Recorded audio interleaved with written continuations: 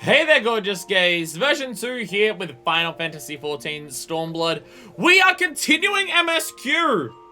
Patch 4.1. Big Dick is back in town, is here. It has been... When did we do the end of Stormblood?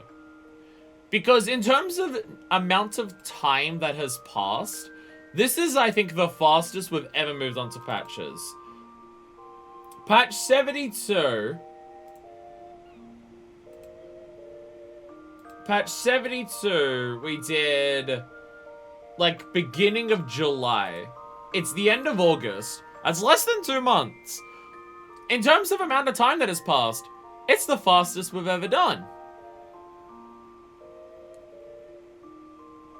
It's going to be the most amount of streams as well, because we keep doing ones in the middle of the week. No wonder Minifist woke up, that sunlight is blasting onto the bed.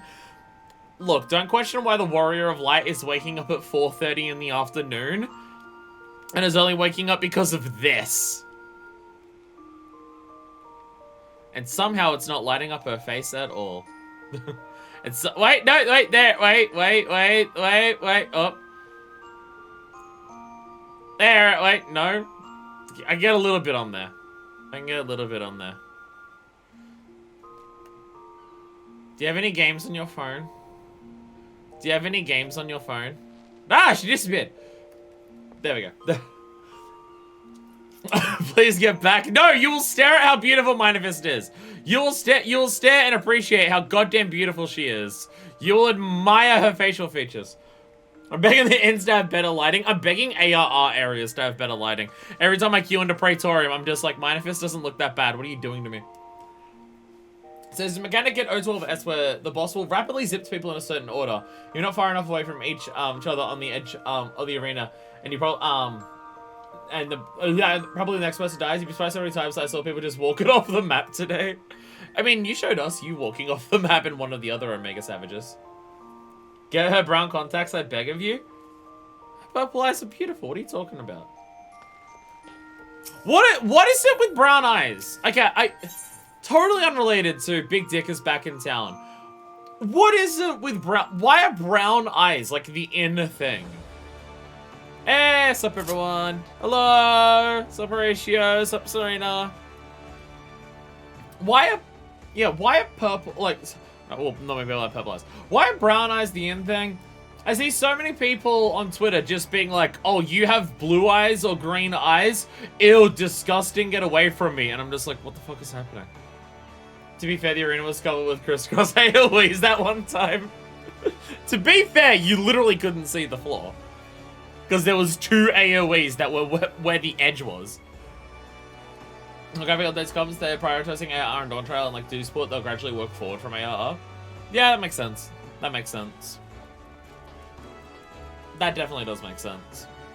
Yeah, ARR's lighting is a bit rough. Again, I don't think the game needs textures updates, personally, but if they're gonna start anywhere, ARR definitely makes sense. Anyways, we're doing patches today. I don't know if we're gonna have what we're doing else today. I thought the Rising was gonna be available, but the Rising is like 12 hours or so. Actually, a bit more than that. The Rising's like 18 hours or so after the Moonfire Fair ended, so that's not happening immediately. And even if it did, it'd probably go for too long. So we probably won't be doing the Rising today, but we might see it appear and start existing.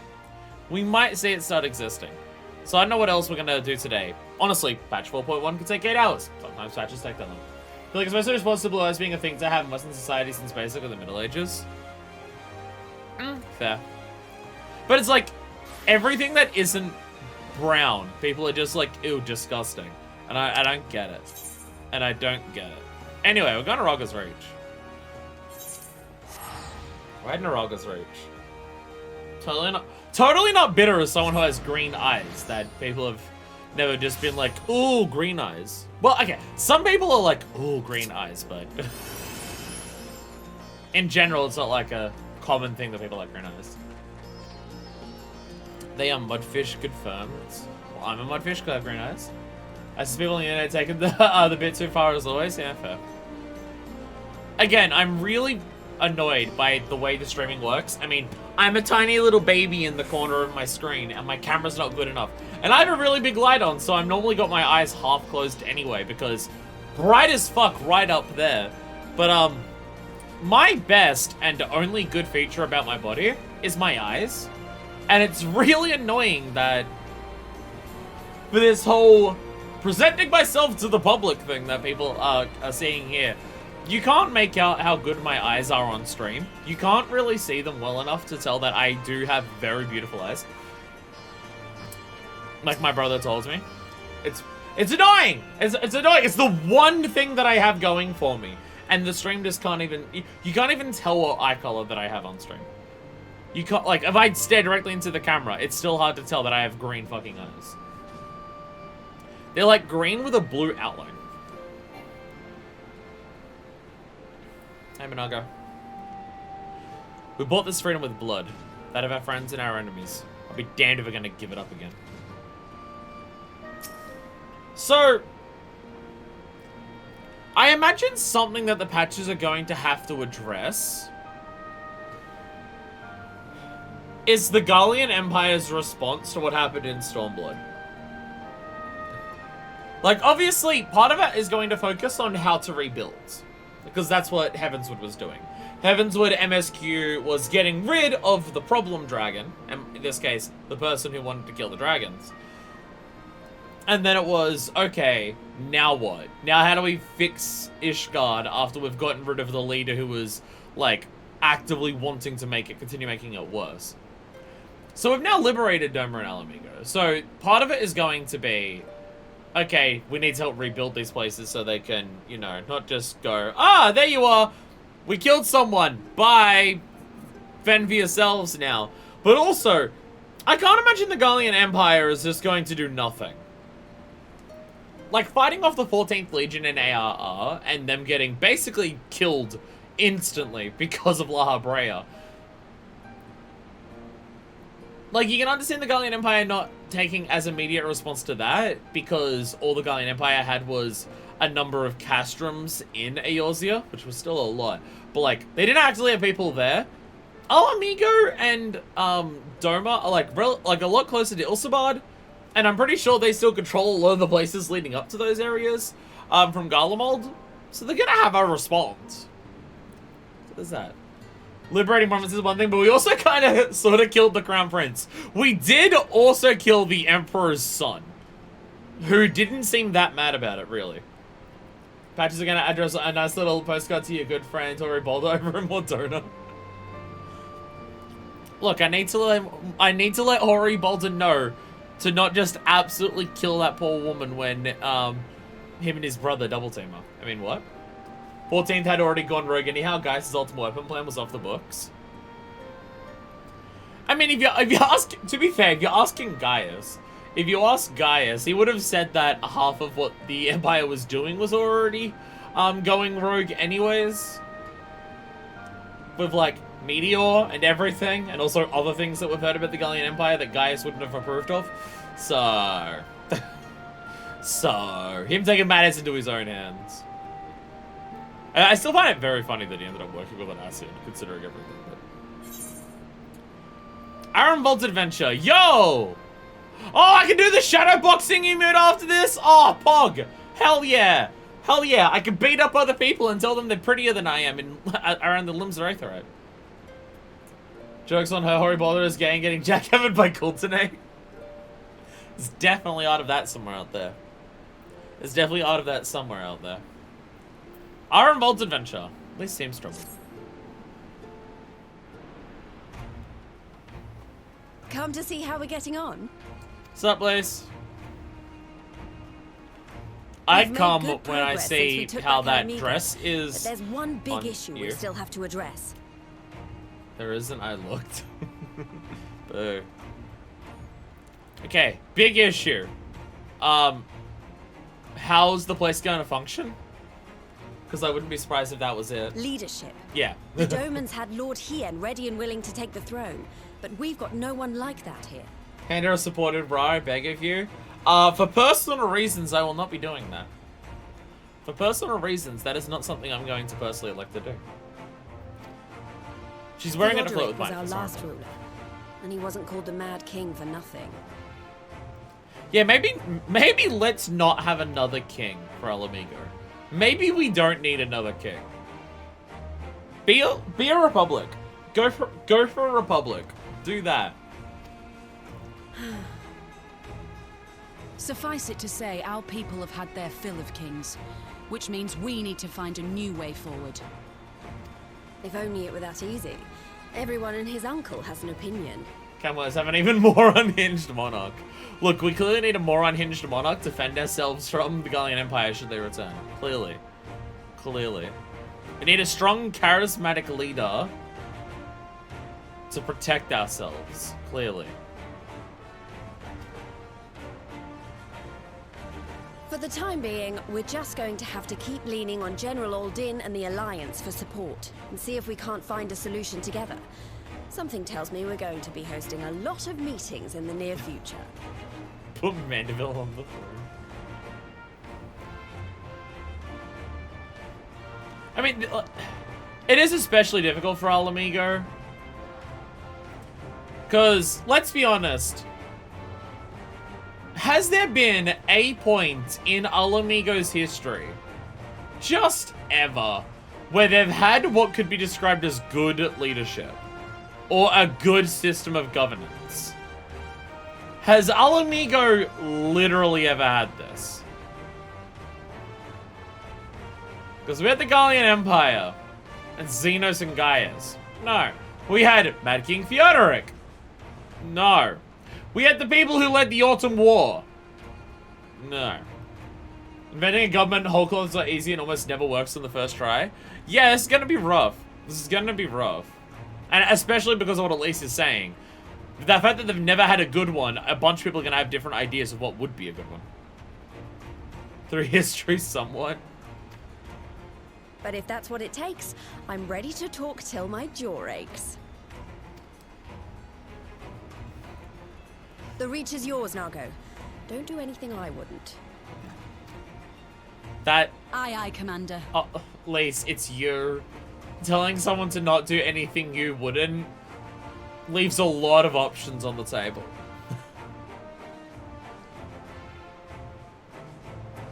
Can't just tell people you're ready to go until your jaw aches. She's flirting with Minor Fist. She's trying to hook up with her. There you are. I've been searching all over for you. She's just like, Yashtola's out of her sickbed now. She's up and walking around, so you're not depressed about anything. So now we can have sex, right? Right? Look, she's trying her best. She's trying her best. You gotta give Lise credit. Aaron, bud. Now, don't worry, it's nothing bad. That said, this might not be the best place to talk. Will you join me? Sure, what's up, buddy? Do you want to go on an adventure? So you've come to the local adventurer.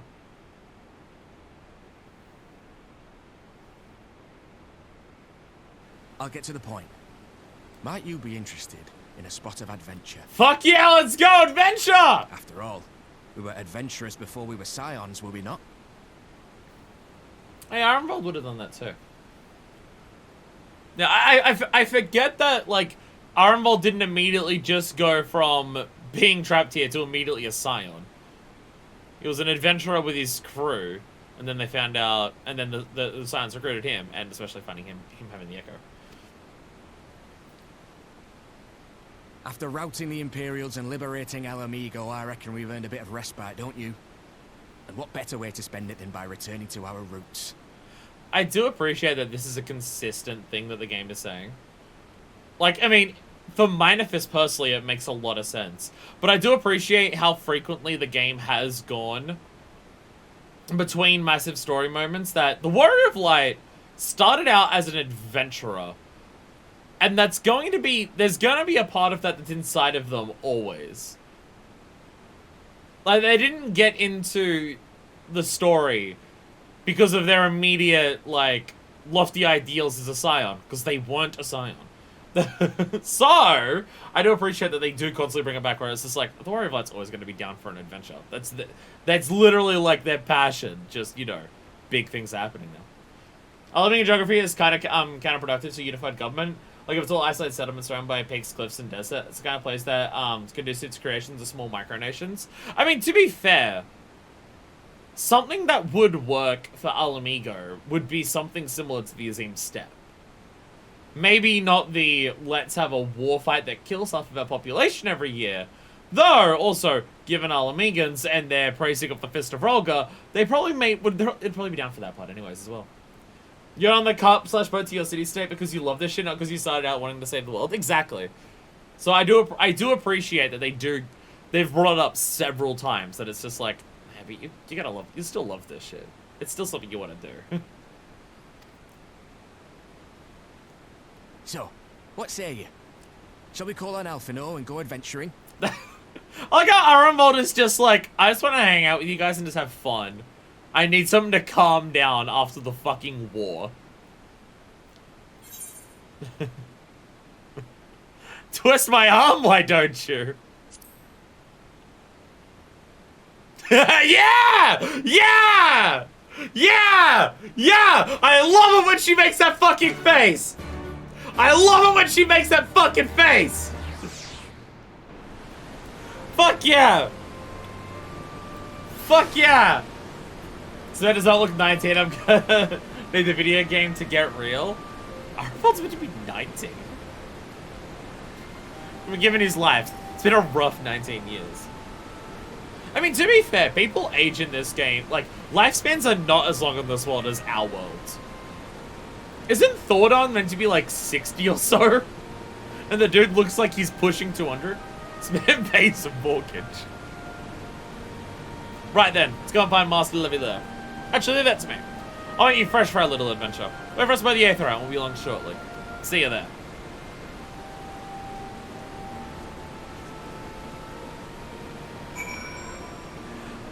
Oh, I love that shit. Where it's just like, Aramod just pulls you aside. Hey, do you want to go on an adventure? And the warrior of light just gives the best fucking smirk that they've ever done in their life. Swimming time. Can we dive in this water? No. I'm not allowed to go down there, sadly. Boo. Boo. Now every time there's a spot of water and you can't swim in it, I'm sad. And then I'm just like, boo! And also urns. Hello there. That's a very big robot you have there. You finally wanted to be taller than me. Oop, I'm looking up Serena's dress. I am sorry. Hello! Hello, I didn't mean to look up your dress. I'm sorry. It's just, you're really tall above me. By the way, good news about a second nannying job so I can stop being a janitor finally. Pog! Pog! I'm still working retail. I probably will work retail for a long ass time, which is doing wonders for my mental health.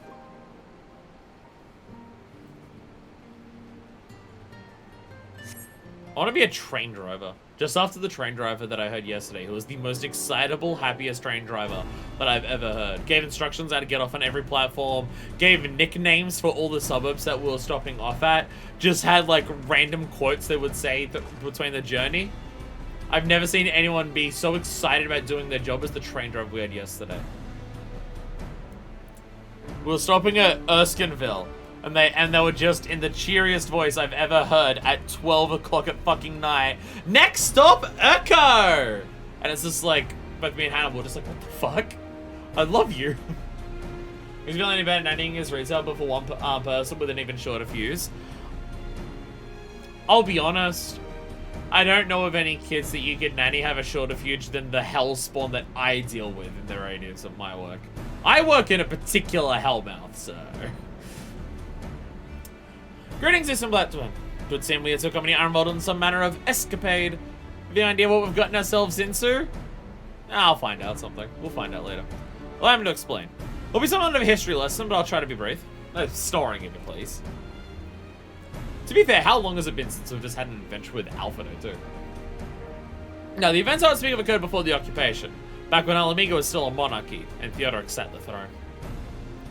A uniquely brutal despot by all accounts. That he was.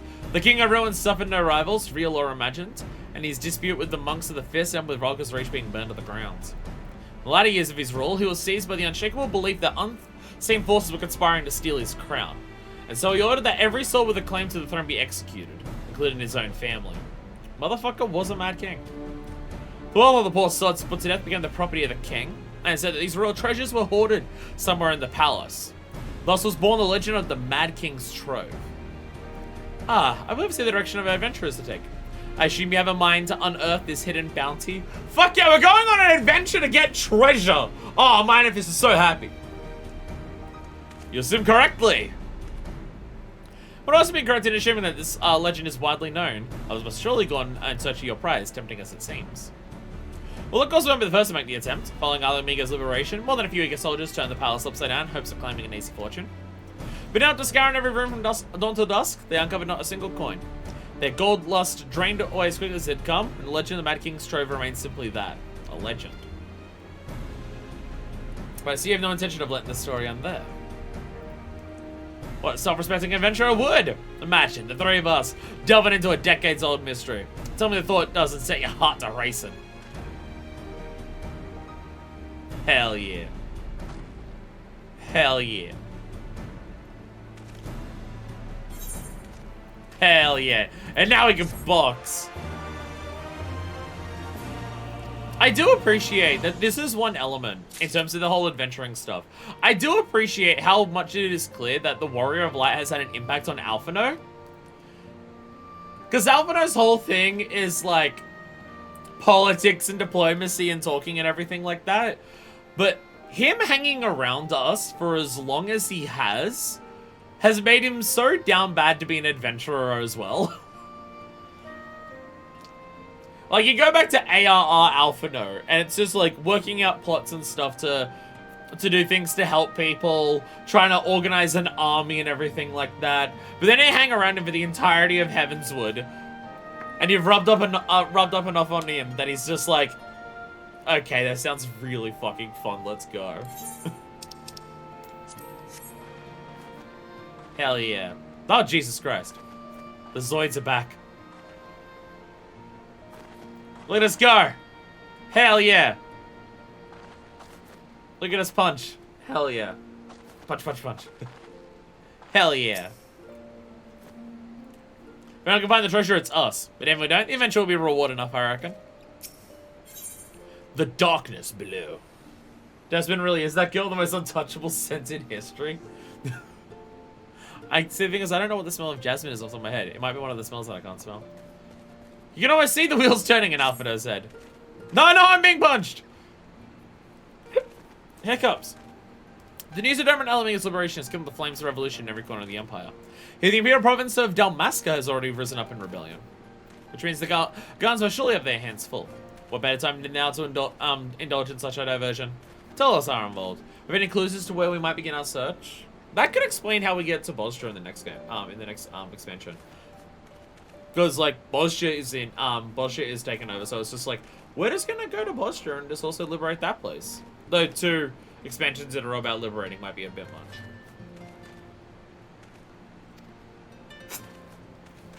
Well, judging by how the other treasure hunters fared, no, it's about the palace is allowed to get us anywhere, so we'll probably need to ask around. Would that be another way of saying no? Well, yeah. I see. In that case, I should probably visit the Allied's archivist and request access to the record seized from the Imperials. I thought it was about Bozza for the longest time. So I think the first time I saw the word was from Radamon, so I just saw the word with that. I haven't actually heard it, so I could be mispronouncing it. The Garleans are meticulous about such things. If they uncover the trove during the occupation, the event is certain to have been recorded. In the meantime, 2 of you can track down those who worked as palace servants and officials in Theodoric's day. Given there would have been at least 20 at the time, you'd be looking for people who've seen 40 summers or more. Anything they can tell you about the king and his bloody deeds may prove useful, so be sure to listen well. Ironvold, pray try your luck at the fringes and the peaks, so listen blight when makes the rounds in the Alamigan Quarter. Ha! And there I was thinking I was the party leader. Not that I mind, of course. Speak about it, eh? I mean, afterwards at Gilbart's Gate. Sorry, you invited Alphino, so he immediately started taking over the whole planning aspect. Gosh, that monk job quest NPC usually will have something to be insufferable about. Should I actually go and ask Eric? Surely he would know something, right? I'm gonna go ask Eric. I'm gonna go ask Eric. Probably not. I'm gonna ask him anyways. We must uncover all of the, he's in Goldsmiths, isn't he? Goldsmith? I think it was Goldsmith.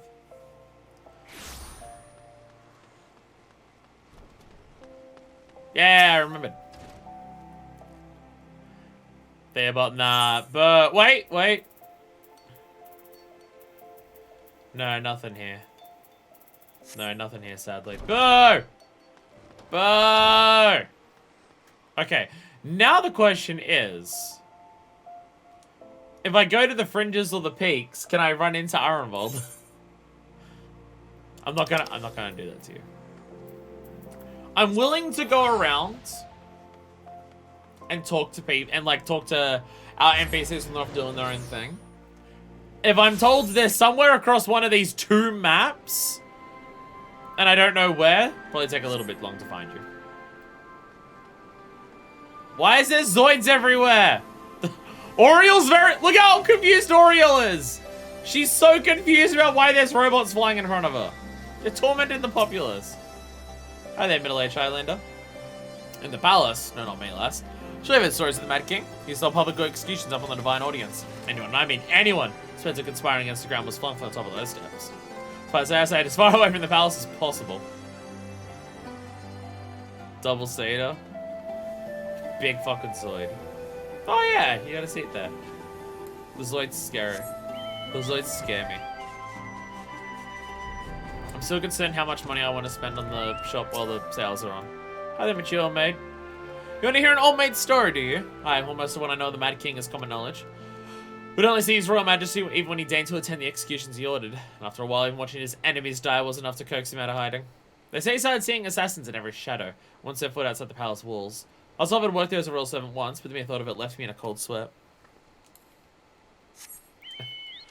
Let's go and ask any people if they were around when the king who killed everyone who worked for him was here.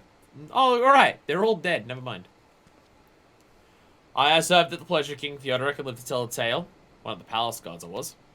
Truth be told, it was a dark chapter of my life. One I'd sooner forget. Hardly a night went by when we didn't hear blood-killing screams echoing from the inner chambers, which of course we were under orders to ignore.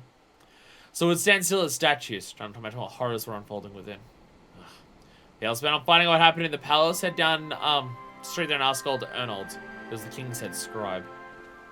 Anyone want to talk about your traumas? Anyone want to talk about the horrible things that happened? Hey, Ernold! Yes, I am Ernold. What do you want with me? Do you know where do you know where the One Piece is? If you had me dredge up some sadly unsavory memories. Yet if Alamigo is to move forward, must needs acknowledge the misdeeds of the past. Very well, I should tell you what I remember. I was taking note of Theodoric's paranoia in the public executions of his kinsmen. Those were terrible enough. But in his last days, the king's fevered mind settled upon an even grislier method of disposal, which only choose if you were unfortunate enough to witness. His Majesty ordered the court Thaumaturge to unleash a vile curse upon the remaining members of the royal family. Magic was transformed to them into fiends of hideous aspect. The resulting monstrosities were then cast into the darkness below the palace. Even now, my sleep is troubled by nightmares. If others of Theodoric's blood were prone to share his madness, the map it is a kindness that the monarchy ended with him. Cool. So somewhere around, there's a bunch of monsters. Hi, Zoids. Hi, Zoids. How are you? There's a bunch of monsters of from the family just hanging out somewhere. Which side of the door are you on? You're on this side of the door, Pog. Hi, friend. So what's happening, Sevo? Yeah, but this moment return from our own intelligence gathering efforts.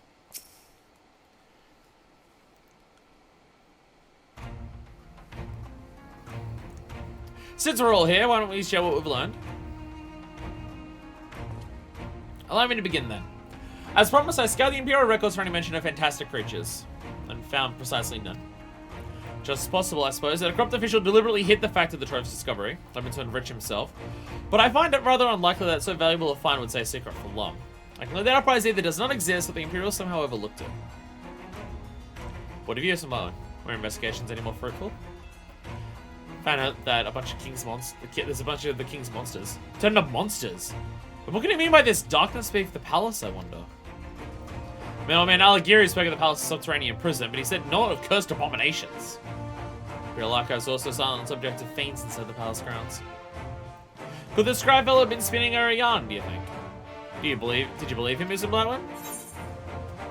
His fear seems genuine. If he was afraid it doesn't let credence to the tale, I'm not sure how that helps us in our search. Don't be so hasty. Arnold's anecdote may very well told us where the trove is hidden, but ere I share my theory, there is a matter I'd clarify. Arnold, you spoke of light-hearted adventure, but I sense a deeper motive for this expedition. Why are you so intent on finding this treasure? It wasn't all pretense, I swear it, but you're right. When I was in the Imperial Army, I mean a Gallian blood. Just, you know what I mean when I say that my Alamegan mother did not welcome my arrival. As I grew, she would check my brow over and over, convinced that a spot on my skin was an emerging third eye, like the kind you see in pure-blood Gallians. I did not care for this taunting reminder of my heritage, and took up a knife. War paint serves to cover the scar. Oh. That's why he has the hairstyle like that and why he has the face paint on, always. Oh, Jesus Christ.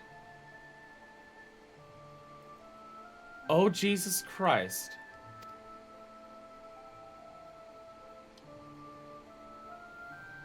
In the end, she turned me out into the street. I was left to haunt the alleyways of Alamigo, a feral child who got what he needed through begging, cunning, or worse. Best I can say about the years that followed is that I survived. But I hated the animal I'd become. Eventually I left the city behind me, joined a group of refugees bound to the other side of the wall. It was then that I turned to adventuring, and that road led me into the company of the Silence. Hey, Minfilia.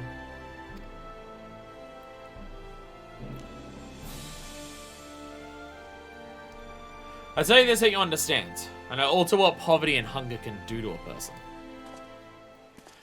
I drew steel and ordinary folk for a measly crust of bread. With Theodoric's gold, I could spare my countrymen the shame of living like that.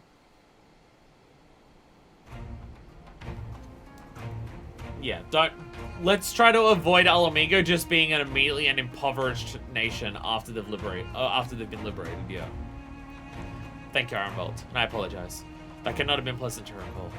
But I felt it best to be clear in our intentions. Well, Mr. Blowen, are you content to surrender the treasure to Ironbolt's noble cause? Claim the thrill of adventure as your reward? Of course! Of course! Then I should be glad setting my theory in the resting place of the Mad King's Trove. If you're minded to hear it. Guard it with all of the horrible, fucked up monsters. Diary Yamaku! Cool, that's useful for me. In full Skyven gear.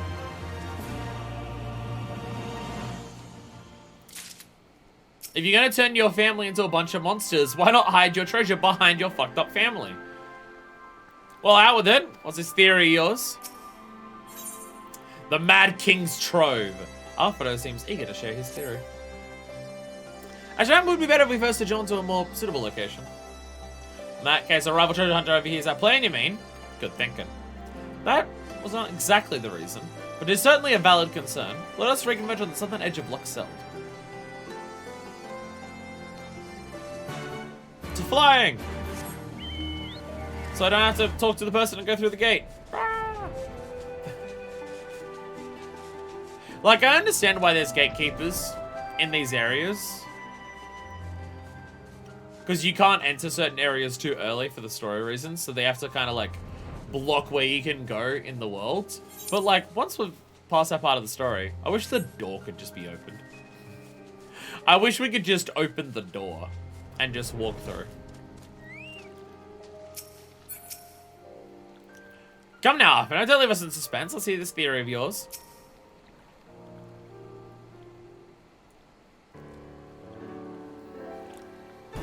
Forgive me. It was not my intention to draw out proceedings. So we should have the look in sight while I explain things.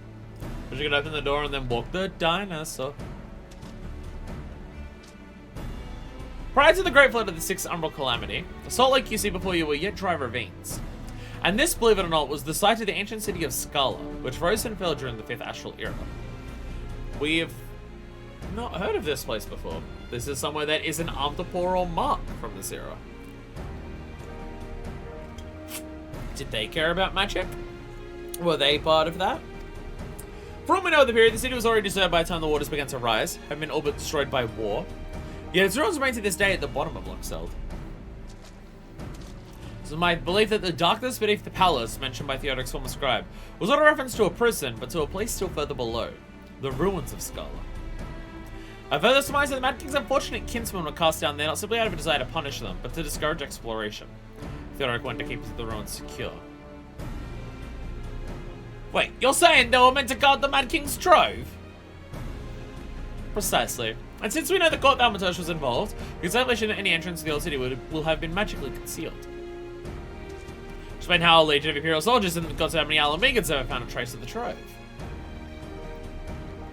We, however, have certain advantages which they do not. Mr. Blackwood, would you be so close to swim down to the bottom of the lock and search for an underwater route to the ruins? While you do that, Arenvald and I will seek out an ensorcelled portal within the palace. Scala ad Carla. Oh my god, it's Kingdom Hearts!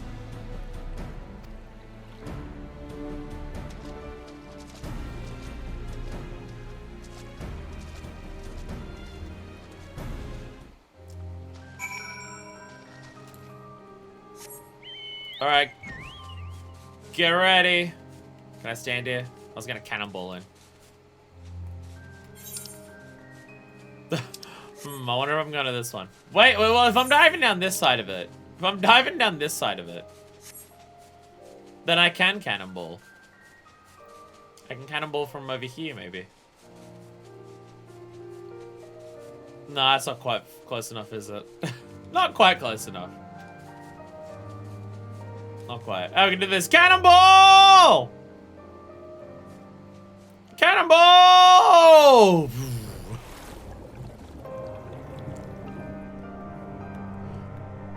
Hi, glowy horsies. Oh, that's just a random person. Hi there. Hi there, how are you? Alright. Oh, hi, other person. There's a lot of people down here. There's a lot of people down. Why is there so many people just chilling at the bottom of this lake? This lake is filled with people. Okay, well this I get. Hi everyone. We found an entrance. Gathering? Ah, true, yeah.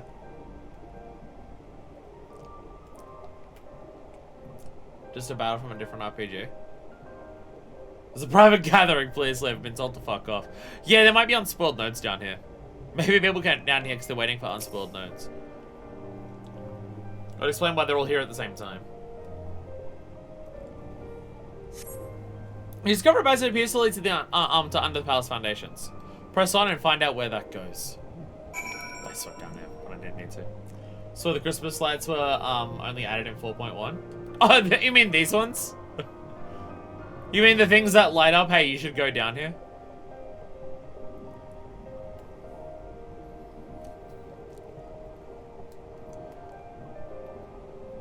Why don't we just have everyone else go and learn how to breathe forever from the Kojin?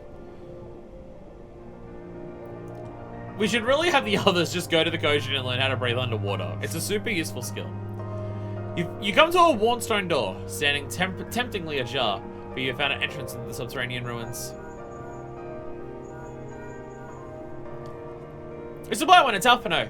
We've searched prison beneath the palace and found a door concealed by enchantments. Have you ought to report? I have also found a door.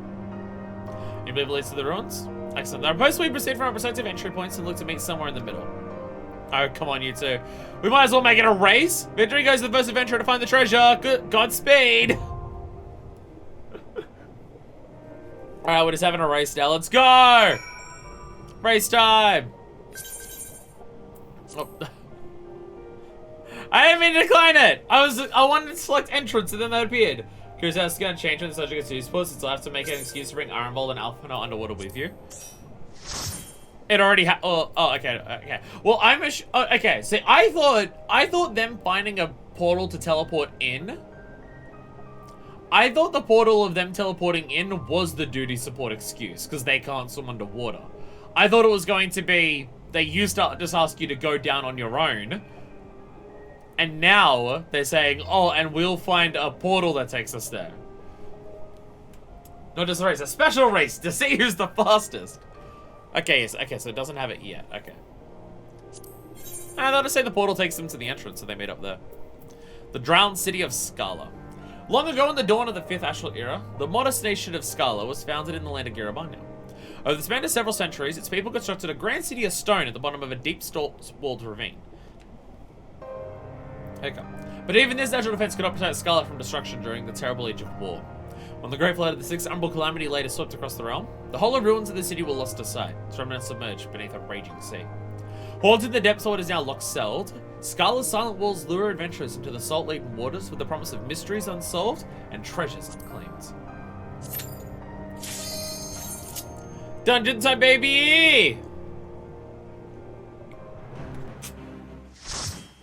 Dungeon time, baby!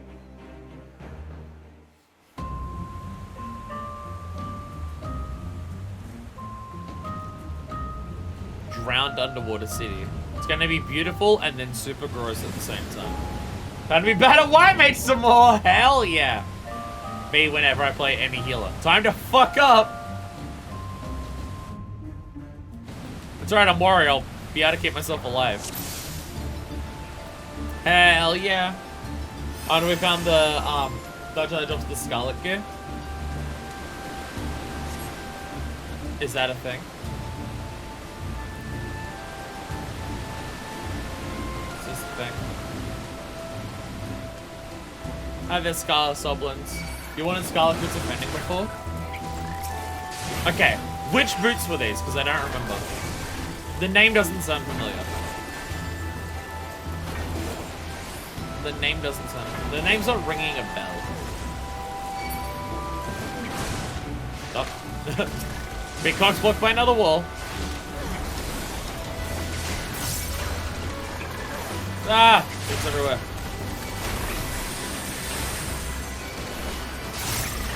Ah! AoE's everywhere! Get out of here. Get out of here. Oh, Jesus. Oh, Jesus. So something I've been noticing on my own personal time playing, and leveling up Dark Knight recently. When I load up a dungeon, on the capstone roulette, for like the 50, 60, 70, 80 dungeon roulette, if I get a level 60 or a 70 dungeon, I have no qualms with doing the tanking, and it's fine. Whenever an ARR level 50 dungeon appears, I'm just like, oh god, tanking's gonna be a nightmare. I swear level 50 dungeons are harder. Well, I don't know if it's like necessarily that level 50 dungeons are harder to tank in, or it's just because you're level 50, you've got so many less skills to tank. And just because the ARR's tanking, like ARR dungeons have a lot more oddities to them in terms of like weird things and how they work. And I don't know if that's the primary thing that I'm like throws me off when I tank in ARR dungeons. But I get a level 60 or 71. And it's like I don't mind.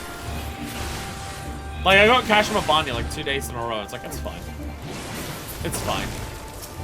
It was very funny. I wiped 2 days in a row getting Kashima Banya on roulette at the same boss because it was all people. That second boss that's been reworked, the elemental one. It was a whole bunch of people who hadn't done that since it got changed, and none of them knew the mechanics, so they all died. And I'm just like, and 2 days in a row, people were wiping to that. I'm just like, this is very funny. This is very funny. Oh yeah, by the way, that changed. Anyway. Hi there, Kelpie. It's like a unicorn, like, seahorse horse thing. So fucking good at words. Again, I'm not in a mob pool and I'm doing single target spells. Don't worry about it, it's fine. It's neighing at me!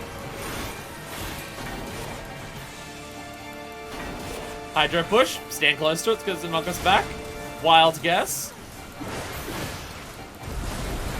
Oh, hell yeah! Look back at me, bitch. Oh, Jesus. That came out very quickly. Came out very quickly. Oh, that was the... I meant to do the The damage down one. Yeah, I'll go on that one, there you go.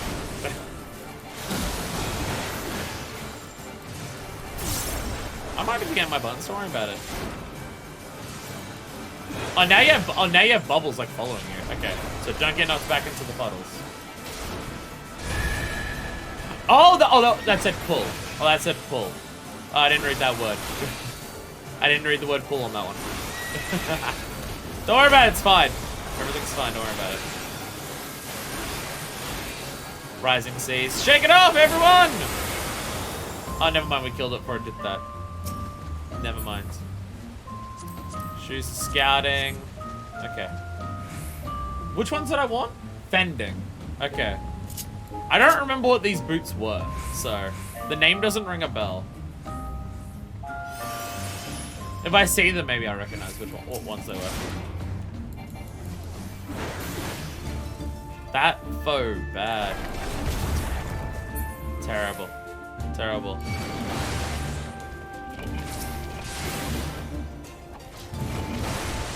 See, I thought it was like a lot in Heavenswood. I'm just like, I wonder if they'll stop in Heavenswood in terms of constantly like stopping you from walking further forward when it comes to dungeons, where you just get blocked off a little bit just walking through.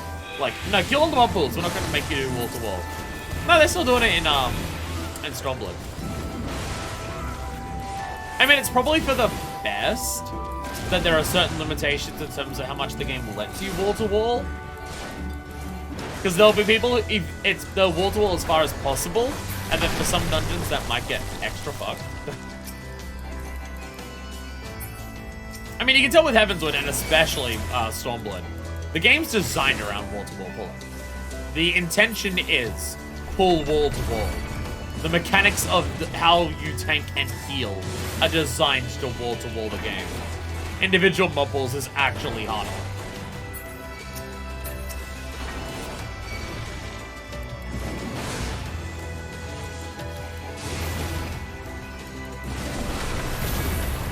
Okay. I need everyone to join me over here. There we go.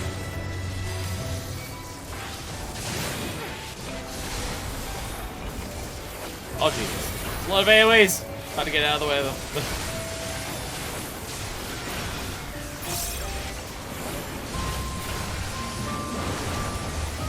Oh, God. Those AoEs are huge and are like right in the middle. Ah, Jesus. Get out of the way. See, it's fine. It's fine. It's fine. It's fine. Oh, there's only 2 targets. I thought there was 3 left because I saw the hands of each individual thing and I'm like, there's still 6 things here. Oh wait, no, these hands are attached to the same thing as the head. There's 2 enemies here. I should probably stop doing AoEs. I'm very smart. Ah, is this why I wanted this? This is dungeon gear that's dyeable. That's a very rare thing in this game. That is very rare. The old one! We're about to fight a fucking Claydol. We're fighting a Claydol. Oh, Jesus.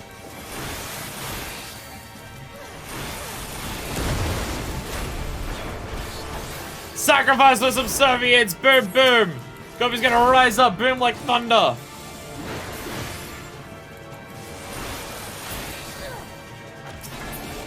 Easy. Oh, oh, oh, oh. This is the one that actually... I thought that one was already dead. My friend... Hey! Come back over here. Come back over here. It's easier to tank you over here. Come back over here. Whatever. Whatever.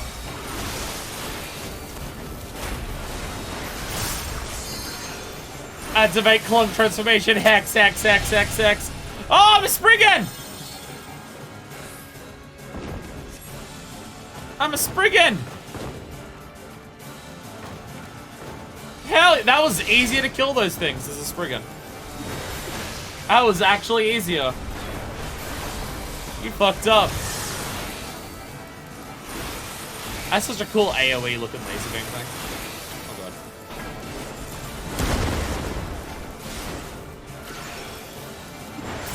More transformations.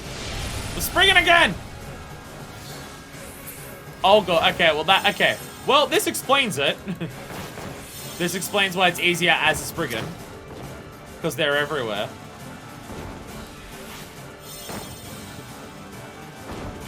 That is cool how they start moving for that one, so you gotta like lure them. And see where they're going.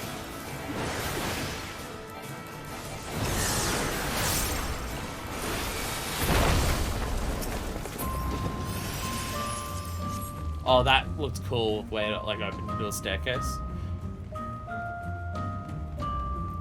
Question time for headcanons for your Warriors of Light. Does your Warrior of Light ever have an identity crisis because of the amount of times that mechanics force its body to change? Does your Warrior of Light go through identity crisis because of that? Where it constantly it has a different shaped body just throughout all the different things? Because Minor Fist is no. Minor Fist is a no. Her not being aware of the concepts of gender probably has something to do with that. No, she's just transgender. I think for Minor Fist, because of Minor Fist not having like the concepts of gender the way that everyone else in this universe, including fucking Omega, does, she doesn't put as much stock in terms of her identity is her body. She considers herself very hot, so she wouldn't want to change into another body. But, like, her identity isn't her body, so she wouldn't be. But I imagine for some Warriors of Light, constantly being transmogrified might be a bit terrifying. Used to transform into magic? See, I feel like you'd have to be. Oh my god! Speaking of. Speaking of. Transvieras are objectively hilarious. Speaking of the transformations, by the way. Speaking of, as long as she gets bigger, she's fine. I like that for the Lala, it's just, as long as I get taller. If I get taller, then I don't care.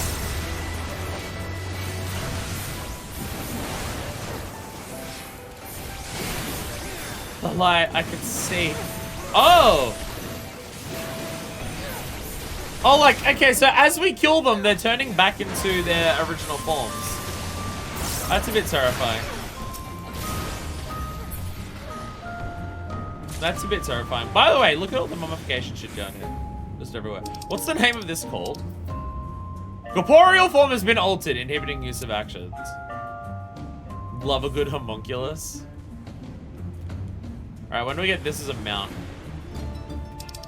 When does that become a mount? Eh. Headphones, sorry, headphones. Rotting Royal Pog. Rotting Royal Pog. I feel like it isn't better. No. Ah, Jesus. Shit everywhere. Again. Why is this one hanging out so far away? Oi, get back over here. I need to hit you with shit. Get back closer. Get back here. There's a lot going on here. There's a lot going on here. Also, just everyone's really tall and I can't see.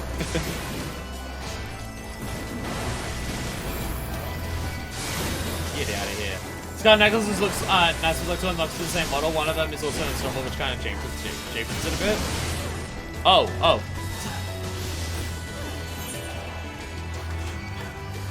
I may have read chat at the worst time possible. I may have read chat at the worst time possible. Whoops. Whoops. Oh, hey, you're alive. So I'm in the middle of everything here.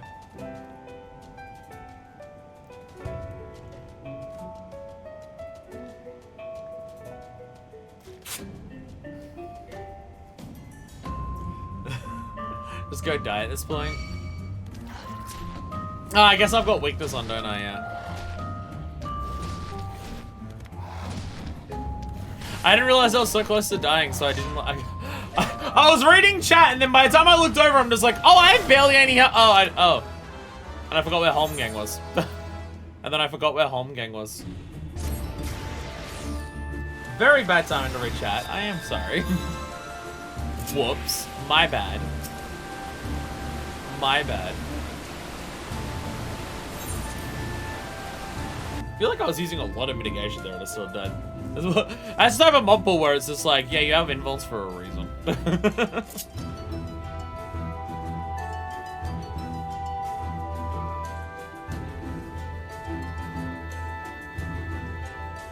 Still gonna water wall that shit there and see if we can do it. Still gonna do it that way. We can do it, we're fine. We're fine.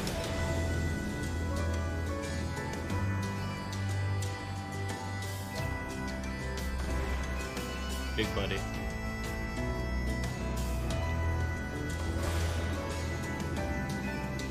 You're running the music while surrounded by all these corpses everywhere.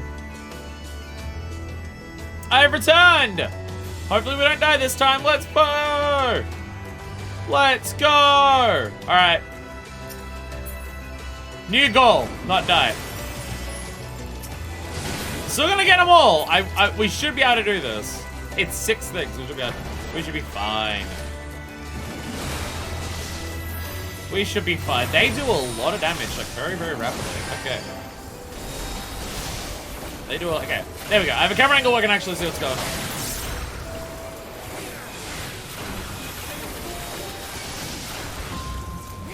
Okay, yeah, these things do like a lot of damage, actually.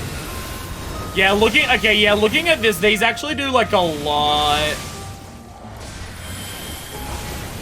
Yeah, they do a lot. Yeah, okay, that's concerning.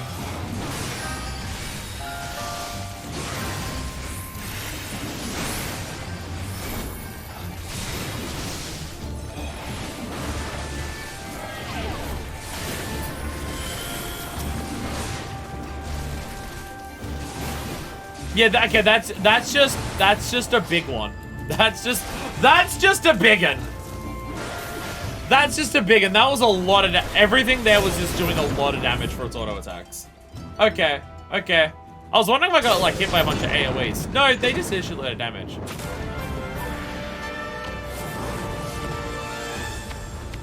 Damn. It's Demon Rajang!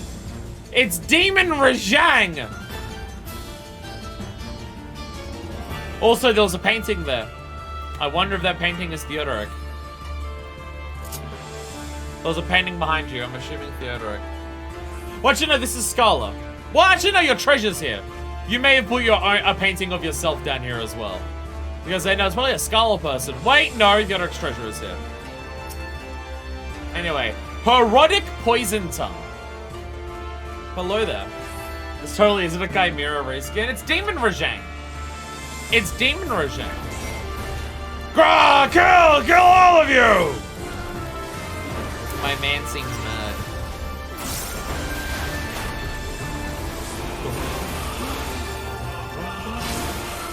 Oh, Dinosaur. Okay. Dinosaur stuff. It is a Monster Hunter. Yeah, tail swipe. Spin or sweep? Yeah, okay. Okay. It's another one of these ones. It's been a while since we've done one of these, honestly. The spin! Oh, Jesus. There we go. Perfect. Death comes for you. Eyes of the fire. Oh, look where. I couldn't see it!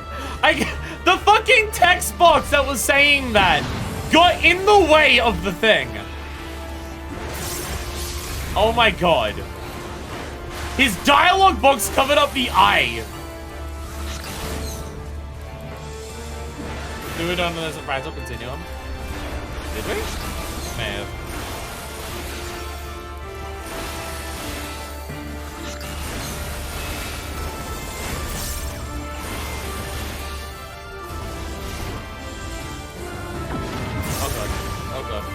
Oh god. So many AoE markers at once. Sick. Oh god. Oh god.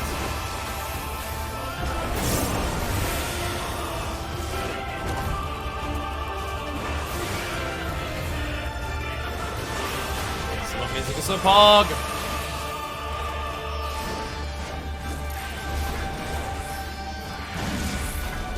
Oh, hell yeah. Hell yeah. Using range fucking mitigation there. Me using my thing. Oh, God. Is that far enough away? Yay! I got out of the way of that one. I did it. Hell yeah.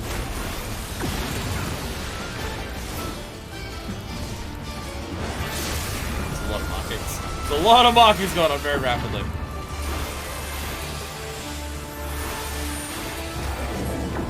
So it says, that one's mean. The dialogue box comes up at the same time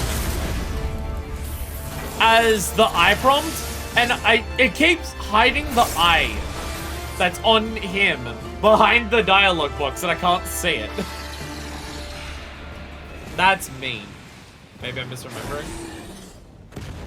To be fair, there's some like basic mob pools in the game as well.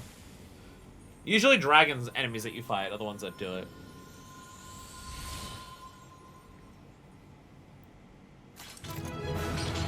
Well, the entirety of the Nordics family is now dead as shit.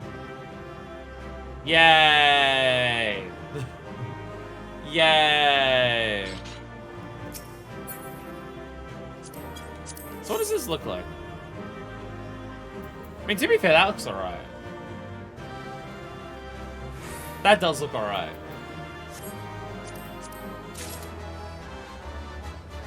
That does look alright. The fact that all of the people that we killed, like, regained their sense of self as they died is fucked up. Like, as they were dying, that's when they remembered who they were. Gonna be honest, not a huge fan of this dungeon, it's rather forgettable. I can understand that. I just like dungeons.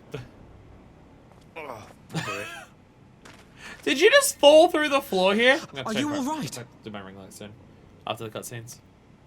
They just fell through the fucking ground to get here. Aye, everything's still attached. Quite the Scarlet stuff. I mean, that's it. Yeah, apparently I liked one of them, but I don't remember what it looks like. Yeah. Hi, friends! Nice of you to drop in. Both our paths led here. Very good. We spent altogether too much time fleeing fiends horrid and numerous. How fared you? I spent a lot of my time killing those said fiends. Oh god, when that ring light starts flickering, it really hurts my eyes. I'm gonna, okay. Before the cutscene ends, I'm gonna have to fix it. Oh fuck. 'Twould appear this place is yet inhabited by King Theodoric's kin, or what is left of them. The work of terrible magics, I fear. If the brightness of my ring light is set to a certain amount, after enough time on, it starts flickering. Not enough to, like, be visually noticeable on here. It's not like it's going on and off. I think it's just the, like, the electricity feeding into it is fluctuating because it just has, like, a to it. But being here, it is incredibly painful. Like, it actively hurts very much. And I can't tell how bright it is, and I always seem to set it to that level of brightness. And adjusting it down even the slightest bit stops it, but oh god. Now my eyes are fucking killing me. This place is inhabited by King Theodoric's kin. Not anymore, I killed them all. And yeah, Manifest did us sad after we killed a bunch of them, because they seem to remember who they were as they died, and that is just extra depressing. Terrible, aye. But their misfortune is our fortune? Ironvold, I appreciate the attempt at cheering us up. Quite. By the 12, there is even more than I imagined. Your eyes are killing you, you must confess you still believe,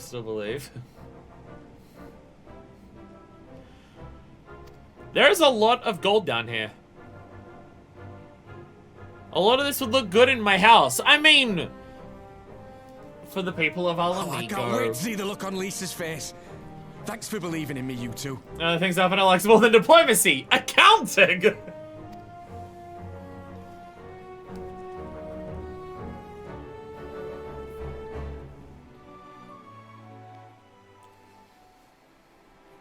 We did it! I see a picture. What was the picture linking? Oh! Oh, that's okay. Does anyone want to run this dungeon unsynced until we get these boots? Oh, that's what these were. Oh, do people here want to run this dungeon unsynced until we get it? Make my life easier so I don't have to do that off stream. So we do until midnight. I'm not doing the rising stuff today. Even if we're there when the rising stuff appears, I'm not doing it today. Because that'll be after like 9 hours of the stream. It'll be available. And I'm not doing a seasonal event then. Plus, apparently they're adding extra to it this year. So, our midweek stream next week will probably be focused on the rising. Shift things around a little bit. Our path was dark, treacherous, and fair, crawling with abominations. Long story short, it was a proper adventure. Our involved and I forged ahead at a fast pace we could manage, but I was not surprised to find you waiting for us. Suppose serves us right for challenging the Warrior of Light. Next time we should agree on a manner of handicap. Don't bring in 3 adventurers with you. We may have lost Alphino, but think of what we found. Quite. I'm still reeling at the side of that mountain of riches. Well, like how you reel at the side of that floating spectre, you mean? You should have heard him scream, Mason Blackwood. Must we dwell on such momentary lapses? We found the Mad King's trove, and that's all that matters.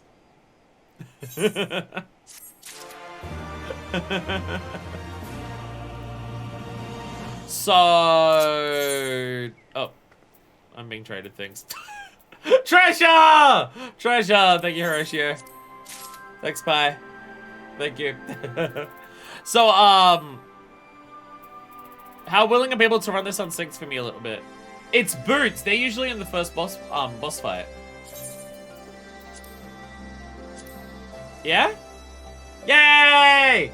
Yay! I mean, we're unsynced and we're only gonna kill the first boss until it appears. I immediately switched into blue mage. Fair. Fair. The immediate switch to blue mage because we're running shit unsynced. Again, I believe boots are usually in the first boss for this. It's normally like boots, and legs, and then like arms and head, and then I think body and head are together again.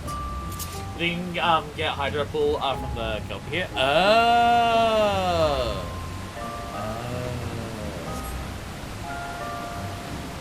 I mean, it's unsynced, so it's gonna be a bit hard to get anyways.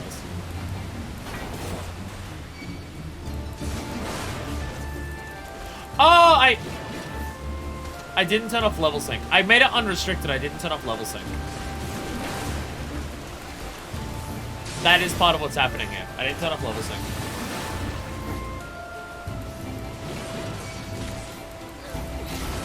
Did I? I don't think I did.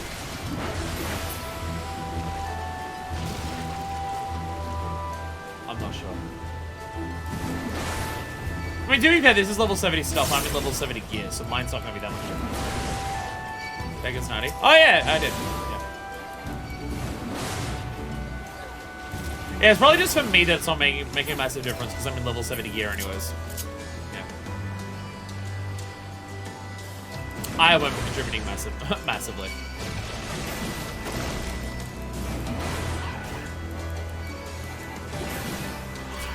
Warrior's still only has level 70 gear for me. Even though it's as high level as it is, there's only a couple jobs where I have higher than level 70 Skyman gear.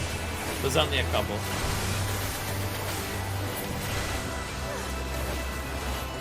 Whee. Well, there might be another treasure chest past this boss that would also carry boots. But I don't know where. But I don't know like how far in it would be.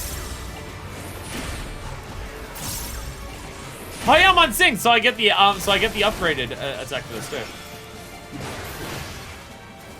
X1330, Y 9.9. What are you looking at that gives you coordinates of treasure chests? I didn't realize there are websites that have the coordinates. See, I've just looked at the lodestone, and the lodestone will tell you these are the number of treasure chest coffers in here, and they have this loot pool. They don't tell you what like the possible things are. No, like you have an amulet. Well, website gives coordinates for them too. So whereabouts is that? 13, 3. So okay, this one up here then. Okay. There.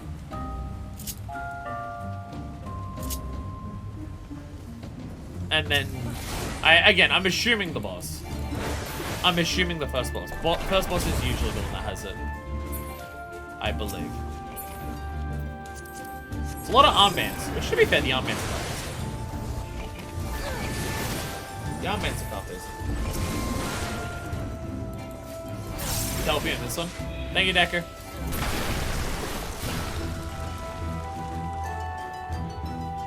So, damn. It was just armbands. Console Games Wiki has the coordinates. Oh, see, I usually use Console Games Wiki is the one that I usually use if I'm looking up information for the game. I didn't realize they had coordinates for that stuff. I didn't realize they also listed coordinates. I should probably switch to something that isn't warrior so I can do more damage. I should probably switch over to something else so I can kill a bit faster, like Dragoon.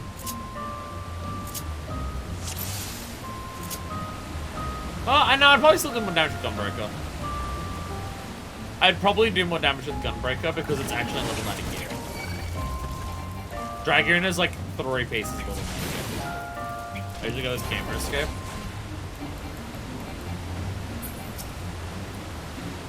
I find Gamer Escape's good for like technical information, but in terms of like ease of layout and me processing what's there, I usually find Console Games Wiki is the easier one for me personally. Like if my goal is I need to understand how this works on a baseline level, I usually find Console Games Wiki is easier for me to understand.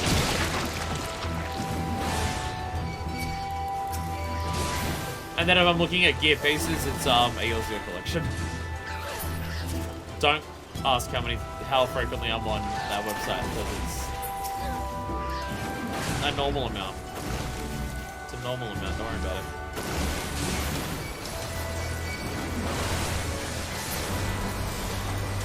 Oh, they're all dead. Alright, we're gonna rush to the boss. I have 10 seconds to get into Felclaves. Run. I can get it, I can get it. Yeah, I got it. And then I wasted one, anyway, the Infuriate. Don't worry about it. I wasted everything and I wasted life anyways.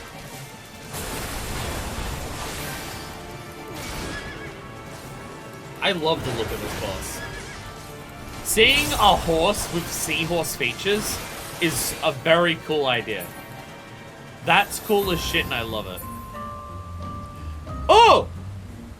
Is that the one? Scarlet Bit's offending?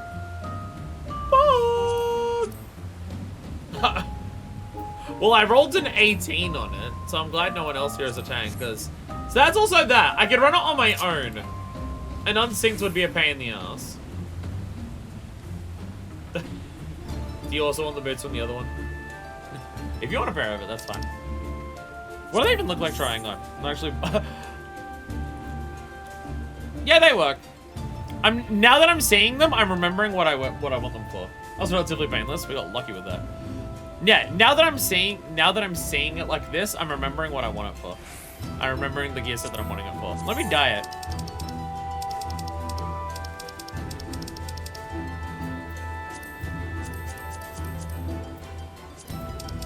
Soot black. Damn, that gets black as shit. Damn, that is ominously black. God damn, look at it. It's almost too shiny like that. Sometimes jet black makes things too shiny.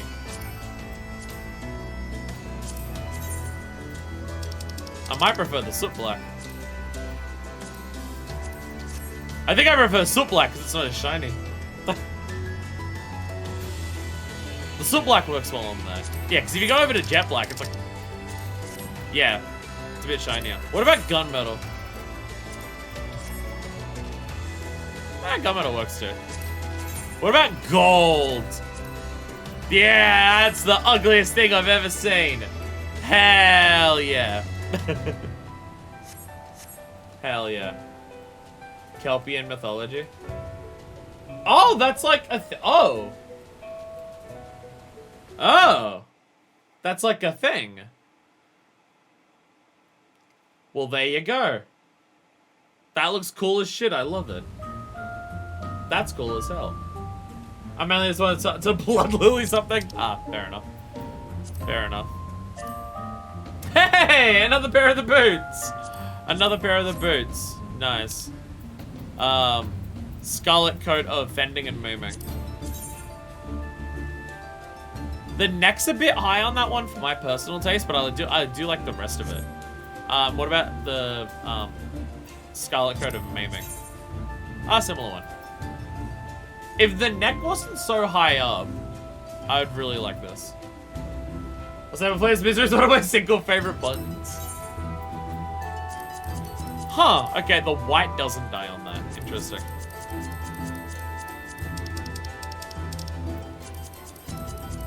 Like, a section of it does. But the massive amount of white on the top doesn't. Hey!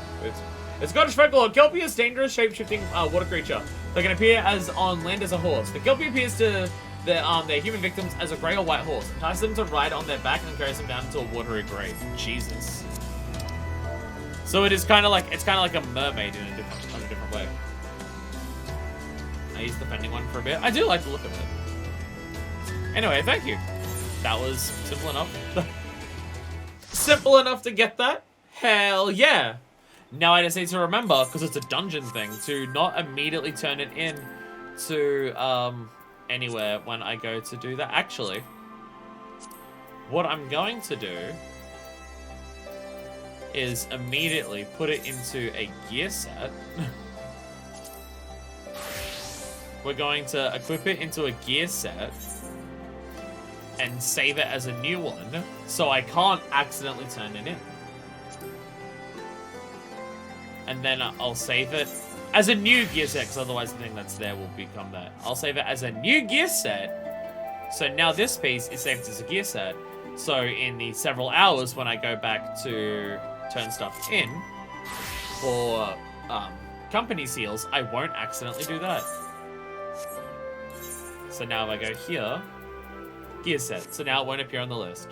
And now I won't accidentally get rid of it and have to do that again. Thank you! Thank you.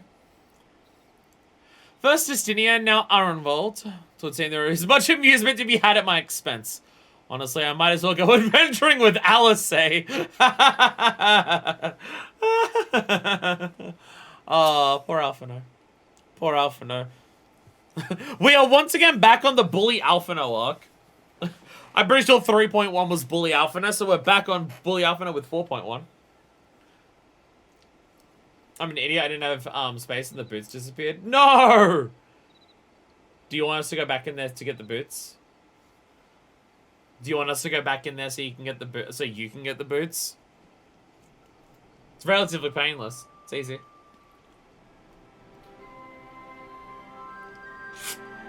I can get them quick. If you're sure. The Butcher's Blood. Arenvold is still grinning at Alphino's discomfort. Arenvold! All jesting aside, we must tell the people the good news. I think Lee should be the first. Seconded. There's been a meeting of representatives from across Alamigo, so she is sure to be in the city. Shall we seek her out?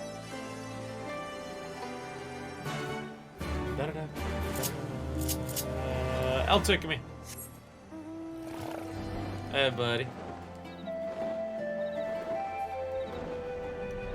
See, the real thing is that when do we get to the stream where I just ask everyone to grind Rathalos Extreme for me? That's the real question. That's the real one. So I can get my Rathalos mount. Hey, Liz.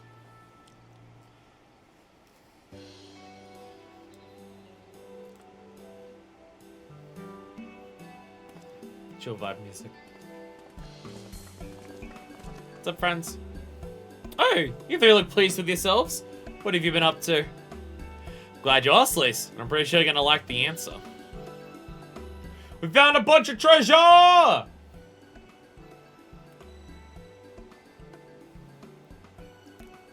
You're joking. The Mad King's Trove? I thought it was a myth. So did plenty of people, but they didn't have Usablow and an Alphino in their party. To credit, the credit for finding it should really go to them. That's what to do with it all. I bet that it goes towards alleviating the suffering at Alamigo's poor. Gods, if there's as much as you say. Ironvolt did not exaggerate, I assure you. We're gonna hope to carry even a fraction of it on our own.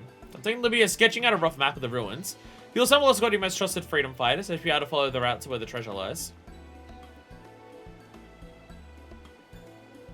Understood. I'll make sure every coin is accounted for, and that it goes to, and that goes for the spending of it all as well. Thank you. Oh, there's one other thing. When time comes to draw up a plan for distributing the spoils, I'd ask that you consult Alphino. I don't have the head for details. I'm not educated.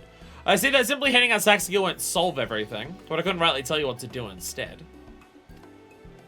Ironvolt, you're already doing better than a lot of people in terms of how to handle money, just with that thought process alone. Oh, I know the feeling. I'd welcome any advice you could give us, Alphino. Of course, I shall be at your disposal. Commander, we've got a problem. Deep breaths, tell me what's happening.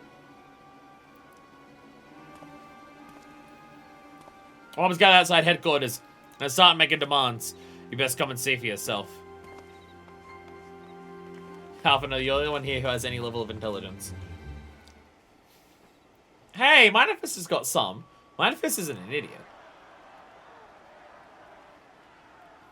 Step back, all of you! Like hells we will! We know who you've got in there! We're not leaving till you hand her over! Oh, I bet I know who they're talking about. Bring her out! Bring her out! I'm almost 100% sure I know exactly who they're talking about. What's going on? Someone let slip about Fedorla. It's true then. The bitch really is in there. I knew it. Oh yeah, I Butcher's bloody Blood. I knew didn't it. piece that together. I didn't piece that together. We demand vengeance! Bring her out! Today we butcher the butcher! Butcher the... Come on, you don't mean that. We'd be no better than the Imperials if you'd all just calm down. Calm down! That monster and her thrice damned skulls dragged my man from our home and beat him to death in the street! Aye, and my dad! That bitch has spilt enough blood to fill a lock! We all know her crimes. She's a traitor and a murderer. How many of your resistance friends have died at her hands, eh? And here you are, protecting her!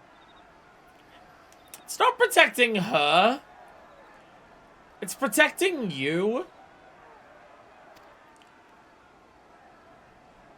So From that's becoming what all the the fuss is about. Araban. It's protecting you from becoming the kind of people who drag someone out into the street and beat them to death. It's more so about that.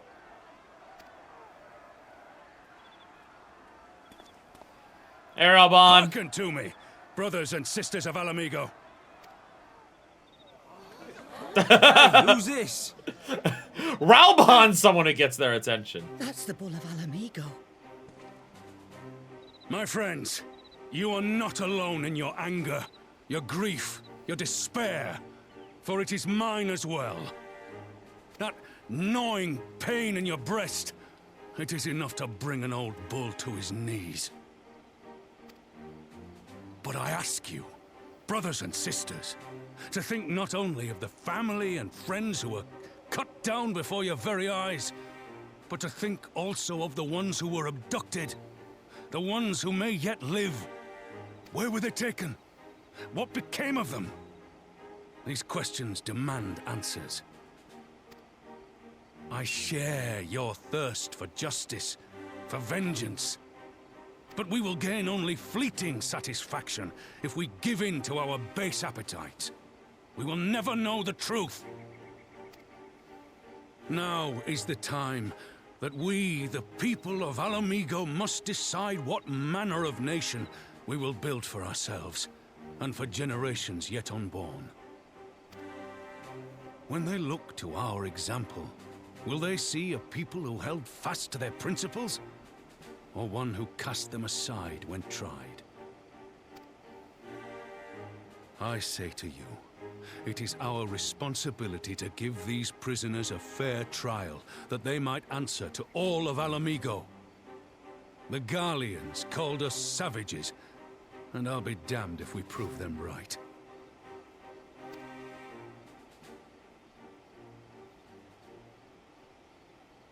Raubon's good at this. Raubon's good at this. It's like there's a reason. I know you're right. I do. But it's like there's a reason that he's considered so highly as a commander of the Flames. It's almost like there's a reason why he's considered to be so fucking good at that.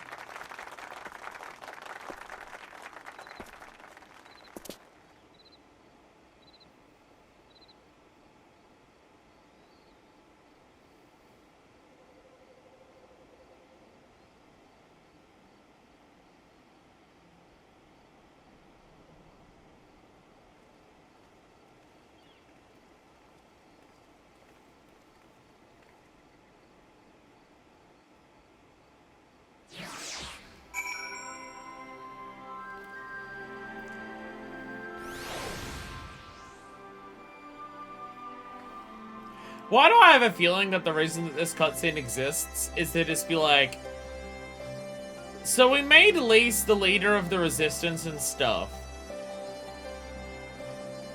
But the character who should be like the big focus of Stormblood for the liberation of Alamigo, which it was, and we spoke to him a lot for it, but it mainly should be Raubon.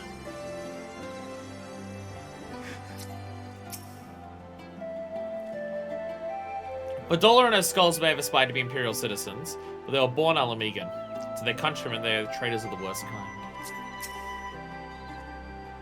The Butcher has much to answer for, but to simply drag her out from her cell and slaughter her in the streets? General Din is right. And the Ghost Rider didn't arrive when he did. He later we would have had a right on our hands. She's a good being able to resist leader in military terms, but she's no politician. The whole talking aspect, yeah.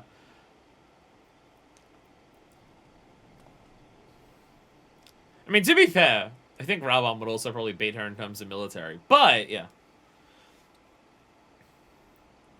I feel like Lisa's better at inspiring people in terms of bringing them out from not willing to fight back to fighting back.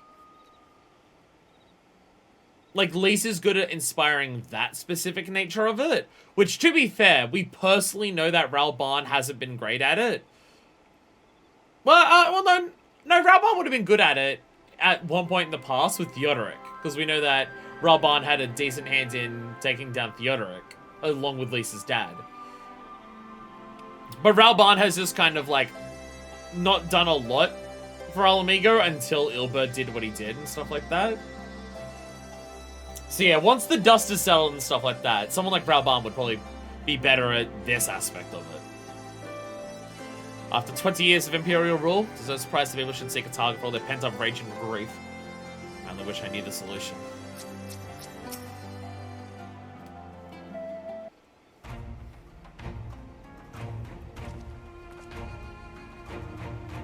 My thanks, Raubon. Listening to their anger, I can feel myself being swept away. Does it get difficult tide to stem? It was that same rage which brought us to our fate and carried us to victory. But now the war is over, and all the unspent fury is being channeled into vengeance. Aye, it's not just here. With reports of mobs forming all over. They've been targeting folk known to have caught prey with the Garleans. It starts with insults most often, then someone picks up a stone. Some industrious souls even thought to seek out the graves of Xenos and his officers. It was grim. What about a country where everyone, regardless of race or origin, can live side by side in peace? Maybe the time isn't right. Maybe people just aren't ready.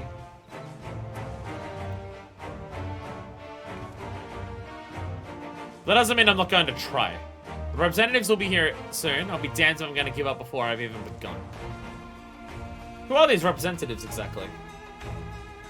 Village elders, refugee leaders, and the like. It wouldn't be right for us to decide that dictate the nation's future on our own.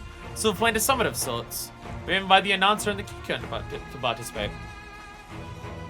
Now Alamigo stands at a crossroads, spinning will decide the path it takes. No matter if Adola's sentence cannot be suffered to stop proceedings. They execute her and be done with it. She asked herself to be put to death.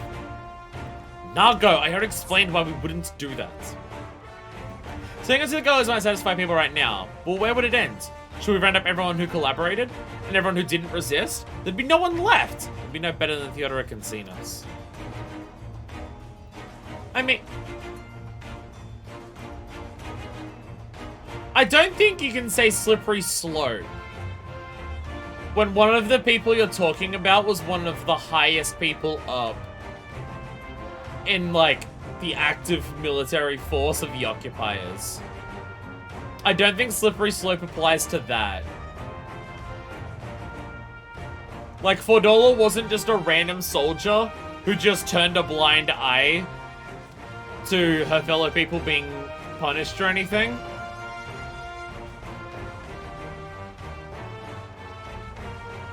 That wasn't Fordola, like, I agree with the idea just executing her immediately and everything isn't a good solution. I just don't think the slippery slope idea works.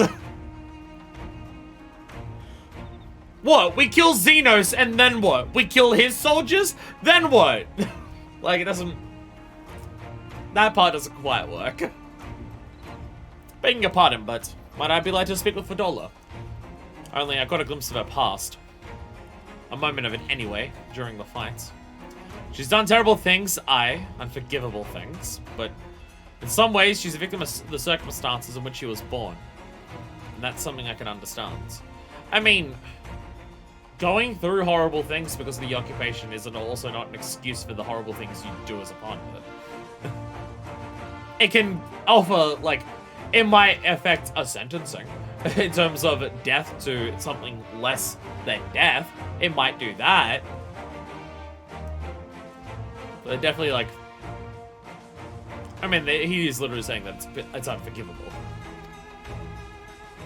Alright, speak of the prison guard when you're ready, and I'll come and join you. I want to talk to her too. I'll return to my other duties then. We'll barely begin to investigate the facility where they gave Fordola her powers. Be fairly warned, friend. She will test you. Don't let your emotions color your judgment when she does. Yeah, like, Fordola's land was occupied and stuff like that. And that's bad. But, like, there's also people who are also part of the occupied territory of Alamigo, who probably also had horrible things done to them. And a lot of those people wouldn't have taken up the role of killing their fellow countrymen. Some people would have decided to not do that. I was supposed to outside and get watch for troublemakers. After what that woman did to Mefford and Commander Kemp, I'd struggle not to throttle her. Speak with the guard, and we'll all go in together. No great wish to save Fordola, even if I could, but there's more to it than meets the eye. I'm sure of it. If you'll have me, have a mind to attend this interview as well. The commander's mission enter then.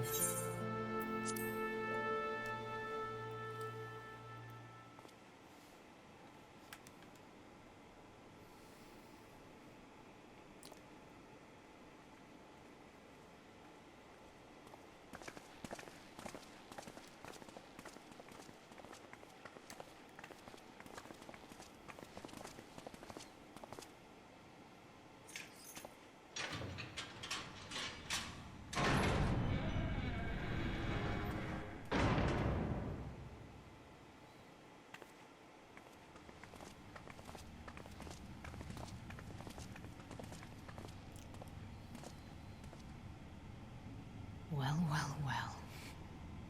So many visitors. Come to have a good laugh, have you?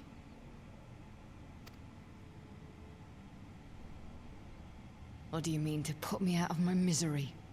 To finish what you started? It's about bloody time. I mean, Lisa herself had to resist the urge to kill her when she had the chance beforehand, so... Like, Lisa knows the frustrations that the others are going through as well, in terms of just getting rid of her immediately. That's not why we're here, no.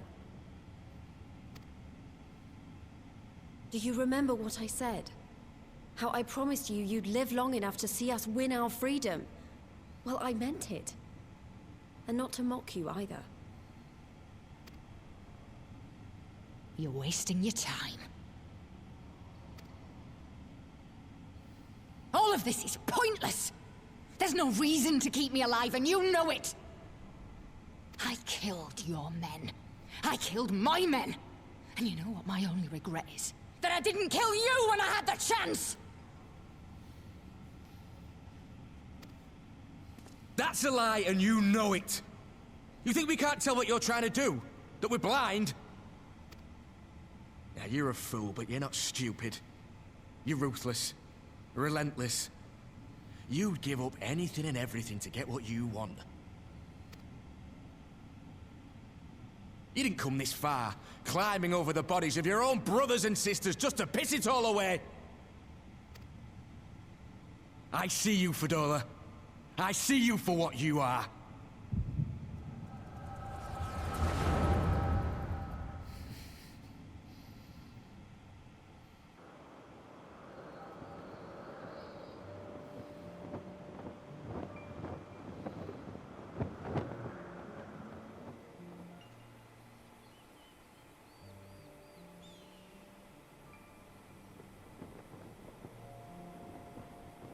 Come along, Fadola. We mustn't be late. The Imperial Viceroy will be attending today's banquet. Okay, that's not how I expected this to start. Didn't expect a flashback into Fedola's life to start with her parents meeting with the Imperial Viceroy at a banquet. All right.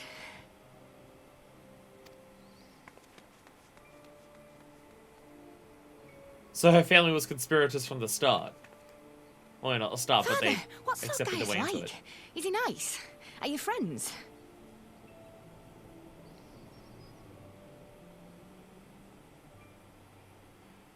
Okay, so Fedola's parents were like on buddy-buddy terms with the Empire for a while. Okay. That is not where I was expecting her backstory to go. There you go again with all your questions. Lord Gaius is a great and honourable man who looks after all of Alamigo. He's very busy, and if we don't hurry, we'll miss our chance to see him.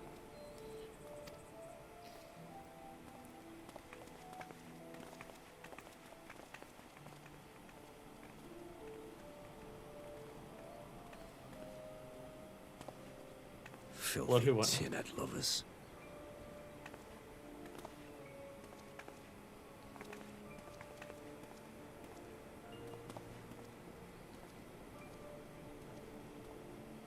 Father, what did that man call us?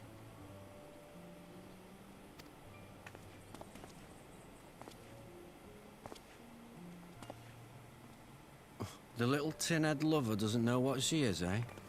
A traitor, sweetheart. A backstabbing bitch who'd gladly betray her kith and kin to gnaw on what few scraps the Imperials deign to toss her. Like your bastard father and whore mother. Okay, be angry at the parents, sure. She looks like she's 12. Be pissed at the parents for being like this, whatever. She's a kid. She wouldn't know any better. Calm down, bro. Calm down.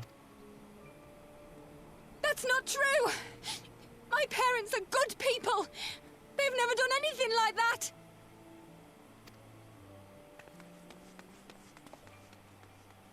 Oh, but they were quick to help themselves and their bitch spawn, weren't they? You're just as guilty as them. She's a kid. Calm down, bro.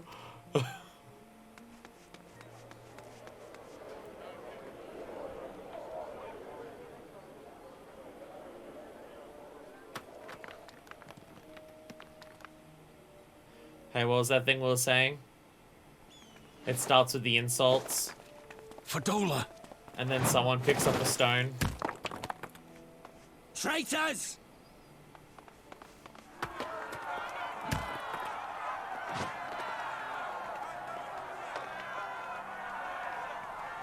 Please, you have to do something. My husband and daughter are in danger. soldiers of the Imperial Army are under no obligation to intervene in the disputes of Arn.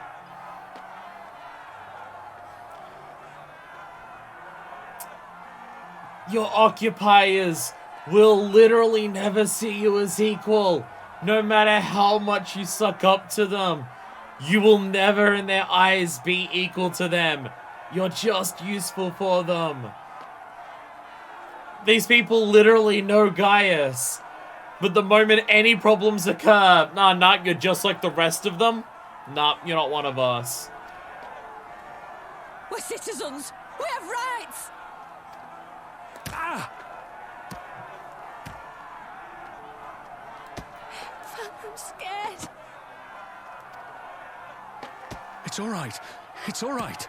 They don't understand, but they'll see in time. They'll see that this is the only way to survive. Okay, so her dad, her dad isn't just believing this because his dad isn't doing all this because he genuinely believes it. He's doing all this because he thinks he has to survive. He knows what he's doing. He knows what he's doing. He knows that, like, helping the Imperials and, like, being on cozy terms with them is not a good thing. He's aware of that. That was a huge rock. And did that kill him? Or was he actually dead? I got him in just the wrong spot.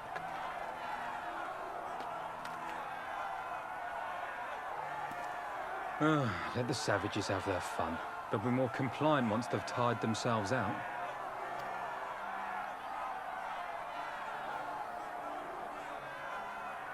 Very good at demonstrating that if you sell out your own people, you'll never be equal to them. There'll never be a point where you'll be considered equal to the people doing that.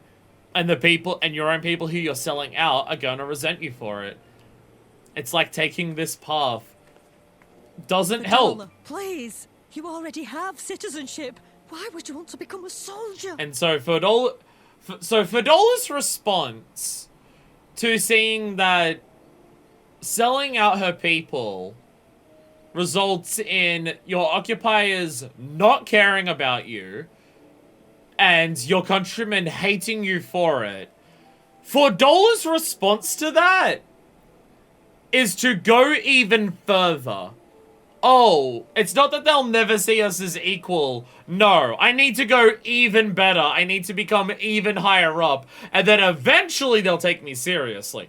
Which, we've already seen, isn't true. We've already seen that's not true. Because you get to the point later on, from chronology-wise, where the people don't care. She's there, next to all the other people with Xenos, and the other, commanders are shit-talking her because she's an Alamegan. This stream dying? I mean, on my end, it's fine. When you say dying, in what sense dying? My end is saying that everything's fine. Nothing on my end is saying there's an issue. When you say dying, what do we mean? I can see my own stream and it's looks, yeah. I think that's your own thing.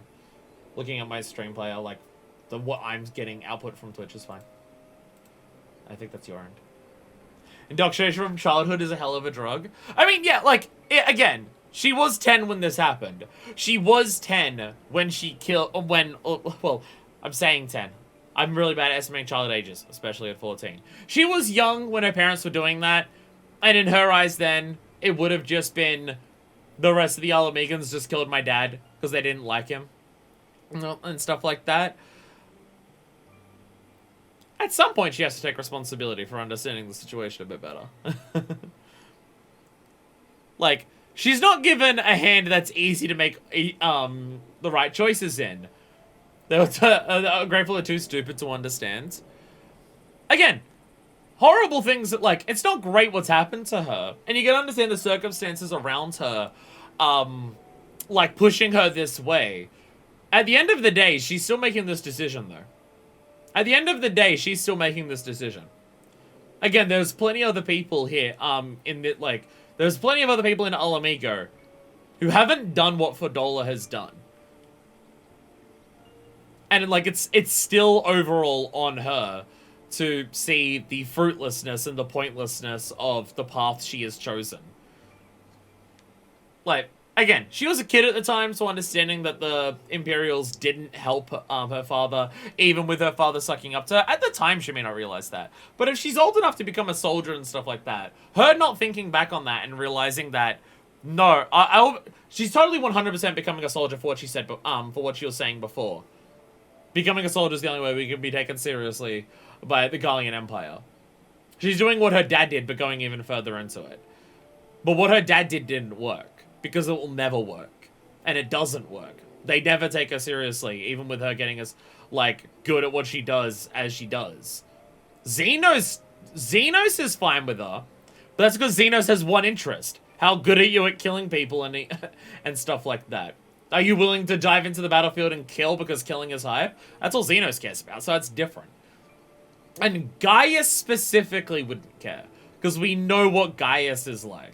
So at the time that Gaius was running this place, Gaius himself would be fine. That's probably why Gaius was on, like, speaking terms and, like, friendly with Fodola's parents. Because Gaius does take you seriously. Him specifically is one of the few Imperials that we know, if you have subservience to the Empire and stuff like that, he will treat you as one of his own. Gaius specifically will do that, because Gaius actually believes in the supposed cause that the Empire will claim. But most of the Gallians, most of the Empire soldiers aren't that. It may ironically be that affiliation with Gaius that poisoned her thinking. Yeah. Because if she was trying to rise up in the ranks with someone like Gaius, we've seen Gaius do that. It's, well, I was about to say Livia. Livia's purely Gallian, I believe. But, Ridditon. We already know that Gaius is like that. Yeah. We know that Gaius is one of the few people who do that. Because Gaius, as wrong as he was, genuinely believes in the cause and isn't a hypocrite when it comes to any of it. Whereas so many of the other Gallians, as has been shown a shitload in Stormblood, they do all of this stuff because they want to oppress people, because they see other people as lesser than them. And that's the only thing that matters to them. So, yeah. You can understand why Fodola would do this, especially with Gaius being involved. But, like, she's still the one who is overall, at this stage, making these decisions to go down the path that she has done. You can understand where it's come from and how she's gotten to this point. You can totally understand that and sympathize with that. But it doesn't exonerate her for her decisions. It doesn't exonerate her for her decisions. What happens to you in your life can be fucked and awful. What you do with that are your decisions. Remember that the skulls were specifically also known as the Black Wolf's pups? That is true. Gaius died relatively recently. Gaius did die relatively recently. That is true. We only killed Gaius in ARR, so... although... Has Xenos... Did Xenos take over being Viceroy of Alamigo after Gaius died? Or did Gaius leave being Viceroy of Alamigo after the Calamity to press on into the rest of Eorzea, and then Xenos took over then? That I'm not actually sure of the order of that.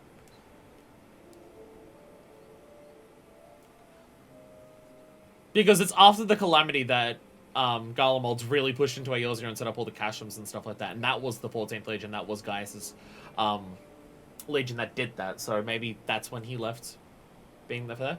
Sometime soon after ARR, pretty sure. I know we see Xenos on the throne sometime in Heaven, so okay.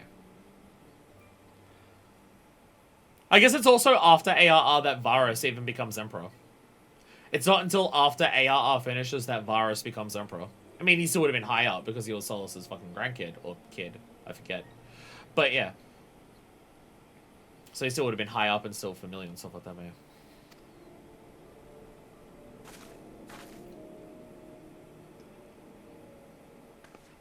Oh, gods. What have you done to your face? And she's got the same tattoos that her father had. Grandkid, yeah. They did have the succession war, so who rules Alamigo might not be the highest thing to take care of. Yeah, true. True. Forgotten it already, have you? I'm honoring Father's memory. A quick Google says, after the Warrior of Light defeated Gaius of the Praetorium, Xenos is named acting Viceroy Alamigo instead, leaving operations in Doma to Yotsu. Oh yeah, Xenos was in, yeah.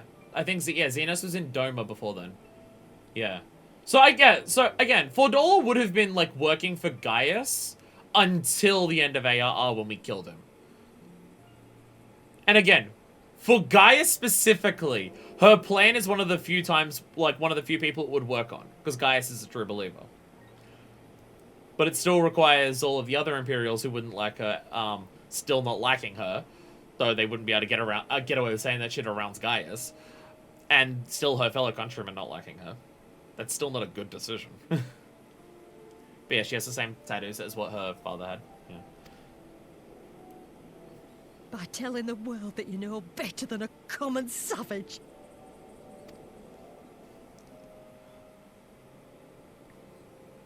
Am I though, Mother? Are any of us? Can't you see? Citizenship means nothing to them. If you're not a pure-blood Garlean, you're no different from any other savage. So I'll play the part. I'll join the Legion and I'll make them respect me. And when the mob see that, they'll think twice before throwing their stones.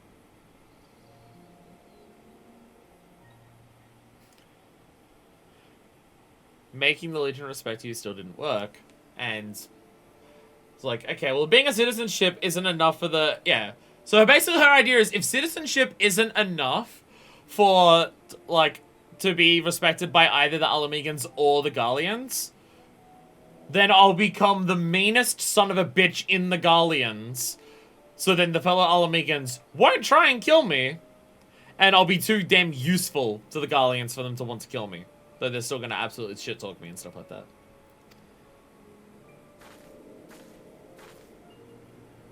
Ansfrid, Rudolph, Emlyn. It's time. And then you killed these three. Well, a bit later, but then you killed these three. It'll be hard. Humiliating. They'll try to break us. Send us crawling back to our own kind. But we won't, no matter what. We'll bleed for them, die for them if we have to.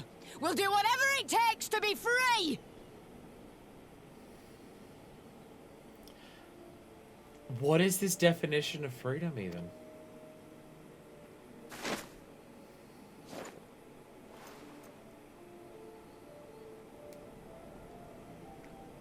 Fidola, you dropped these? What are they? Oh, her screws, because she's a few screws loose.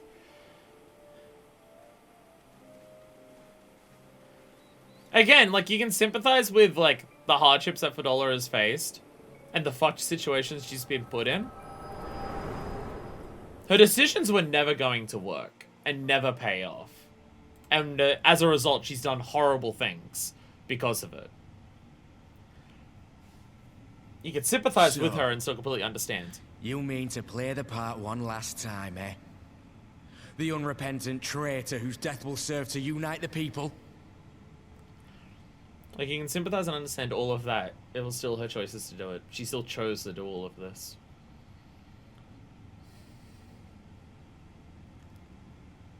And now and now it's just, if you kill me, then maybe there'll be some measure of peace for the other people that I hate. Shut up. You had every chance to kill yourself. Fashion a noose from your clothes. Wait for the guards to leave you alone long enough to slip it over your neck. I said shut up! Oh, but then it would have all been for nothing, wouldn't it? Whatever it takes. That's what you said.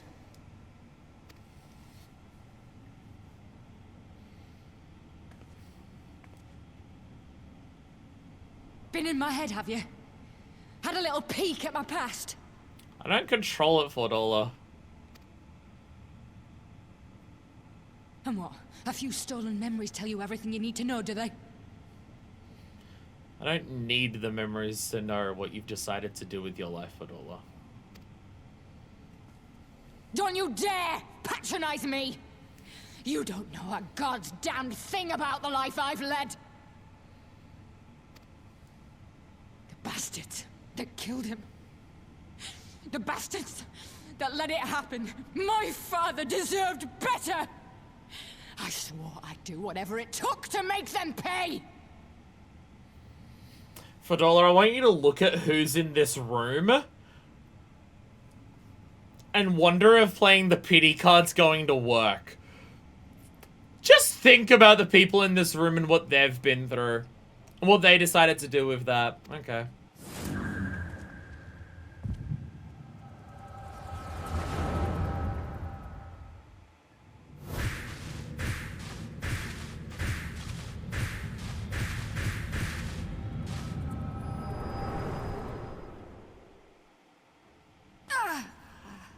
Oh, shit. Oh, shit.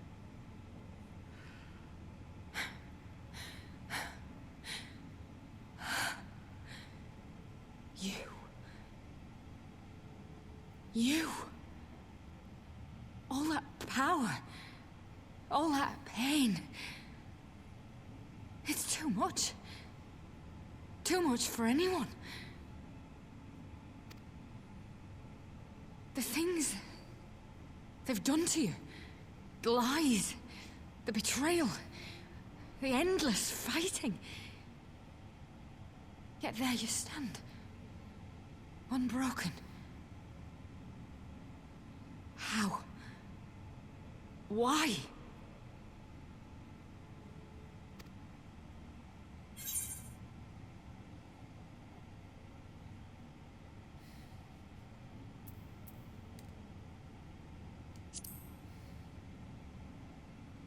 Because I choose to.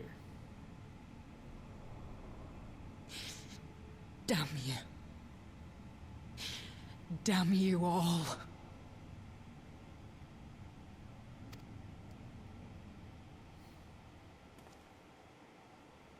You still have time, Fordola.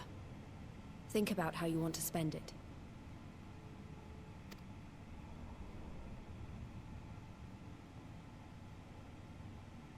Let's go.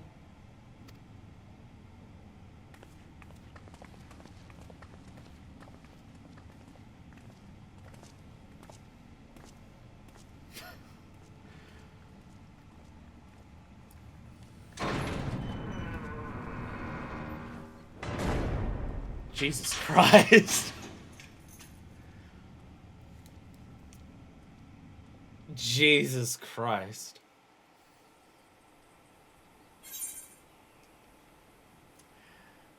Yeah, she has a little bit of echo in her. No reverse card.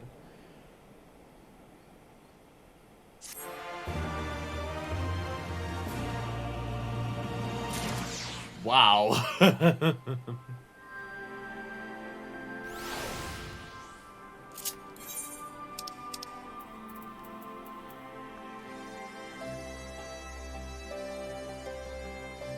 Why do I get the Gallian version of the theme here? Why am I given the Gallian version of the theme? Oh, no, not the fish! Not the cheese! No! I can't even tell where you're hiding. I can't even see you. Cheese and the fish have hit me. Yeah, that's one hell of a moment. Holy shit.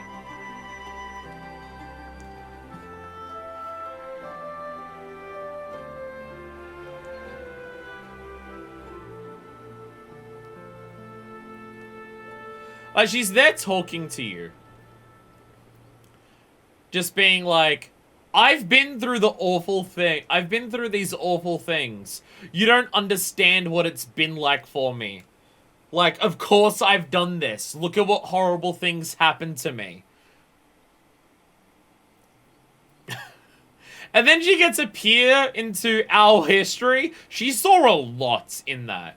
She saw us fight Gaius.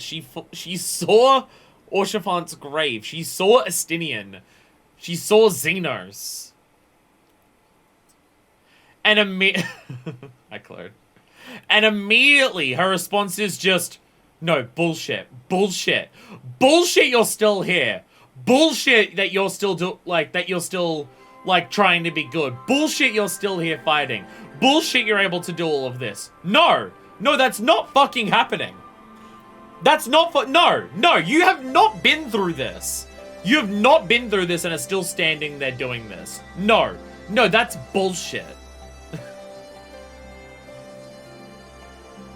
Fodula has probably a better understanding of you now than any of your friends. Oh, Jesus. Trauma beam, bitch! You've been through nothing! She saw dozens of fish thrown at you. Just the entire thing is just Minor Fist in every region of the game with a fish just hitting her in the face. She saw us hovering over you without mounts.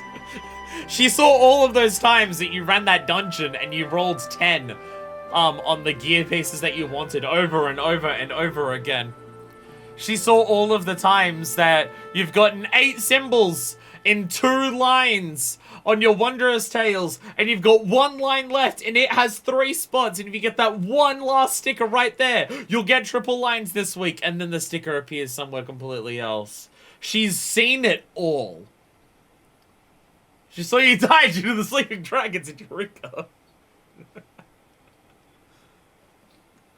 I spilled water on me.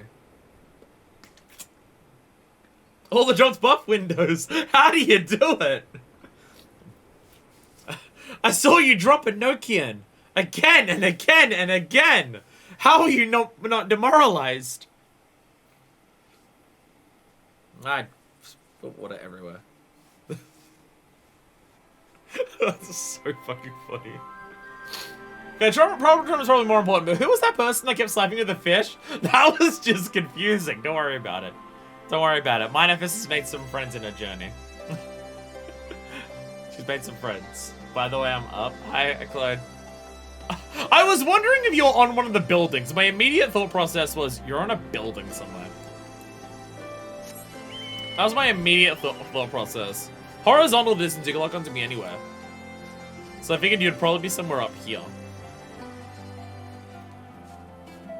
Though even now I can't. Oh, wait. Ledge there.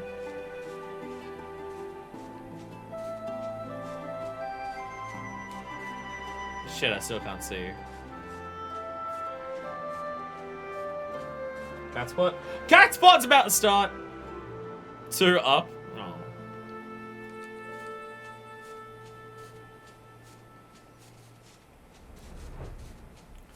I saw all the times that you got triple consolation prize. How do you do it? Speaking of triple consolation prize, let's go and check that.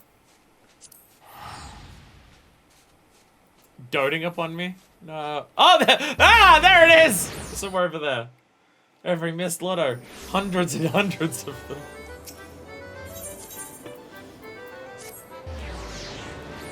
See, the thing is, I saw the options that were there. Every missed Wondrous Tales fail.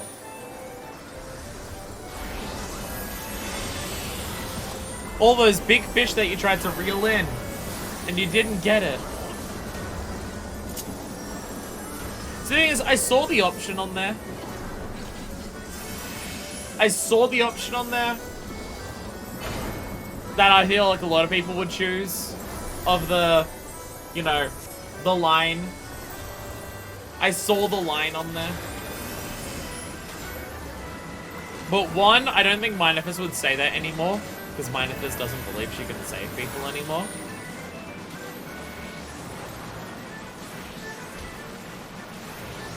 For those we can yet save for Minor Fist is no one at this point. Boo!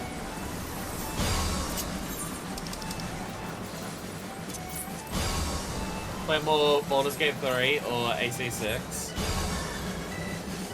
Clearly the answer is Final Fantasy 14. Clearly the answer is Final Fantasy 14. Yeah. Yeah, like, at this point, for Minor Fist, the idea of, for those we can yet save is, no. Because she doesn't believe she can save people anymore.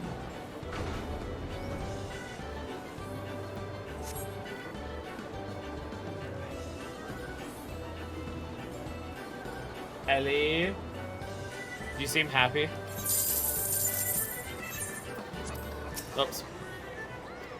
Oh, is that the number that came out? Oh yeah, 3733. I thought you were just excited. Because something that happened. What do we need for the thing?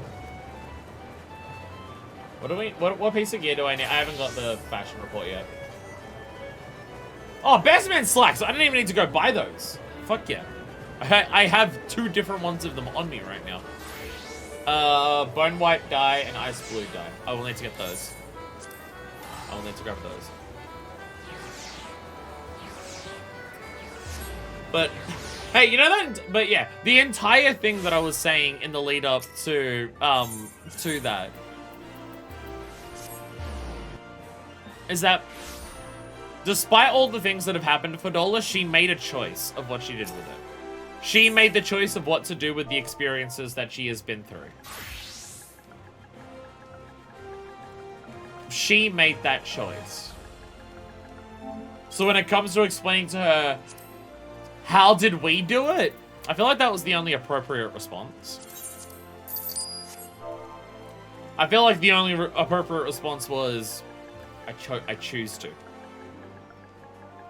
I choose to. I think that's the only thing that was appropriate. Like that's the thing that's the most appropriate.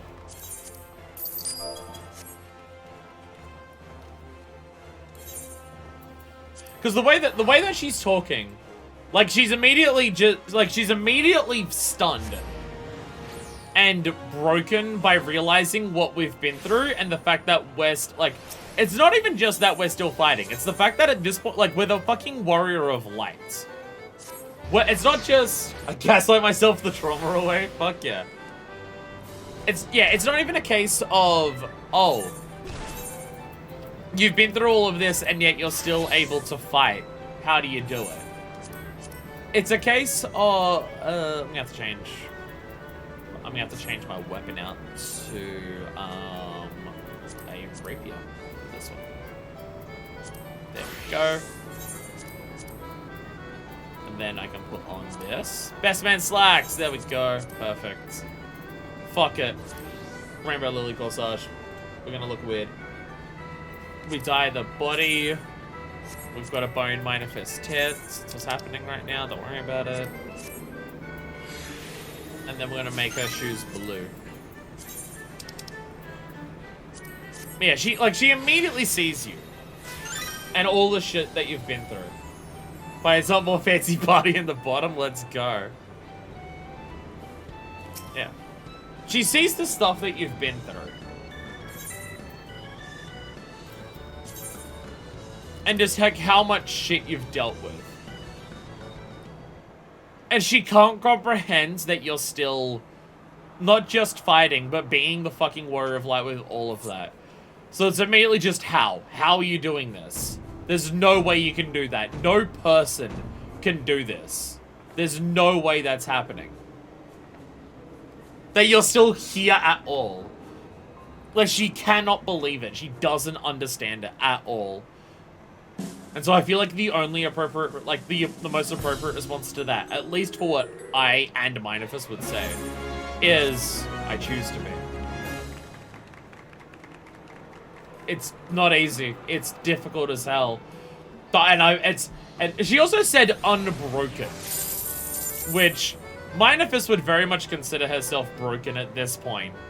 But I guess broken is a relative term. I guess being broken is a relative term. Minifus considers herself broken because of all the people that she's, like, let die and all the failures that she's had. Even the ones that aren't failures, and she considers failures and stuff like that. So for her, she considers herself broken because she can't be who she wants to be. She can't do what she wants to do, and that it's emotionally getting to her. And in her mind, she's broken. But other people look at her and just go, how are you doing this? How are you doing so well with all the shit that you've been through? And in her mind, it's just like, I'm doing horribly. The fact that you consider me unbroken is surprising, but if what you're asking is how am I still able to do the right thing, how do I still try my best to do what I can? I choose to do it. There's no other answer. Like, for Manifest, there is no other answer. Because Vidola's looking for an answer that's an easy way out. Vidola asks that of you, and she's looking for an easy way out. Because seeing all of that, I mean, at this point, she realizes that what she's done has been bad because of all the people, like, who are dead and stuff like that because of her. And what her goal was, she didn't even get and stuff like that. And also, she's just like, if I die, then the rest of them can be a bit happier. But she sees you, and she's immediately just like, no. There has to be an explanation. There has to be something that you have that I don't, that has let you be like this. It can't be as simple as... No. There has to be a reason. There has to be a reason why I've done what I've done, but you've done what you've done. She's looking for something, because she can't understand and process how it's possible.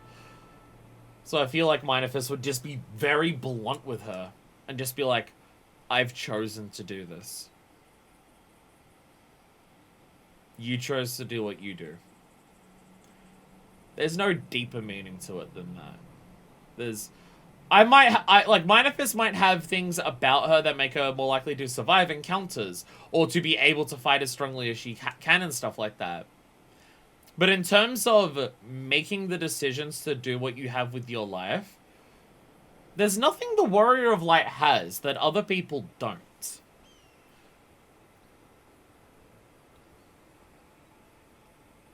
Like, what happens to you can be fucked, and you may not get a choice in all of that, but, like, how you respond to the world is your choice.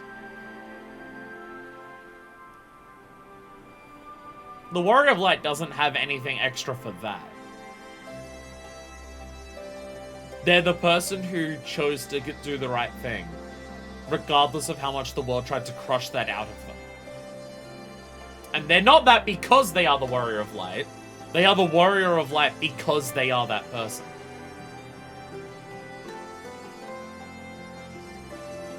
So, yeah.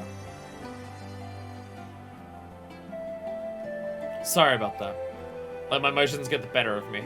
Just that she and I are of an age, and when neither one of us, I let my emotions get the better of me. It's just that she and I are of an age, and when neither of us one thing or another, I kind of feel like she's my problem to solve.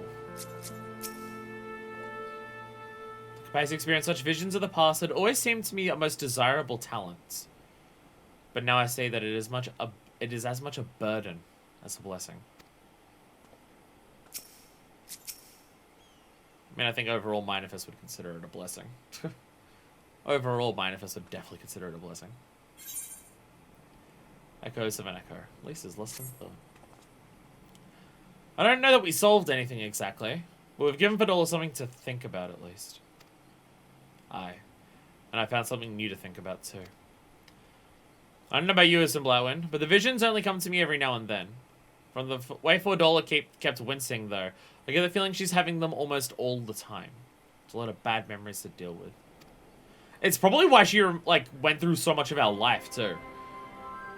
Like, we got a vision of her, like, we got an echo vision of her, and it was of one moment with her father, and then flash forward to another moment with her, with other people. Vidola saw so much of us. Like, Vidola didn't just see one, like, she didn't just see the vault.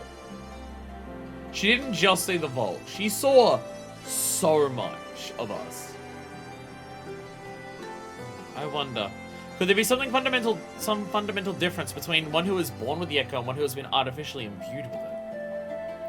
Well, the Immortal Flames have been scouring that research facility ever since Liberation. The Chancellor might have some answers for us.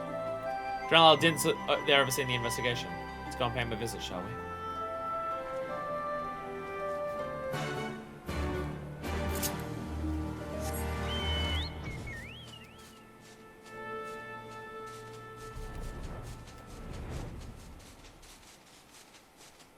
I forget if they've explained it. Does Ironvolt have the Echo from Hydalim? Or does he just have it? Because the way different people get the echo, even from Hydaelyn, is different from person to person. Because someone like Minfilia can, like, speak to her better than we can. Someone like Kryl, I don't think can actually hear Hydaelyn at all. Then you've got someone like Acel, who was given one of the crystals of light. So I don't know if they've actually said, like, for Arenvold, how he came about it. Draladin is inside, eh? Will you be joining him?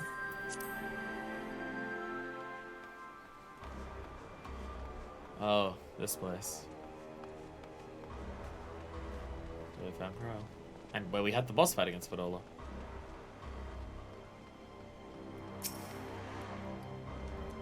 So many bodies. Yep. Gallian Empire be very, very fucked.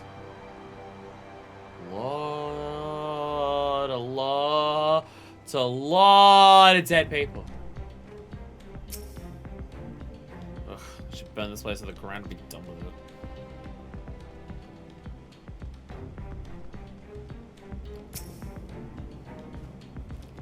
Science facility, I'm reminded what they did to Kryl.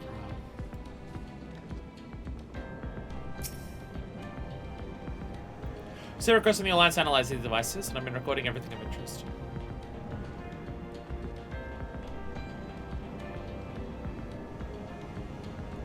No dog? No.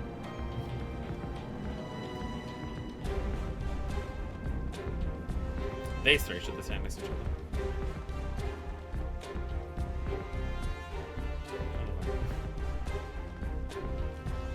other. Alright, what news? Spoke of Fidola, I take it?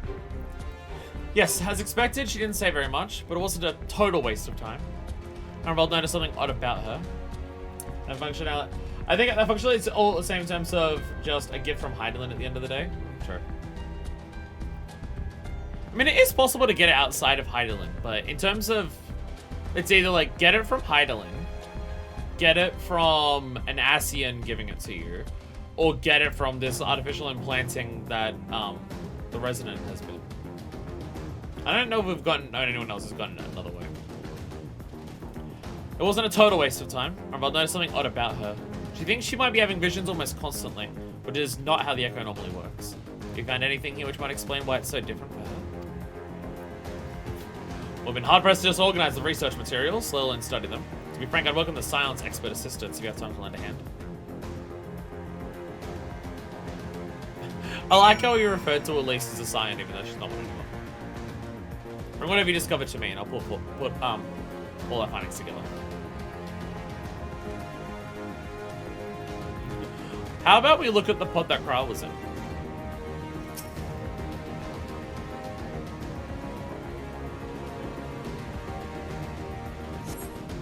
The device in which Kryl was held seems even more ominous now that you know its purpose. The surrounding pods are marked supply subjects, while this one bears the label master subjects.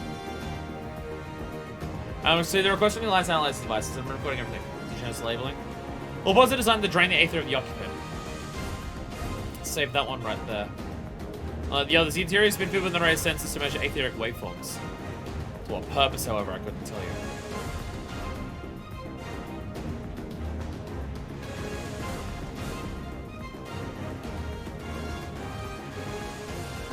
Well, lucky I didn't kill Kryl. So many bodies. Every one of them a victim of these experiments. If you show any signs of external injury, or when now it is determined, they perish from forcible aether extraction. Such a miserable way to die.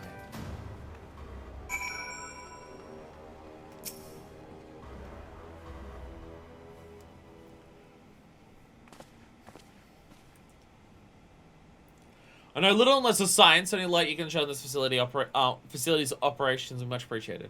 Mr. Blackman, shall we start with you?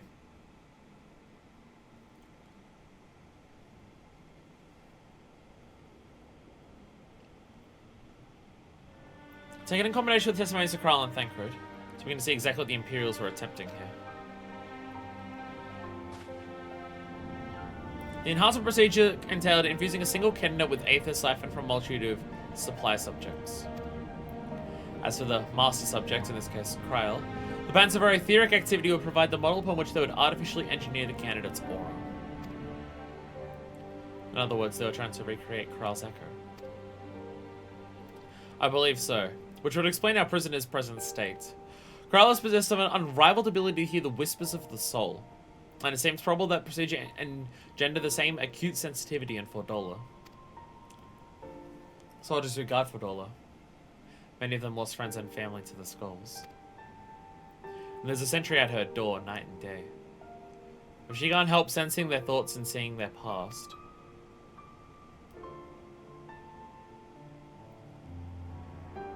you don't just see their past, you live it. All the emotions, all the pain. Imagine what it'd do to you. You'd never be the same again. Indeed. As you may recall, the cell was completely transformed by a single glimpse of Ricefolker's past. Fordola has been forced to experience the agony of those whose lives she's destroyed. The guilt must be unbearable. It explains her request to be executed. Sounds to me like a kind of justice. Regardless, she can suffer on for now. We have more pressing matters to consider. If the results of these experiments have been relayed back to Garlemald, then we not to stop the Empire from repeating the trick. They could give the echo to anyone. To an entire legion. We must be ready. We must learn all we can of these godforsaken procedures. Fordola remains our best source of information. Should not be getting her wish. Not yet. Right. Keep faith, lass. If you're to convince others to follow you, you must believe what you're telling them. People respond to passion, but not if it's feigned. I understand. Thank you, General. We should lead the flames to it. Let's go.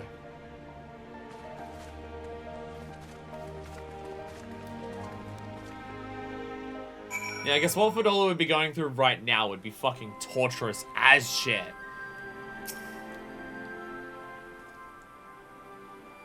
I've never known why I was given the echo, was the answer. But this makes me want to put it to good use.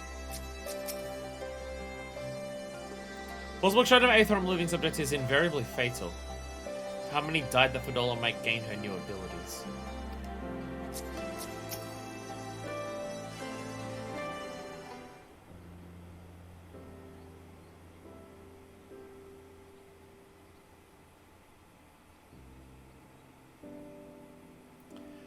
I go looking for answers about the echo, and I'm getting schooled by Rauban. You're more evidence that I don't know what I'm doing. It's no wonder people listen to him and not me. Champagne emotes, it's a really cool coin. Sup, Rose? Yeah, I do very, very frequently just see Vero just sitting there, just being like, okay. I do see that, and it is adorable.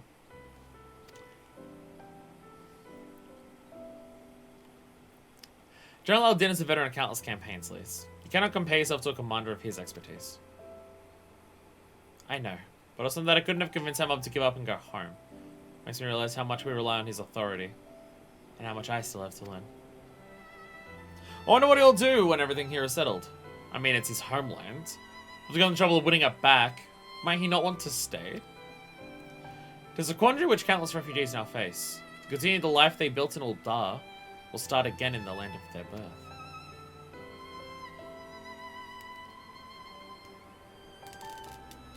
It's a Blackwind! A moment! Pippin! Hey, buddy. I'm nearly returned from Uldar with a message from the Sultana. Her Grace has had an audience with you. She understands that you have responsibilities here, but asks that you visit the palace at your earliest convenience. She also said that drinks are on her. No! Well, I must be away and attend to other business. Until next time, my friends.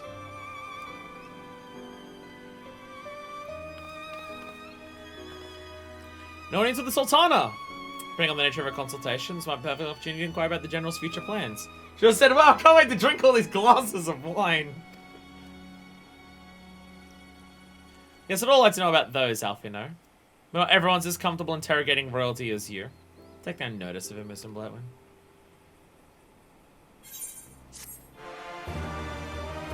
How about we ask Rauban what his plans are? We're friends with him. Why don't we ask Rauban? I could learn so much from Rauban if he decided to stay. But it's his choice, and I'm going to try and persuade him. Well, Dar needs him too. You don't have to persuade him, but I feel like you can ask, it's fine. In case you're wondering, I'm not planning on staying in Alamigo. Too many bad memories. Besides, I like Manila. Sultana's strings. Don't give me drinks for this. Don't give me drinks for this quest. What the fuck? Alphina's thoughts appear to have turned from adventure to administration. Damn it, Alphina. Well, the question of how to put the Mad King's treasure to good use shows no signs of answering itself. Shall we be about it, Ironbolt? I'm at your beck and call. I should be getting back to my own tasks. I'll organize a squad day down to the ruins and start preparing for the big meeting. Oh, send none of my regards, you simply. And Alice too, if you please. We shall see you on your return.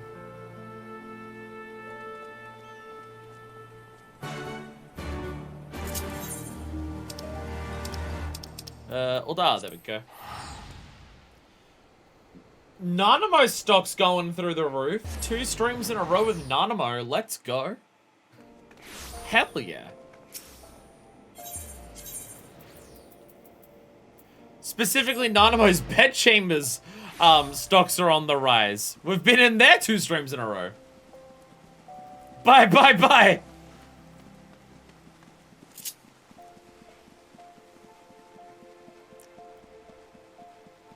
It's all right. Midnight dew stocks have started to plummet. They've started to knock down a bit. Now it's Nanamo stocks.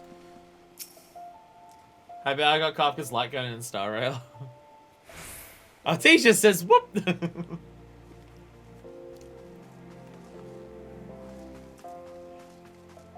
Kafka could use her light cone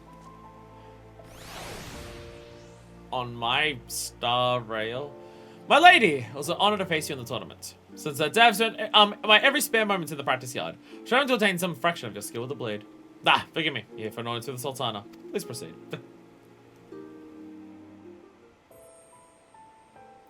It was hyper-shimmer for you. No drinks! Let's go! We don't have drinks at the table this time! I thank you for answering Pog! my summons in these most interesting times. You have been busy. PTSD flashback, let's go! The liberation of Alamigo will have far-reaching consequences, and there is a matter upon which I would seek your counsel. What's up, Ranma? I speak of Rauban and his future. I like how the others were like prying into what Nanamo, like, hey Nanamo, ask Nanamo about what happens with Rauban. Don't do that. We come here, she's immediately. So Rauban.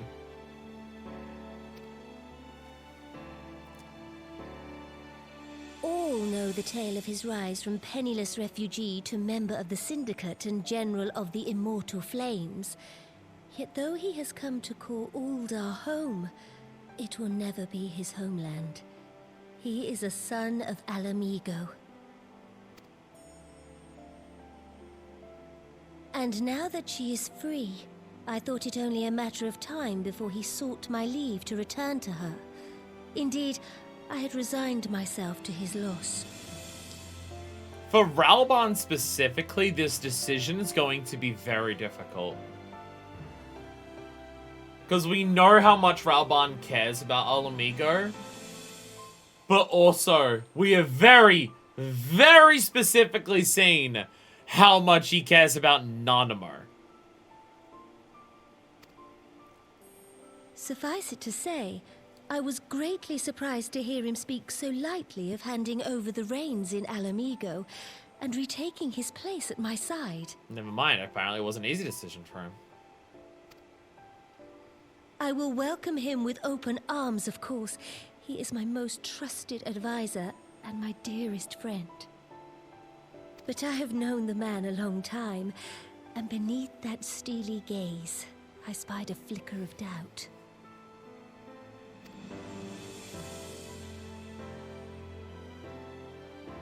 Whether Rauban chooses to remain in Uldar or return to Alamigo, I only wish that he do so with a heart unburdened by guilt or regret.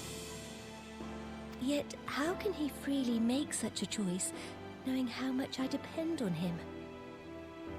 It is past time that I learned to discharge my duties as a Sultana alone. I must go forth and see my realm with my own eyes, and hear the wind with my own ears. You are almost 18, Nanamo. I think she's in her 20s. Might I have your company for a brief adventure? Of course. Wonderful. Allow me a moment to change into something a touch less conspicuous, and I will join you outside. Shall do, Lady Illyra.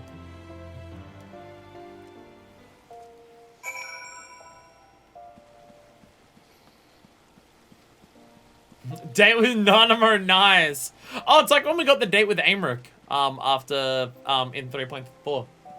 and this is the equivalent of that. Nice. We're just gonna slowly go around and date all the city-state leaders. I was gonna say, when's our date with Hien, but I think we already got that, back in MSQ. Gosetsu was there, kind of harsh on the vibe, but it's fine. Hey, there it is. When's our date with Merwib? Hullbreaker Isle Heart doesn't count. We didn't actually get to fight Merwib there.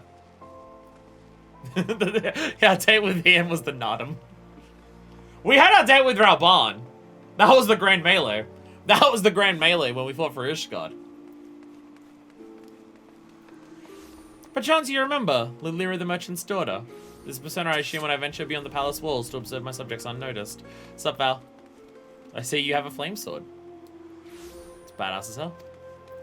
Ordinarily, Papa Shan would accompany me, but for this particular outing I need an advisor, not a minder. Don't try and assassinate the Sultana. I've been blamed for that once. And that's why I requested your company. Over the course of your many adventures, you have met people from all walks of life. In every corner of Eorzea, and I'd like to make use of your worldly experience.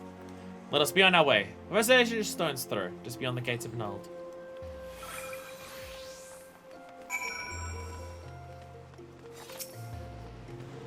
I can teleport there because I'm lazy. No, I got bonked with the fish now. So we've upgraded from having the fish thrown at us to being bonked by it. Actually, no, sorry. We upgraded from it being gently placed to it being thrown to us being bonked. I'm gonna soon see Valkar shoots Minifestus and Blatwin with a grilled carp gun. Look upon this procession of tattered tents. Yeah. Wait, we're in Stone's Throw somewhat recently for a quest. Refugees camps in Squalor. These refugees camp in Squalor, the mercy of the elements and Thanalan's predators both. That one fish cannon thing they use. The salmon tube. The salmon tube. Hell yeah. The city's mighty walls offer safety, but the streets overflow people as it is. Unless blessed by the hand of Nuld himself, no refugee could ever hope to afford a dwelling in Uldar. 20 years have passed since the fall of Alamigo and 5 since the calamity. Yet the plight of the poor has grown more desperate, not less. As Sultana, the blame falls upon me.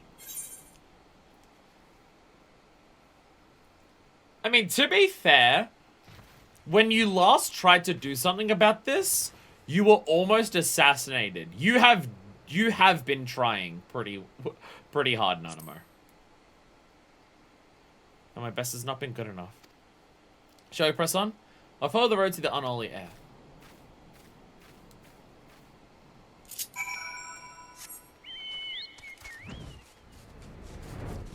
So that thing I was talking about back in Heavensward, about how, like, 2.5 and the banquet is, like, a really cool moment.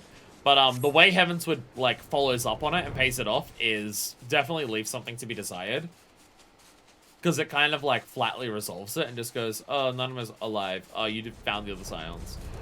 Gestalt is somewhat blind and Thanker doesn't have magic now, but it's fine. And then, like, all the stuff that was building up to that in terms of the refugees and, like, Nanamo wanting to dissolve, like, change Uldar from having the Syndicate just run everything and stuff like that. None of that's been followed up on. So if we're getting that chance to do that now, that would be nice. It was here in this wholly unremarkable place that my mother and father met their doom. I was but a child at the time. My parents were returning from an inspection of our interests in Eastern Thanalan when a untimely rockslide crushed their carriage. This is not certain if the incident was simply misfortune or an expertly planned assassination. Rabban once offered to reopen the investigation and bring me the truth he assumed I must surely crave, but I refused. In my parents' death was orchestrated by the monetarists, who had only brought their hirelings to justice. The true villains, those who plotted to put me on the throne as a biddable puppet, were ever beyond our reach. Thus did I plan to strip the merchants of their power and place our nation in the hands of its citizens, quite unaware of the consequences of my actions would have for you and yours. Should I think how many goodly souls paid the price of my naivete? I am no longer a child reciting words with witless obedience, and I will not be used as a pawn in the Mantra's damnable games. Forgive me for my outburst. One of the few people to whom I feel I can speak my mind. Come, let us return to Uldar and visit the Colosseum.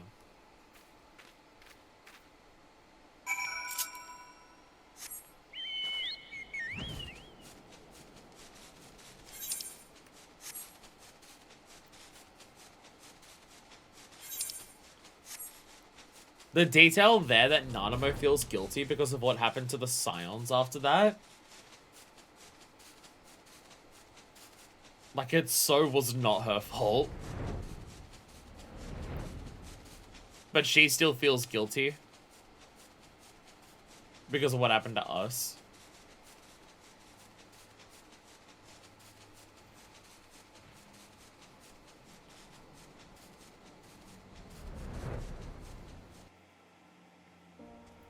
Patchwork's gonna focus on getting a revolution in Uldar. Let's fucking go.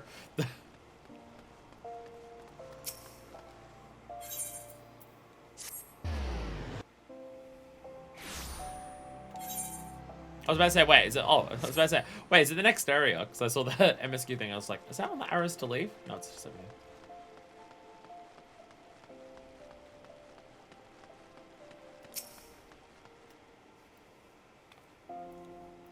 From the moment I came Sultan, I found myself thrust into an endless parade of document signing and ceremonies. Because I simply signed when I was where I was told to sign, sat where I was told to sit, blissfully oblivious to what any of it meant. Yet one good thing did come from that ignominious chapter of my life, for it was during an official visit to the Colosseum that I first met Rabban. The match I had been invited to attend was not at all what I expected. They pitted the Bull of Alamigo against some dozen or so rival gladiators. Blinkered though I was, I would not stand for so obvious an injustice, and demanded to see a fair fight, one man's against another. It's Rabban, that probably was a fair fight. And my royal wish was duly granted. Until later, I learned of the gambling ring, which had arranged for Rabban to die on the sands that day. Oh. Oh, Jesus. Regardless, my intervention meant Rabban had but a single opponent to dispatch, which he duly did. And when he knelt before me to receive the winner's purse, he swore that he would one day offer me his blade in service. Surrounded as was by lies and manipulators, I confess I dismiss it as a pleasant piece of theatre. But as you know, Rabban is a man of his word. Though it took him another 5 years of fighting on the blood sands, he must fortune so great as to not only buy his freedom, but a seat on the syndicate. And then I had my blade.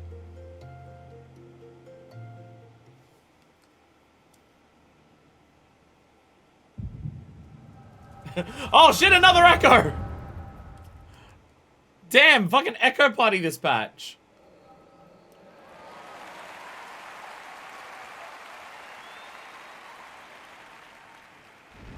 Oh my god, 2 arms Rabban. 1.0 cutscene?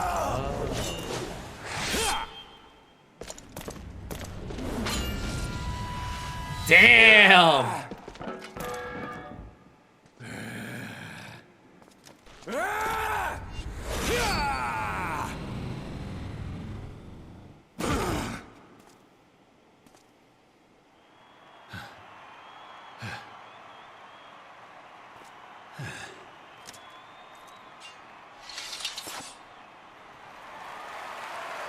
Bro was using longsword for that fight.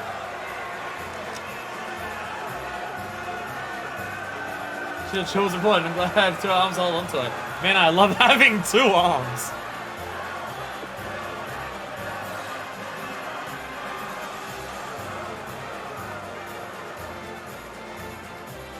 Your Grace, you mustn't! The danger is too great! Please, Your Grace, come back! I beg of you! Run out of my road! Jump over the body, let's go! Looking after Master Sham. Rabban! Your Grace. I've never seen her so happy! The promise made. So you have, and in turn, so too shall I keep mine. It's so nice to see Nanamo be this happy. With your winnings, you have become one of the 6 most wealthy souls in all Uldar.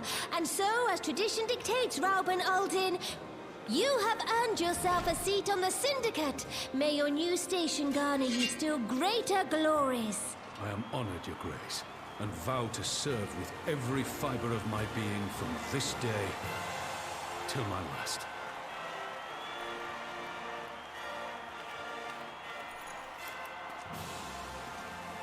Long live the Sultana, and long live Uldar!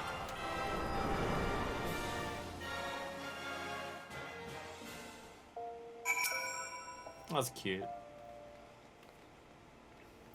Words cannot well express what that man means to me. There are others who care deeply for my well-being, of course. Babashan's love for me is that of a grandsire for his grandchild. But upon matters of governance, I cannot turn to bodyguards and maidservants for counsel. Rauben, with the authority of his syndicate position, was the first sword I could wield. He was the only edge which could cut the strings that bound me. I'm gonna take the drink for the irony. Sultana's duty. Nanamo seems lost in thoughts of the past. I must make haste. My absence will not go unnoticed by the Sultan's Swan for long, and other places I would visit. To the Arzanath Ossuary!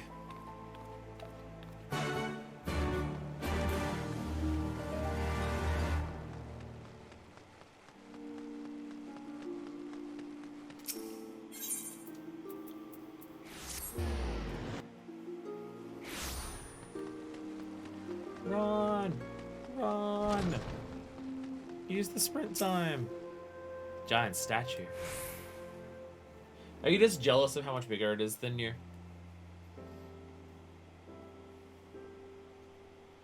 Trust Larfels to build the biggest fucking city in the middle of the desert to appear big. When the calamity threatened, Rauben led the Alliance forces into battle on the plains of Cartano. And I remained here. I prayed with all my heart that Archon Louiswa would have the power to rouse the 12. Since that day, I've made a custom of visiting this shrine during each of my little excursions. Here I seek the blessing of Thal, reflect upon my choices, and ask myself if I'm fulfilling my duties as Sultana. You rightly celebrate as a champion because you have led the line in 100 battles for the good of Eorzea. Much the same way I believe the measure of a monarch lies in how she leads her people in times of adversity. If I am to be a Sultana worthy of the name, I cannot turn a blind eye to the troubles facing Uldar. I've chosen my path, Isabella. With Alamiga now freed from Imperial chains, I finally see a way to aid the refugees. Already, many displaced Alamigans seek to begin the long trek home. And as you well know, artisan schools shall be waiting to accept any wish to learn new trades. Realistically, however, it takes years for such training to yield tangible benefits. Hey! We did that with perfect timing. Let's go! But we do not have years. These people need shelter and employment if they are to survive. And this time, the Uldan Treasury shall provide. It's almost like it was planned. Precisely where and how to allocate the necessary funds is, of course, another question.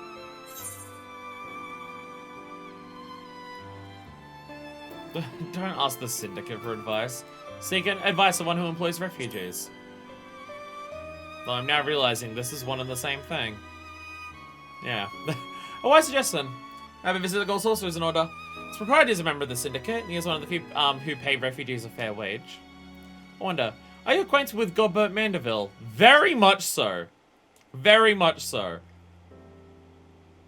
MSQ Godbert what? I guess, yeah! The game does have to ask, hey, do you know who Godbert is? Because he's never shown up in MSQ before. Hildebrand is canon. Hildebrand is very canon. Hildebrand's just like that. Then I need not explain his eccentric nature. Let us make our way to the landing, and I'll see that word is sent to the Gold Saucer. Godbert should only be too glad to receive us.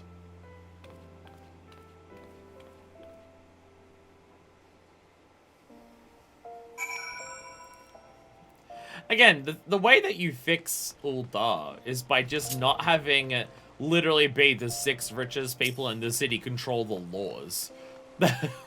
We need to do something about that aspect of this place. Actually, I'd love to hear your stories of his eccentric nature. I've ridden aboard a public airship before. Shot my first visit to the Gold Saucer. Must confess to some excitement. Yo! You just missed the cactpot, I'm sorry. God, imagine if I started earlier today and we actually made it to the cactpot on time. For this to happen now. That would have been funny. That would have been very funny. Also, I just noticed you can airship here to Ishgard. Which does make sense. But yeah, I've never noticed that before. And Anima. I've heard descriptions of its splendor. I never dreamed it would be so bright and inviting. It's a lot. No, I couldn't possibly. We didn't come here to fritter away the royal coin. I'll give you some of my MGP, Nanamo, it's fine. You gotta eat. Look, Nanamo, you're coming all the way out to Desert Chuck E. Cheese. You gotta have some fun. Go expecting us. Come, let's head directly to the lounge and ignore these gaudy temptations.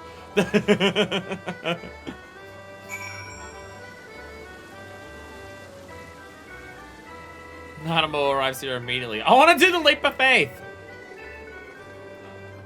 It was like 3.3 that opened the Ishgard airship. Sorry. Baby's first trip to a casino. Let's go. Let's go. Where are we going? Where were we going? Oh, the Mandeville Lounge. The Mandeville Lounge. Of course. We can't speak to him without staring at his giant golden pecs. Obviously. Obviously. This is where we're to meet Lord Mandeville. Shall we sit here while we wait he's coming?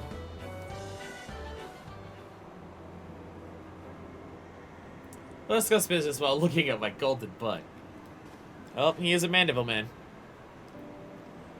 My apologies, Your Grace. I have kept you waiting. The most reserved we've ever seen Godbert. No apologies necessary, Godbert. My request was sudden and you were kind to make yourself available at such short notice. When the intrepid mind of Azus and Blow and the Sultana herself come calling, there is no more important engagement.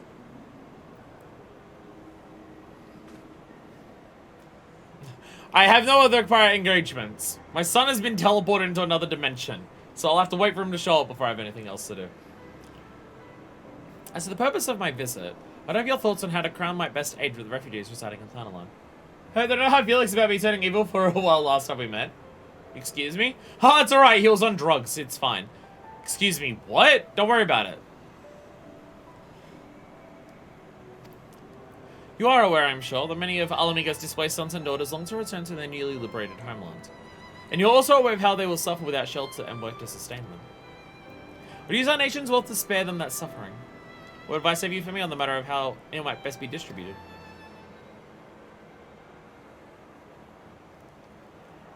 The unusual circumstance of our meeting, and your Grace's choice of companion, was just to me a desire for an honest and unvarnished opinion. I shall give you one. My advice to you is, stop. Taxing Uldar's wealth to save Alamigan refugees is a terrible, terrible idea. I am desperate to hear your reasoning. You oppose my proposition? Most emphatically. I agree with your Grace that the refugees must have housing and employment. What profit is there for Uldar in this arrangement? Profit? After all you've done for Girabani's displaced, I thought you might be the very last person to seek the benefit from their misfortune. Forgive me, your Grace, but you appear to be laboring under a misapprehension. It's fine endeavor to support one's fellow man. I fear, however, that your stance is one born of pity. Your intent is to save the refugees, is it not?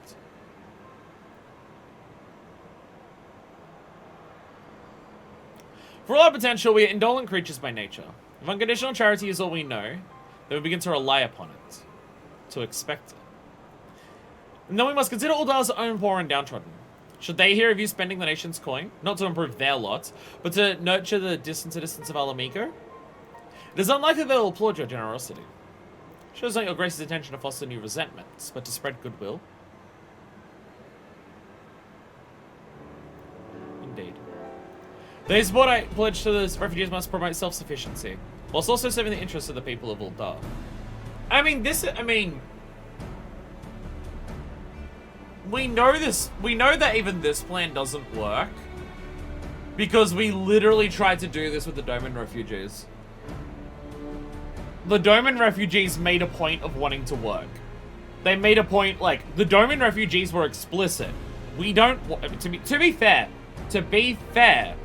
the overwhelming majorities in the world, our worlds, are of the same mind. They want to be able to live a life where they provide for their community and are able to survive. That's like what most people want.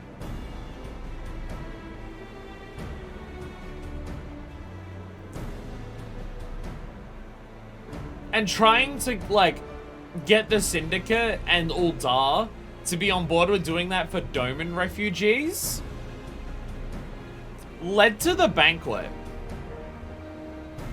Like, the people of Uldar, the rich people of Uldar, are fucked enough that they wouldn't agree to that. They just want the refugees to suffer because they don't like them.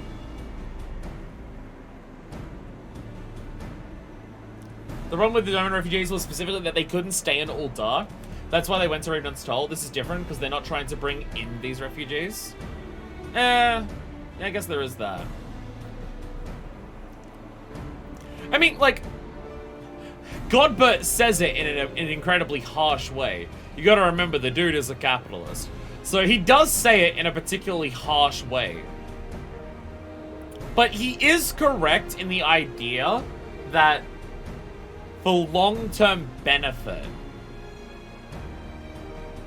the thing that would help refugees is not philanthropy, but self-sustainment. It's just the nature of how Uldar exists is something that actively gets in the way of that self-sustainment. It's give a man a fish versus teach a man a fish on an economic scale? Yeah, pretty much. Pretty much.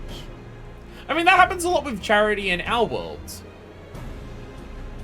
I mean, it's also the thing that Arenvold was saying. It's also the thing that Arenvold was saying. Just having a bunch of money and just throwing it at something isn't how things get fixed. I mean, you can use that money and fix things. But just going, oh, these people are poor. Give them, oh, we've sold, like, here, by the grace of the Sultana, we are going to help you. Everyone gets 10k gil. Like, that can help. That can turn people's lives around. And that can be something that lifts people up overall. But with that same money, can you set up something that would allow them to prosper for longer and stuff like that? It does make sense. Again, Godbert says it in a very harsh way. He does say it in a very harsh way, because dude is a capitalist and a businessman. But there is an argument to be made that, I mean, again, giving people money can be beneficial. It's not a case of self-sufficiency is the only thing that works and anything that isn't self-sufficient doesn't work.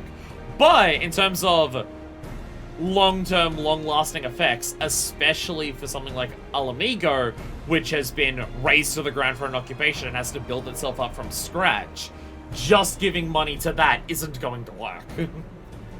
He's also has a point that given we're not changing the entire Uldar national mindset overnight, we have to keep in mind how the citizens of Uldar will view this, because it will cause problems. I wouldn't say it's a reason to not do it, but it is something to keep in mind. It's not a reason to not do it, but it does have to be kept in mind, yes. Because, I mean, because that's also something that applies to the world. In terms of countries will give other places, like, foreign aid, and then people use that in, like, for Australia example, there are a lot of people in Australia who will use the government giving any type of foreign aid to any other country to stoke flames of xenophobia and just go, they don't have money to help us, but they're helping them? Bad! Evil! Now, yes, these people who are saying we can't afford to give money to other countries because we need that money for ourselves because people are doing poorly here are also the exact same people who in the very next breath will turn around and say we need to cut welfare. They're the exact same people because of who they are. But in terms of the population, there will be people who are on welfare, who are struggling, who will see foreign aid go to somewhere else and will buy into the rhetoric that we're doing poorly, not because we're being screwed over by the people above us, but because we're giving money to other people. That is also something that very much does happen. What I'm saying is that we need to, overall, what we need to do is get rid of the Syndicate. Or every single issue that is coming together here just boils down to the fundamental idea of how Uldar is run is bad. Because capitalism is bad. At the end of the day, it all boils down to that. The very nature of how Uldar runs its economics is bad. There's no subtlety to what they do with Uldar in terms of being a capitalist society. You have the highest amount of, like, raw wealth, you literally control the laws. Definitely a commentary on how our world works, where they do that in slightly more subtle measures. Just don't give money to other people or your own people. Problem solved. Do nothing and let people just accept the status quo and how it is, and then no one will be angry at anything. Well, except for some people, but they'll be dead soon, so it doesn't matter. A support I pledge to the refugees must promote self-sufficiency while also serving the interests of the people of Uldar. Exactly so! Such an arrangement will create a far more equitable relationship with the returning Alamegans, even as it generates the revenue required with the approval of your subjects. So I think, like, you can understand why Godbert would go for this route. Because this is what Godbert's doing with the Gold Saucer. The Gold Saucer is Godbert's way of helping refugees is by giving them stable jobs that have proper pay. Again, a better solution would be to get rid of the Syndicate. Maybe Godbert shouldn't be as rich as he is and be in charge of the laws because he's so rich. But you can understand that that this is Godbert's idea because this is what he does with the Gold Saucer. What he does is better than the other members of the Syndicate. The Syndicate is still the issue. Again, last time we tried to get rid of that, none of my wall was almost killed, so it's a big fish to fry that's going to require more than a chat next to a golden statue butt. Such arrangement will create a far more equitable relationship with the returning Alamegans if it generates the revenue required to win the approval of your subjects.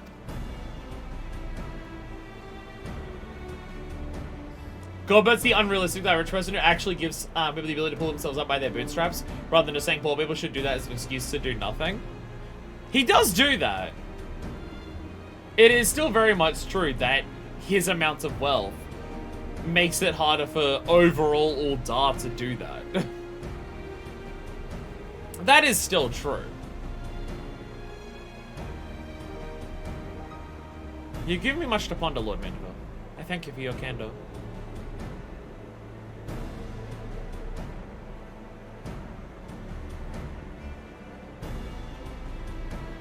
Like, Godbert is giving us a solution that helps the people as much as we can without any form of systemic change. And that's, realistically, that's what it comes down to. That's what it comes down to. The conversations that we're having here are, how do we do the most good that we can without systemic change? That's what we're coming down to here. That's like the overall discussion here. Like, none of these solutions are going to be perfect because none of them have that systemic change in them. But it's just, in that system that does exist, what can we do the most that can help and stuff like that. Which, like, I don't resent Gobert or anything for that being the suggestion or anything, or trying to do that or anything like that. But, if we're talking about long-term solutions, the systemic change should probably happen at some point.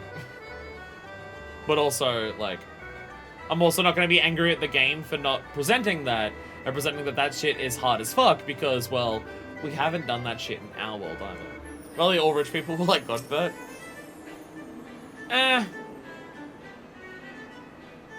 I still would not want a world where...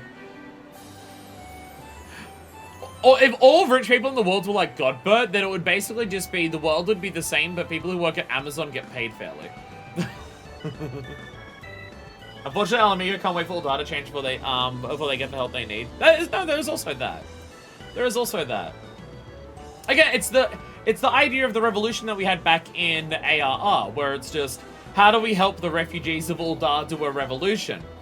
And Telegi's plan to stir up shit was, give every refugee a gun and tell them to shoot the nearest cop. Which, yeah. And that's, I mean, it's not exactly the same thing, but it's the premise of, like, mutual aid projects now. In terms of, we do mutual aid now, so we can help people survive now, because the more people who are able to survive and thrive and live and everything now means that there are more people who can help more other people, and hopefully enough people are in a positive enough position that we can bring about systemic change and stuff like that. There is that. I said all rich people, so it'd be everyone getting paid fairly. Sultana's resolve. None of them appears to be reassessing her plans. Profit. The thought never even crossed my mind. But saying about lamenting my naivete will not do anyone any good. I should consider my lesson learned and press on. There's some light one. Are you perchance acquainted with any successful merchants? My attempt at philanthropy is obliged to reap a profit. It would seem wise to consult someone with a knack for business. Ordinarily, I would not trust any agent that is in that trading company. If you hold this Hancock fellow in high esteem, why would I ever recommend Hancock? I am content to be led by you. You may have faith by journeying to distant Kugane and speaking with him on my behalf. Eager though I am to visit these shores, I have not the leisure for a lengthy sea voyage. Now, shipping your travel as adventurers I want to do, I shall await your report by the Aetherite and Uldar. Fair journey to you, Zimblowin. And a swift one, if you please. Hancock or Alpha, though.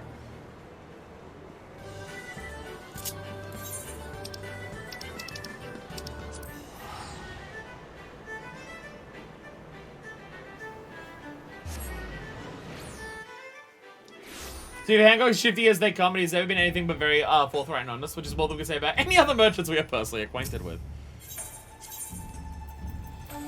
Hancock very much does come from the Reaper's Up. Hancock comes from the Lord Lolorito School of Business, which is stability.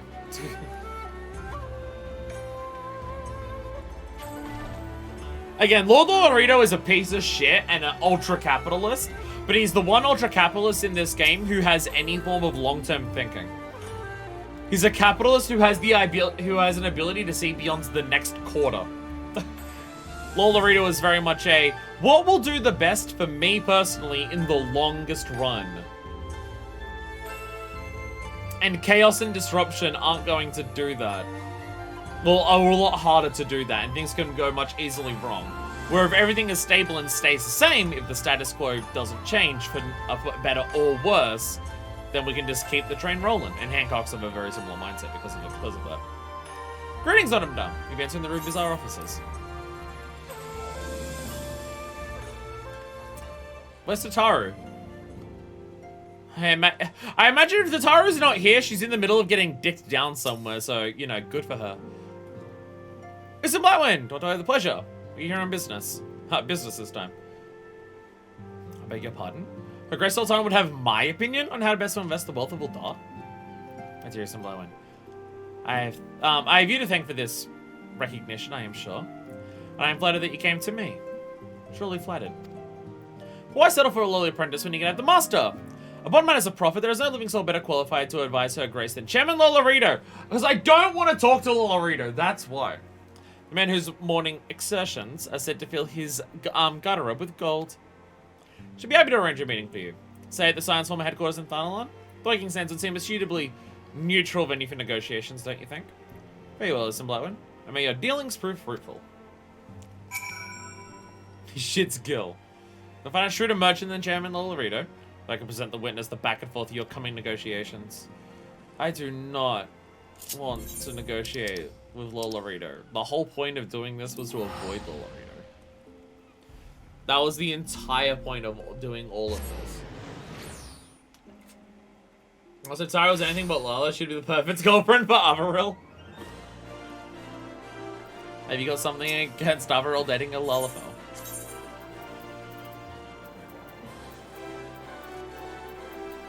Wait, where was Nanamo? Oh, she's near, alright, near the eighth row.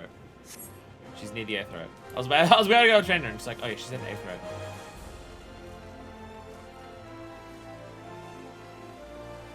Well, I feel look weird and they make me think about work.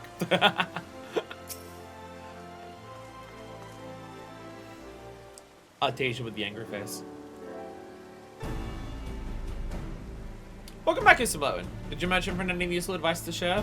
You said to talk to Lolorito, so I regret talking to him. With Lolorito? And you agreed to this? I'm well aware of you sitting in the field of business, but I'd hope to keep the Montrose at arm's length, and him in particular. Yeah, I cannot live in fear of the man. Must learn how to treat with him if I am to rule Uldar effectively. Very well. I'll meet with Lolorito. Let us go on ahead to the Waking Sands and prepare for his coming. Say love that my business trying to change the Monk division.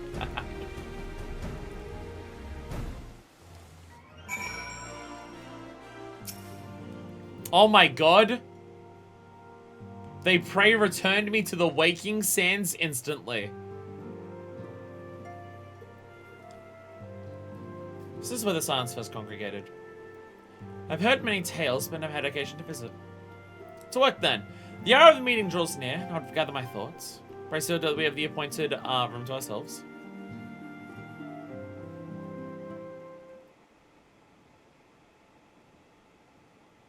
Oriange, I need you to fuck off for a second. A personal summons from the Scions. This must be important business indeed. Though, if it concerns anything so underhand as an assassination, I fear I can be of little help. Damn it. That's how we have a girlfriend, but then she dumped Artesia. No. Does everyone want to watch in real time as Artesia fumbles a bad bitch? That's an awfully grating voice. It's perfect for him.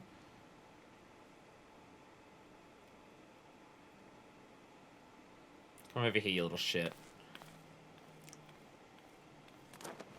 Would you like a drink?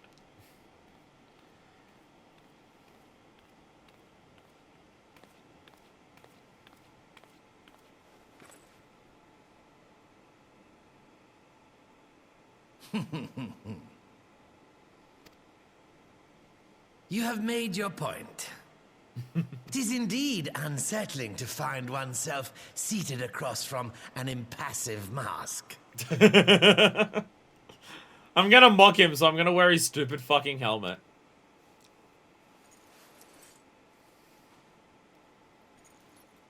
Hello, Laredo. There. Would this better please He your has grace? eyes! Or should I address you as Lady Lilira?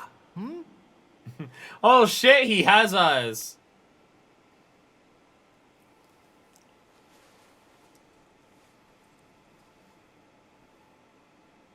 Nay, the deception has served its purpose. I am glad to see you found amusement in my little jest, Lord Lolorito, but shall we proceed to the business at hand? By all means. I must say, I am most eager to hear your proposal. Simply put, I would aid the refugees camped in Thanalan in their efforts to return to Alamigo. If there's one thing to say about Lolorito in this regard, because of how Lolorito has treated his business interests the entire time,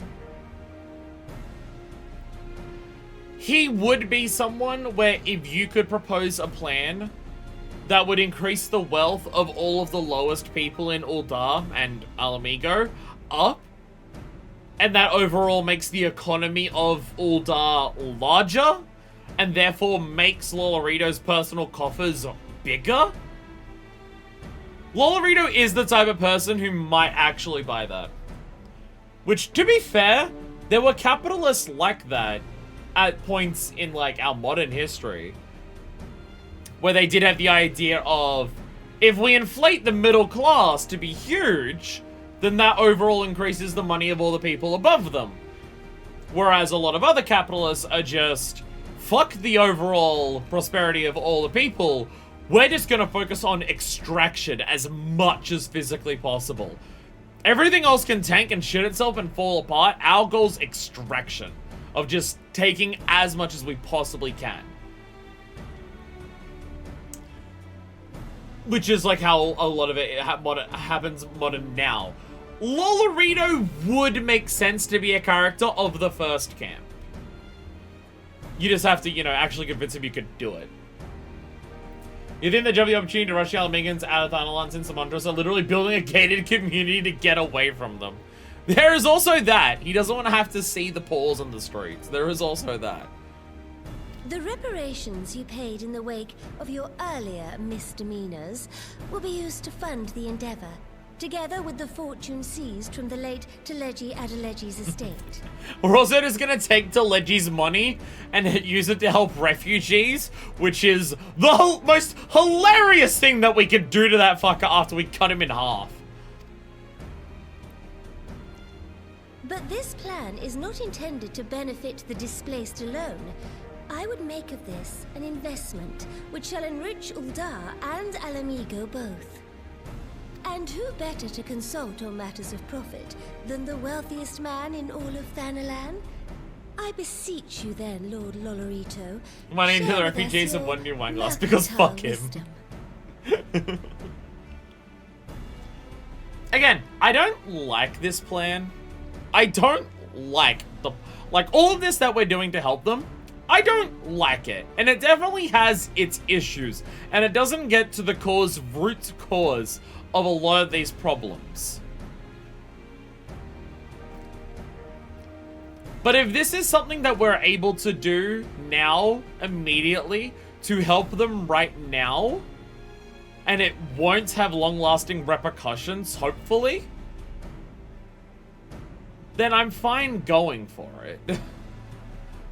I'm fine going for it. I don't have to like the plan to agree that if it's our best current option for the immediate present, we should probably take it. So Leggy had a corpse that would be spinning in his grave fast, resulting in centrifugal force would form corrupted crystals. I appreciate that we're still fucking this prick over. Ah, 'twould seem your grace has matured beyond acts of earnest yet misplaced charity. Pray tell me more.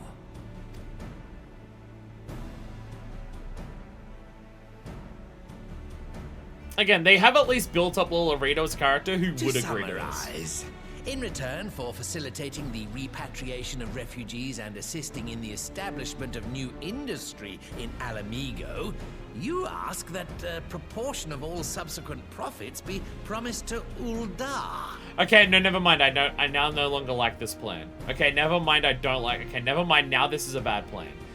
Now we've actually made a bad plan.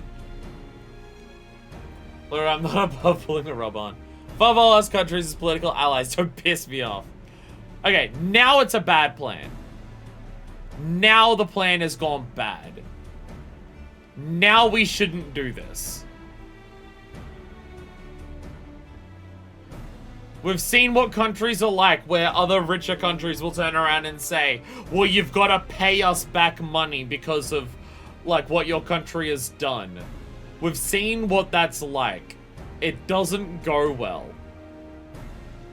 This is now, we've now passed the point of where this is now a bad plan.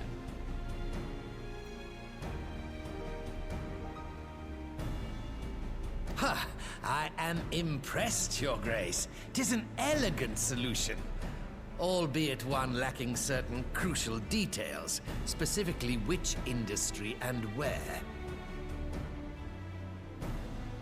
I feel like there's no industry that you can do in Alamigo unless you want to start selling salt.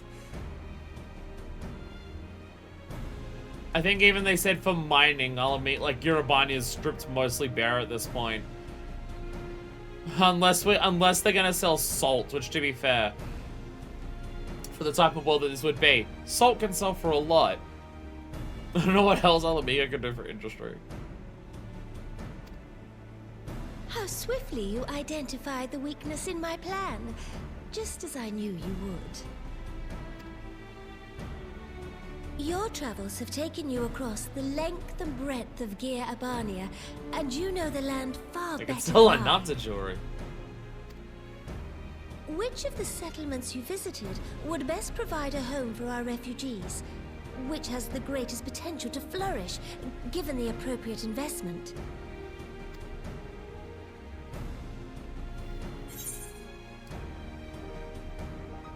The thing that I was just saying. Sorry, Artesia.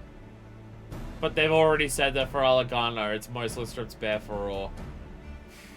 Sorry, Artesia. Salt. What else can you do in Urabania other than sell salt? Which, to be fair, the locks have a lot of it. And it sounds like Yes,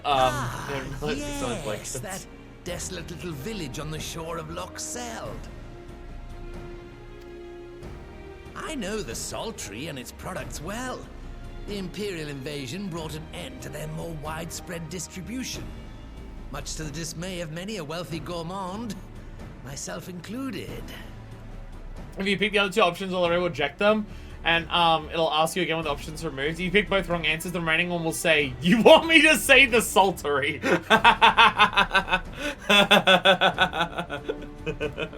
Salt has ever been a transformative ingredient, and in this instance, I dare say, it could transform a modicum of effort into a mountain of gill.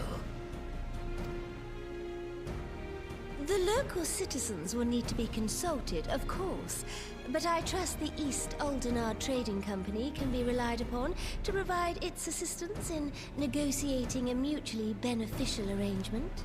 Again, once you get into the point of more impoverished nation needs to pay a percentage of its profits to a richer nation, now we've hit the point of extraction. Now we've hit the point of wealth extraction.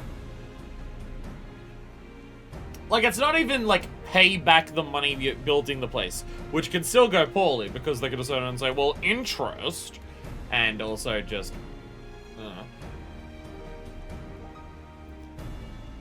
like, if it was a matter of just, like, bolstering overall trade for the benefit of both of them, it might be okay, but just paying back the, like, part of the profits, that we're now hitting wealth extraction of a new country that's being formally done.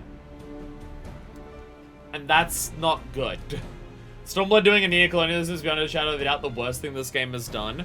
We're reaching the point where this has gone from it's not a good solution, but it's an immediate one that can help for the time being, to we're setting up a new nation to extract the wealth out of people who have, like, just liberated their homeland for a richer place. Now we've hit the point where it's gone too far. We've hit the point of it sucks, but it's honest, and we've got to do the best that we can for the people right now. But yeah. Naturally, Your Grace. I shall dispatch representatives well-versed in the extraction of this white gold and wring every last ons of profit from its production. The Loch's bounty will contribute to Alamigo's enrichment, whilst easing the burden on the bull's aching shoulders, just as Your Grace desired.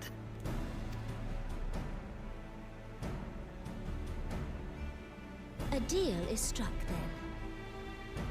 No, the whole point of this adventure was to prove that you can, like, be a Sultana of Uldar on your own. The end result is, no, you can't. You need help.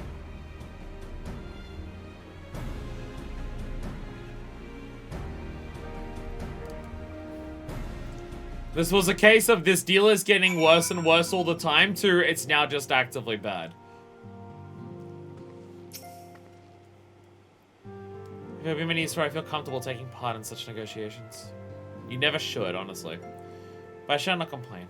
With Pete's Oliver's interest in Scooty's invaluable expertise. Thank you, Simlowen. I could not have done it without you. Canonically, I'm considering Minor Fist didn't come up with the idea of speaking to Hancock or Lolorito. Canonically wise, she didn't do any of that. Skewering the Saltery. Nanamo was ready to move ahead with her plans. Our course is decided. She'll return to the palace and have my ministers begin work on implementing the particulars of the plan.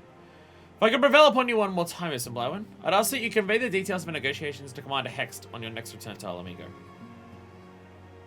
My thanks again. Together we've laid the groundwork for an endeavor which promises to benefit both the peoples of Alamigo and Uldar.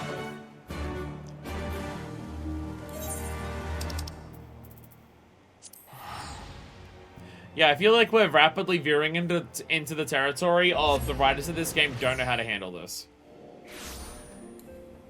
The writers of this game don't know how to balance the ideas of we want to be honest about how this shit works and grapple with it and deal with it seriously, and oops, neocolonialism. Live in Uldar, travel to Alamigo and start looking at the salt rocks. Welcome back, Mr. Blowen. How's your audience with the Sultana? In your absence, I get myself busy cataloging the riches of the Mad King's troves and calculating its worth in gil. I have some ways to go, but the figure is already quite staggering. Why don't we just use this money to build the Saltery and not rely on the Laredo at all? Oh, greetings, Mr. Blowen. I'm actually in the middle of reporting to the commander here, so... What's up, Whisker?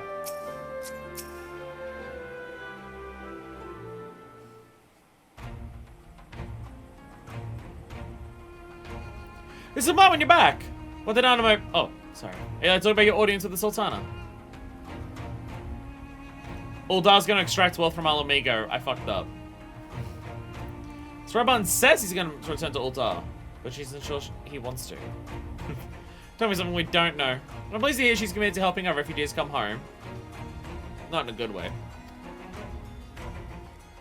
Well, when a revitalized Saltery does make a lot of sense. Calm down, FNO. If I convince her to seek Lorita's help is another question. But all that has happened, he's the very last person I expect her to turn to for advice. Honestly, we should, like, I just think the writing shouldn't have done this. It was going okay of, it's not good, but it helps right now, so we'll do it. It started going downhill very quickly once we started speaking to Lolorito. And it also doesn't make sense for Nanamo to talk to Lolorito. Once we hit that point, it kind of nosedived. Into, oh, you fucked this up and you wrote it badly. Okay. But on a more practical note, Lise, assuming the interim government elects to accept Uldar's proposal, and one caveat I'd like to include in the bargain. I think we must be permitted to cover a portion of the investment. We have a fortune at our disposal after all, and allowing Uldar to provide the entirety of the capital for Lolorito too much control. Once the Alpha, it's like Kugane never happened. What exactly does a ruthless property have to do to earn your trust?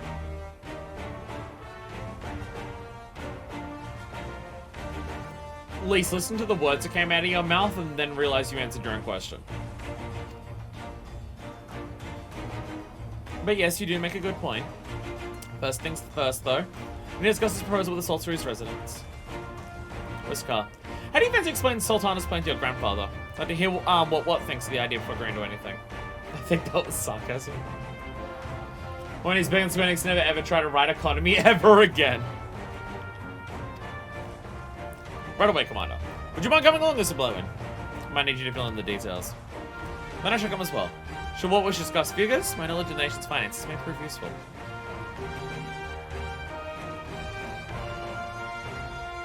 Again, I feel like until we spoke to Godbert, the game was making a point of this sucks and isn't a great idea, but we need to help the people right now. Well, once we got to Lolorito, it went downhill, and now it's just bad. I'll get another my thanks next time we meet. Well, this and everything else has been happening, but it feels like things are gathering pace around here. I mean, we've just like turned Alamigo into a money extraction machine for Uldar. We've not done good here. Where is Alice and all this? I forget. She's in a bed because when she got beat up by Fordola. She's still in her sickbed, I imagine, in Roger's Reach. I'm in the business dividing out the treasure to those who know about such things. I'm not proud to admit it, but every time I see a common numbers, my eyes glaze over. One of these days, I have to ask Alphinaud to explain it all to me.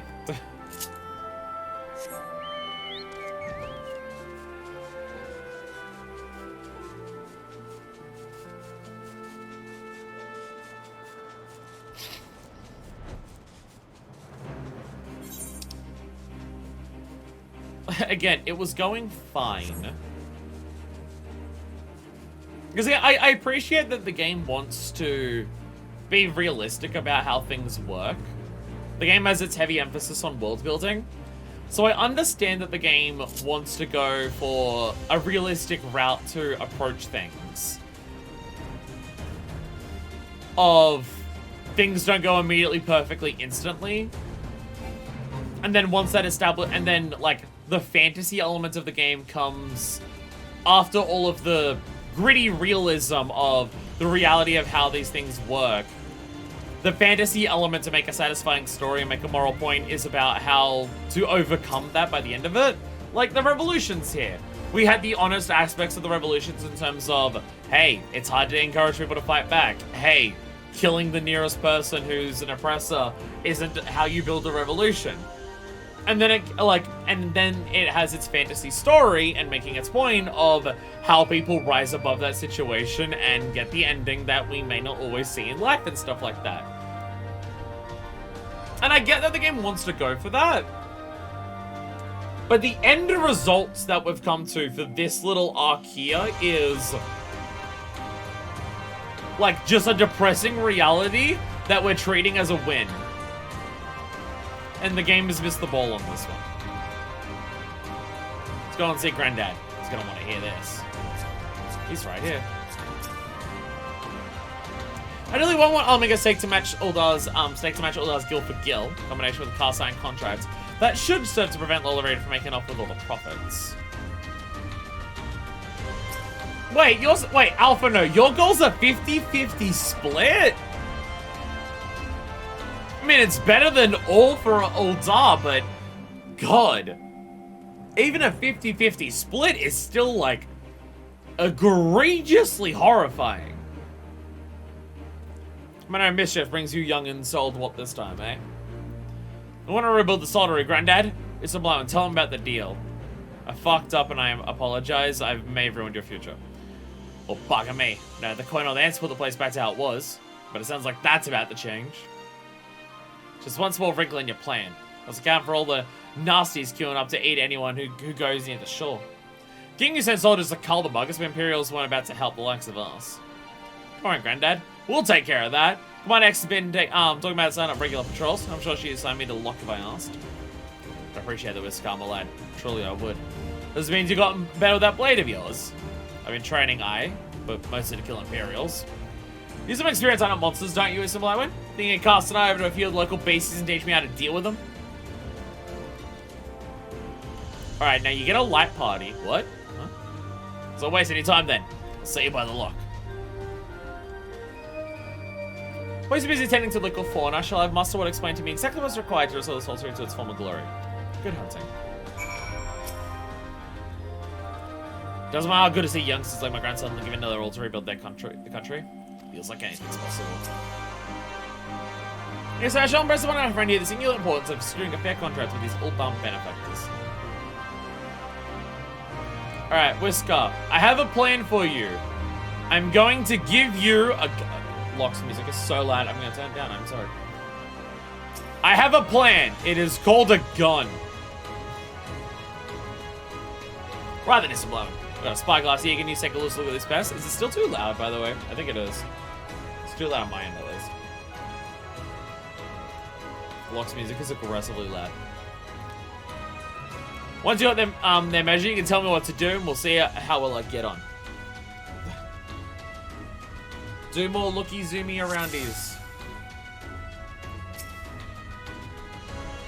I see this. It's a yabby. Discover the yabby's weak point. The face. Yabby's jaw.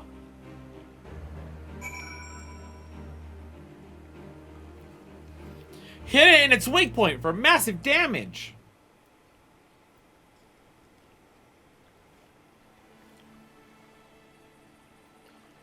Yabby's entire body is protected by a hard carapace. The underside of the head looks soft and vulnerable.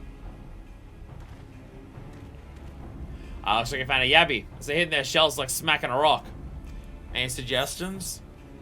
Just hit it as hard as you can.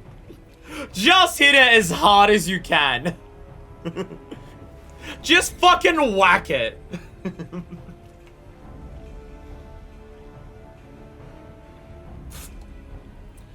To be fair,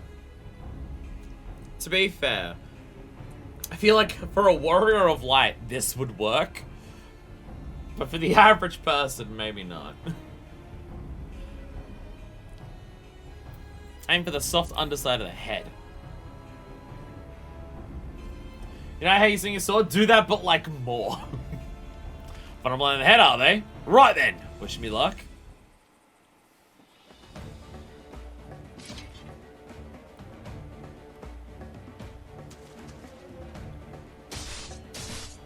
Stab the shit out of its jaw. Hell yeah.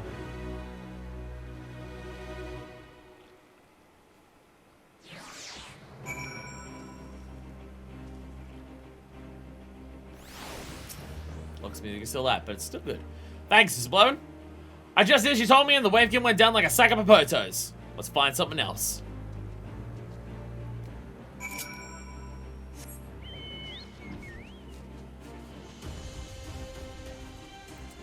Yeah, just open its mouth and just shove it right in there and like mix it around in the brain a bit.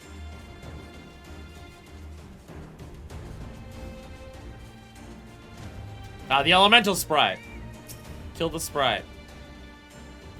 I think I nailed the Abbeys now, so let's try something different. What else is out there? Alright, it's a bad foe! What do you aim for on these? The eyeball! Stab it in the eye! Stab it in the eyeball!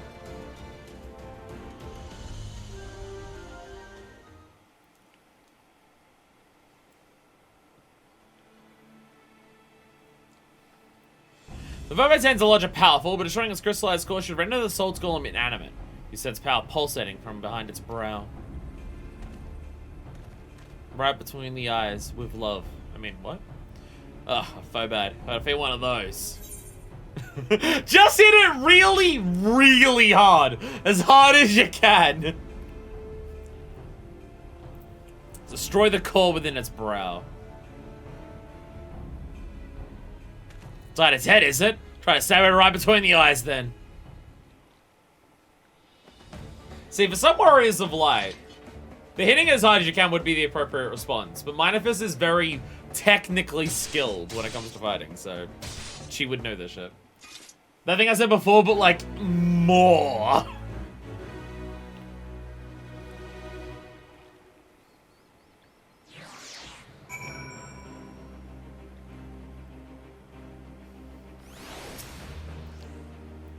It's not easy fighting with the liberated Alamega, watching your every move. But I got the job done. Thanks for your advice, Mr. Moment. A little better prepared for my patrols now. Anyway, we should head back to Solar before Granite's House Warrior. I've been snipped in pieces and fed 2 Yabby's hatchlings.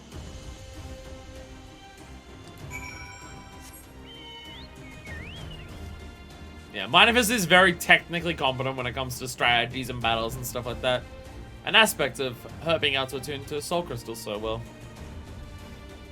She's able to draw from Soul Crystals much more intently than the average person, so it's not just the skills of learning how to use the weapon that you have, but all of the combat experience that she'd be drawing on from that. So she would be technically a very, very proficient fighter.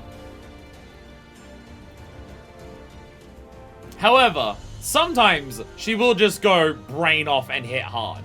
There are times where if she wants to enjoy herself, it's brain off, hit hard. If she wants to enjoy the fight, it's that. But if she's fighting properly, then it's be focused, strategize, fight effectively. If she's fighting for the hell of it because it's fun, brain off and just fucking swing and go. That's when it would be. For the merchants of Uldar, a well-constructed contract is both sword and shield. One must understand this so we make them on an even field. Speaking of battles, does discussing being on the task of getting Locke's monster population? They certainly seemed eager enough. Sorry, I'll be talking about how the hunt went. He set his mind at ease. Seen you return in one piece? Dealt with those beasties in, did you? I fought them myself. A bit of distraction from me some light when you like. Once I've shared what I've learned with the others, we should have no trouble keeping the shoreline clear. Good lad. Fine young man you've become, Whisker. A fine young man indeed. Too often I've later hear tales of folks over in the city, drunk on victory and hungry for revenge. They had stuck firmly in the past. We need to set our sights on the future, on things which will improve our lot. Things like getting the Saltery ready to welcome our long-lost countrymen. So I think this patch was handling like the stuff with Fordola and stuff like really well in terms of understanding and sympathizing, or at the very least understanding like the terrible situations that drive people to do horrible things, but how that doesn't excuse them for the horrible things that they've done, because you can just choose to not do those things. And I was doing all that stuff really well for Dola, and then we got to the money side of things, and let's have some resistant lads and lasses around to watch over us. No one's to worry about being dragged into the lock while you're just trying to get an honest day's work done. Granny's friends are already hard at work. Most of us could do no less, eh? A blissful arrival. Alvino seems satisfied that he and Watts are of one mind.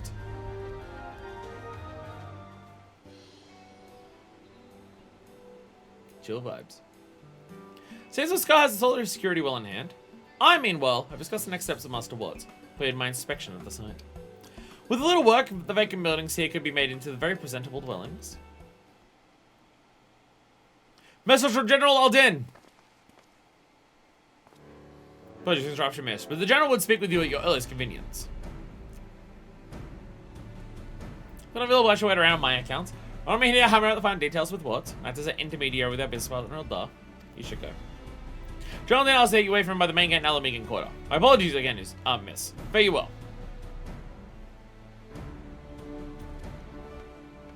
We're back in patch territory, so we're being asked to go around to a million different obligations at once and bounce between them rapidly. It seems like every time we get to patches, that's how it works, which is very funny. Ivanhoe's a bright lad, isn't he? Told him we need to repair the place, and he tallied up the cost, total cost on the spot. And it wasn't a small number either. Let's come in Hexo assign a squad to patrol the Saltery's harvesting fishing spots. You should tell him what you told me. I'll leave the administration to you. You can handle that. Away we fly!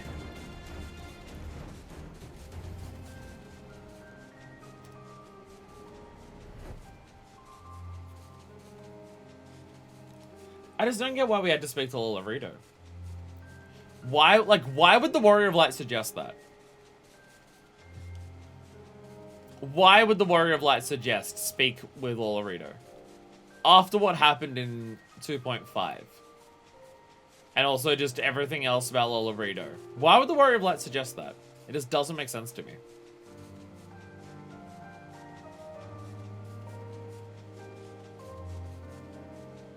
I don't get it.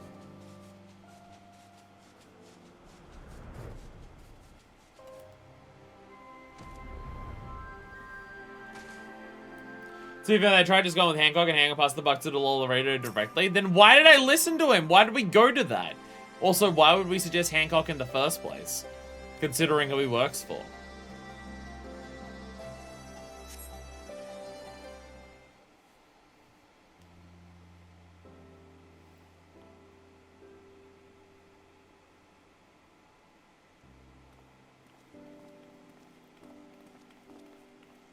What's up?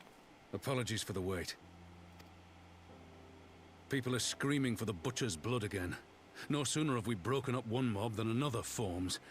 Thankfully, all have been amenable to reason, thus far. Gone around and given that speech like but 10 it is times no now. concern of yours.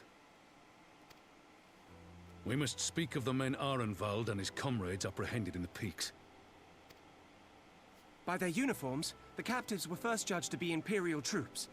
But after further investigation, their true identities came to light. I dare say you remember Yuyuhasi and Laurentius, the fugitives who conspired with Captain Ilberd in the Crystal Brave's betrayal. Oh, these bitches are back! Oh, these motherfuckers are back! Okay.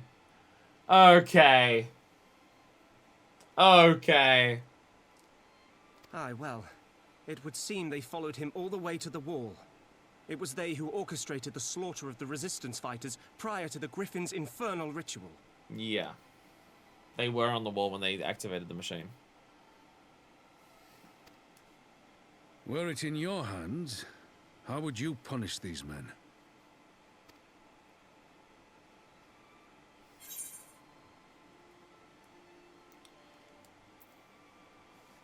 I mean,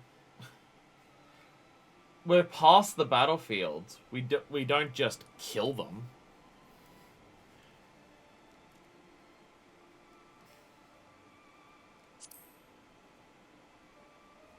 We only kill them if we need to survive. They're in custody. We don't need to kill them for us to these survive. Animals. Yours is a more merciful brand of justice than mine. We've killed a lot of people. We do that if we need to survive. We can't just go around turning that into killing everyone who's ever wronged us. Like, for us, for the people of Alamigo to exist fine into the future, do you, Yahase, and Laurentius need to die? For the Scions to thrive into the future, do you, Yahase, and Laurentius need to die? No? Then we don't need to kill them. Especially after everything that Xeno said to Minefist. Minefist would be trying to kill less people from now on. From this point forward, Minefist is definitely want to kill less people. Because what Xeno said about her just being a warrior who kills people has definitely gotten to her a lot. In any event, I thank you for your honesty. When the time comes for the Alliance to pass judgment, I'll see that your opinion is heard. Well, that concludes our business here. But there is more I would say. Walk with me.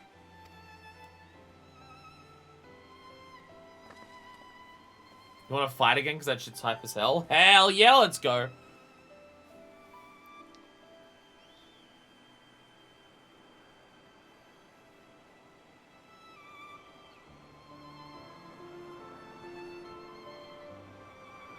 I bear a share of the blame for Ilberd's atrocities. Had I openly supported the cause of Alamigan liberation, he might not have felt driven to do what he did.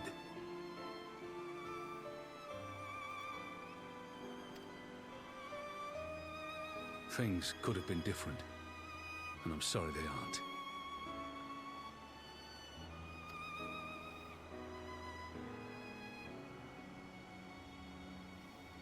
But even after all that has happened, my homeland is free. With the Scions and the Alliance at their side, my countrymen have reclaimed what many thought lost forever.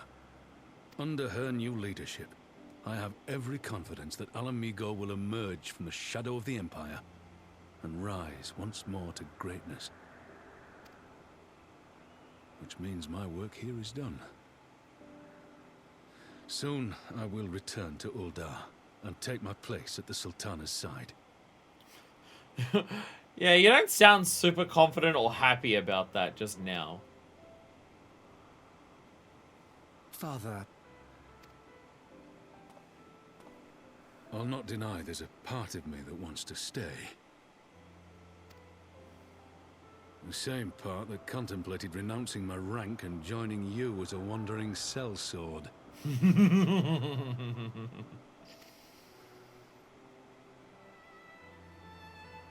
But I pledged my blade to Nanamo, and I will not betray that oath. Is this truly what you want, Father? It is. Ever has my sword been hers to command, and ever shall it remain.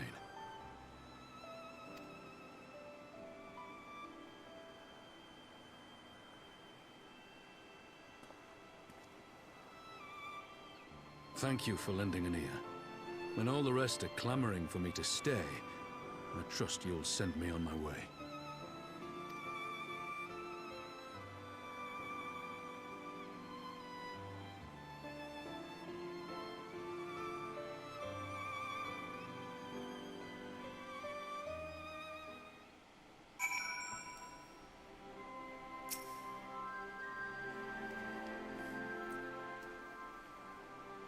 Arnvold seems flustered. Something is amiss. Just on my way to the saltery. It's lucky I saw you. That took longer than I intended, but at least you know where I stand. Ah, it's settled. Arnvold, what news? We may have a problem, sir. A group of Ananta arrived at the main gates. I don't mean the Vera. These are Kaliana, the ones that summoned the Primal. Did anyone see a flicker of green go across the screen just then? I don't know if that was a capture card thing or a PlayStation thing or my monitor thing. The Resistance may be allowed to attend the council. Lisa's trying to reason with them, but she may need help. An invitation was extended to all the native beast tribes. We assume the Kaliana would refuse it out of hand. We best go and see for ourselves. Pippin, take command of our forces and be ready for battle. This is why when you've dealt with these Kaliana before. I'd have you as my side.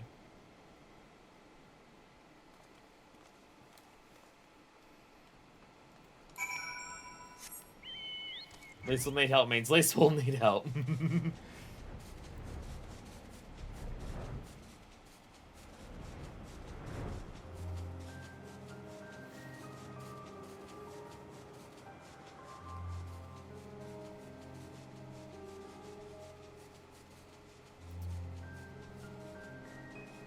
Raoban still seems conflicted.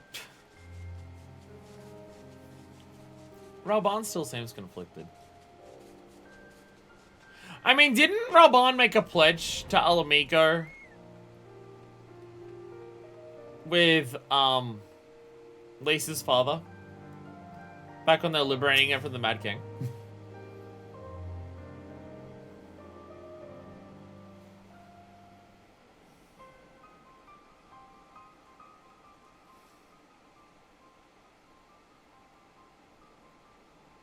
Isabeau and Raban.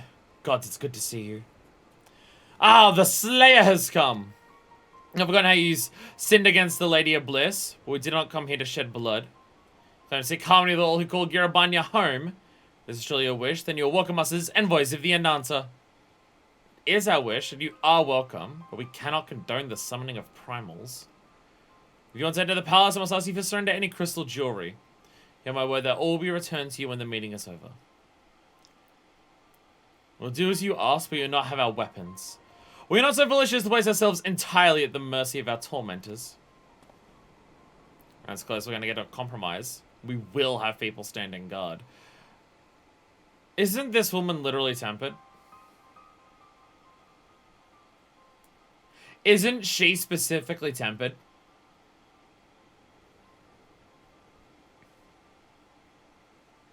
Isn't she very explicitly tempered? Like, maybe not, like, the Kaliana weren't tempered in the first place. And not all of them might be right now. But she specifically is, I'm pretty sure. I'm pretty sure Lakshmi specifically tempered her when it was summoned. Because we did the cool hand thing to protect Alice. Isn't she specifically tempered?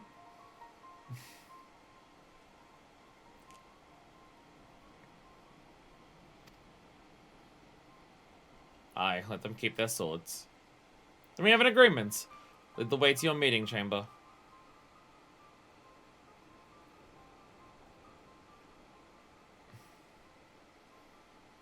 If the idea of this is negotiations, Isn't it literally impossible to negotiate with someone who is tempered? Isn't it literally impossible to negotiate with someone who is tempered?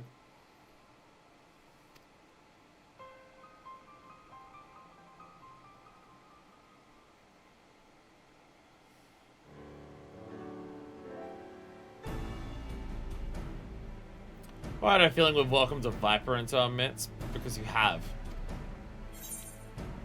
Because you have. And not because they're an Nanta. Calm down. The measure of his reach! The proper one. The proper one.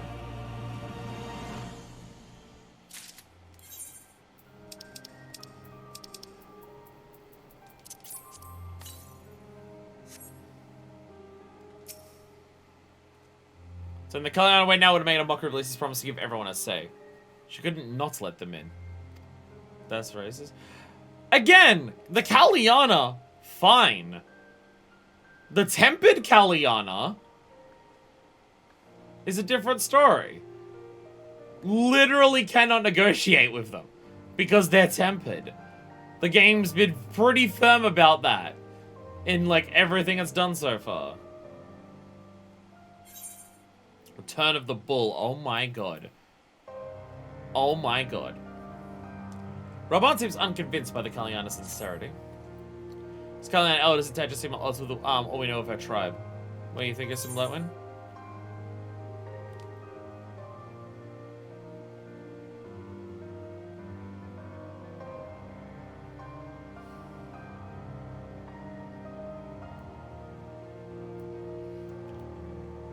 I mean, I would like to hope that it's possible.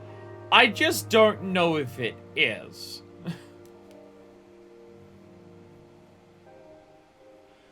Like, not necessarily we have to kill anyone who is tempered, because we've already done that with the kobolds.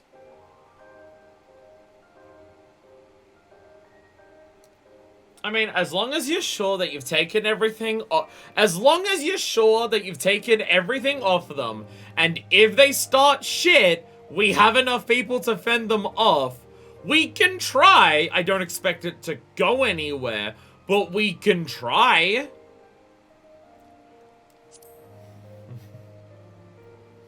Moving understanding can be reached. No, but if you're removing the risk, I think we can try to see if it's possible. I don't think it will work, but we can give it a shot. It's not entirely unheard of, I suppose. Those who followed Saint Shiva eventually sought reconciliation with Ishgard. I don't know if they were tempered is the difference. I don't know if the people who followed Shiva were tempered. I don't know if that's ever been confirmed, honestly. I've actually asked this question before, and I'm pretty sure people said it's not really confirmed whether people who followed Saint Shiva were tempered or not.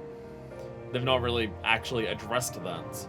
Because I was wondering if it's possible to have a primal who doesn't temper people because Shiva. Because we didn't know anyone who was tempered by Shiva. Whatever the truth, I would take no chances. The girl must be strengthened. Ideally, people who know a thing or two about primals. I'm gonna rely on the silence. I ran out about comrades and some Alamegan quarter. You can go on ahead if you like, some blowing. My thanks. I'll see you in the palace.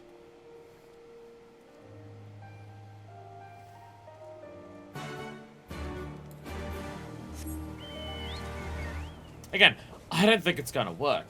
But as long as we remove the risk, we can try. Because the problem is, if we leave the risk there at all, well, we know what happens. We know how permanent tempering can be. So the risk is very, very great. So we have to make sure that it's not there.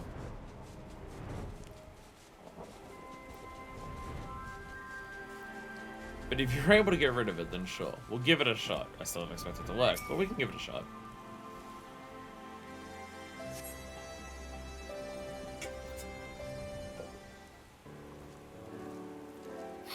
Wife! Hey, wife. It's a black one. I brought reinforcements. Everyone told me the arrival of the unexpected guests. And I agree that it'd be prudent to call upon your shoulder and thank her as well. One can never be too careful when dealing with the enthralled. I've been with the Kalyan tribe myself, but Alistair's reports suggest they shunned contact with other races. Despised it, in fact, even compared to other Ananta. Indeed, this apparent reversal attitude is most curious. No one expected a response to our invitation, much less an envoy. Imagine Lisa was forced to make some rather hasty arrangements in order to accommodate them.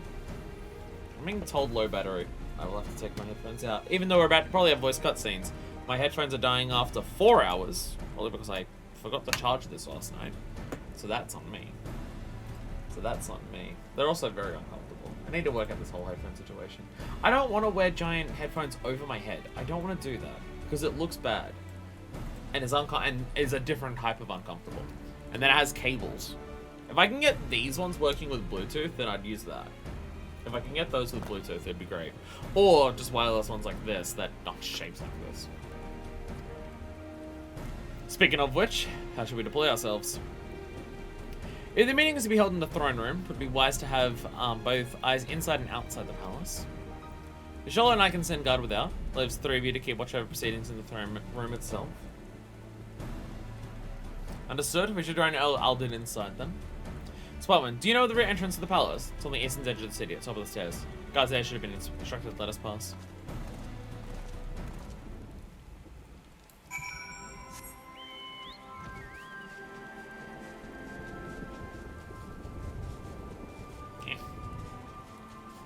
Hair bad.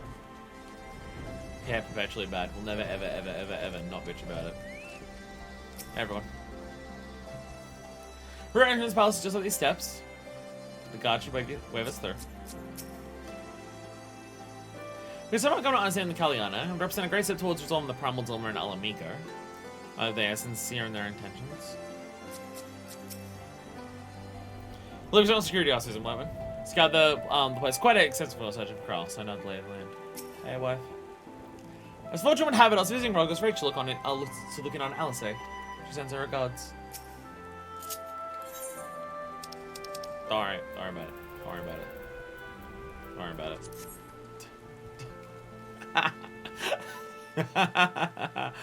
I've wondered this question. How would these two hug considering how much taller Minor Fist is? Okay, the game has answered it for me. Minor Fist literally gets down on one knee. If they want to make out, Minor Fist gets down on one knee and that's how they make it. Oh no, she gets down on both knees. Never mind. I was wondering if she would lean down. No, she gets on her knees and that's how they make out.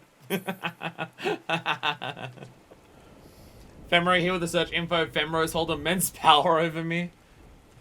Hell yeah, they do. You with the Sans, miss? General didn't left orders for you to be escorted inside. You can follow me.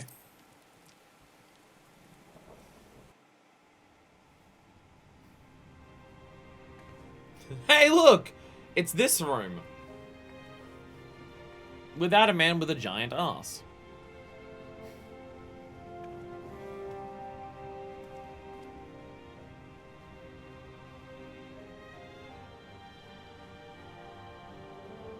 Both of the Ananta have crystals. Thank you all for coming. Both of the Ananta are still wearing their crystal jewelry. Okay. Lise has a crystal on her neck. You made a point to tell people to get rid of this, and Lise, you're wearing it. Okay. I am Lise Hext, and I speak for the Resistance. The echo is definitely going to be really bad. And knowing that the headphones were dying like right before voice cutscenes. There's a difference between precious gems and aether crystals. Everything's aether in this world, so.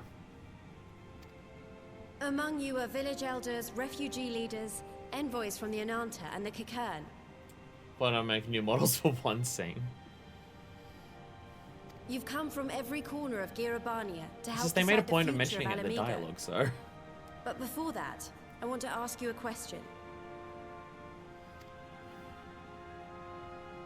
What was the first thing you noticed when you came in?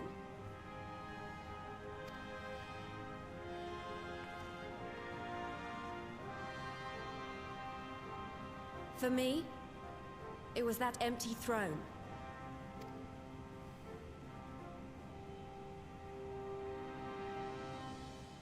It has no one to sit on it now. No viceroy, no king. Do we want to keep it that way, or? Would any of you like to take their place? Everyone's just like, Should no. someone else sit there? No, you know, fuck that. No, we don't want anyone there. Let's sit here in a circle, as equals, and I hope, as friends. Hey, do we want a king? No, fuck yeah, no. And I'm King and Elder. There's some side quests and stuff that use them, considering FF14 Tribe None. Yeah, well, I mean, we've seen the Keycones here. They have the upside down pyramid thing. And there's also the dude who runs the M Tribe. He's also here. The lady who's from the one place that was near, like, Kashima Banyo. That, like, helped us out in the MSQ. She's here.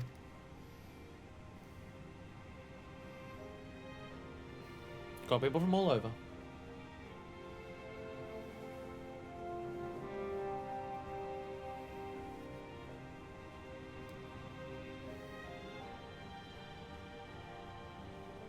Did anyone want, like, cushions or anything? Done. Lys has removed monarchy as a choice early in the game and positioned them to consider a joint government. Yeah, that was the first thing that she did. Of just like, hey, does anyone want a king? No? Sick. Then we've avoided one problem. It's another tab doing Google search and I put it in here. Why? Oh. Okay, glad to see this adventure continuing. Sup, Ifra? We got past the awkward part of Alamigo being set up as a wealth extraction country for Uldar, and now we're here, where a bunch of people are sitting in a circle, just being like, "Yo, do you like want to like?" They're all puff passing that shit, just being like, "Yo, do you want to like make a government or some shit?" All things considered, I would say events have got off to a fine start. Don't curse it.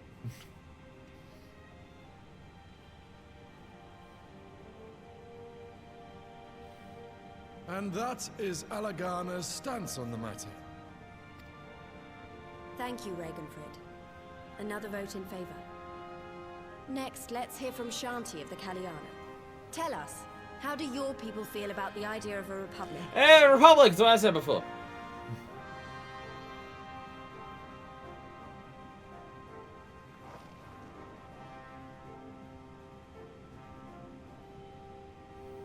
The Ananta wish only that those who dwell within Gia Abania devote themselves to our faith. So this hasn't gone well.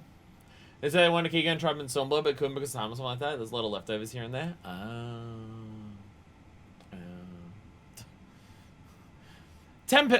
Tempered Ananta, what do you want? I want everyone to believe in our God. Okay.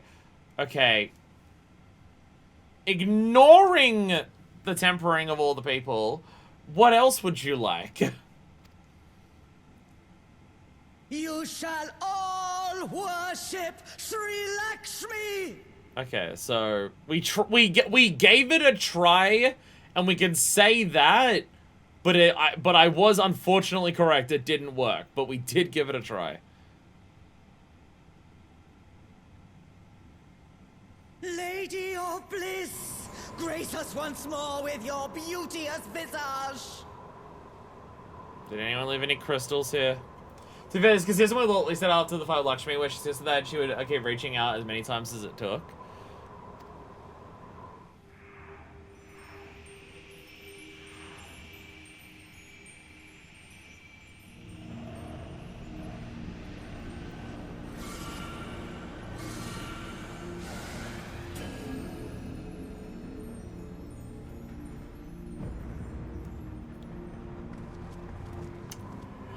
This can't be happening. No crystals were allowed through the door. They use the aether of the water because of their goldsmithing abilities. We can worry about the how of it later. We need to evacuate these people right now, or the Primal will make thralls of them all. So, when I said that we can do this if we eliminate the risks, you didn't eliminate the risks and you fucked up. I said it's fine if you get rid of the risks. The risks are here and now you have fucked up. God damn it. Is anything positive gonna happen to Alamigo in this? Or is every single step that we take addressing the future of Alamigo just gonna be a non-stop series of fuck-ups? Because so far, we've done nothing but fuck up royally. It's up to us.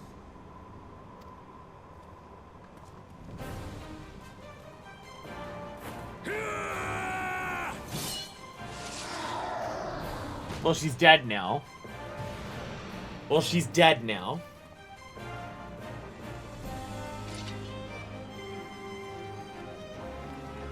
You're all gonna want to leave very, very quickly.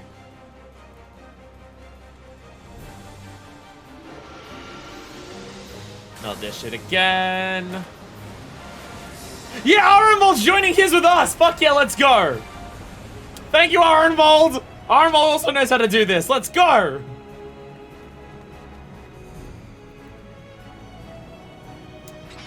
Thank God Arenvold knows how to do this shit, sir.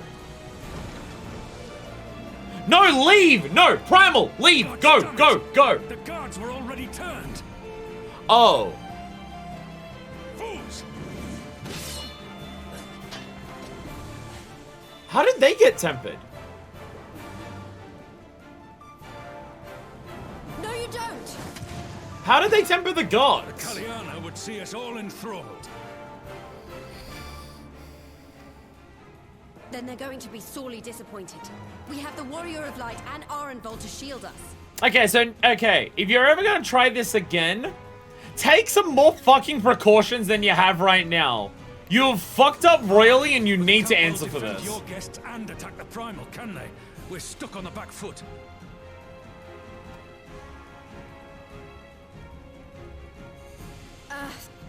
All right, I think I have an idea. Keep these people safe, General. I'll be back as soon as I can. I'm gonna leave. Bye.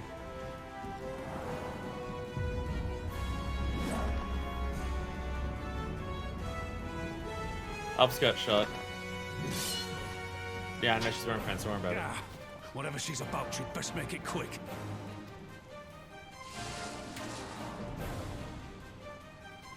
Come then. Who will be next to die on my steel?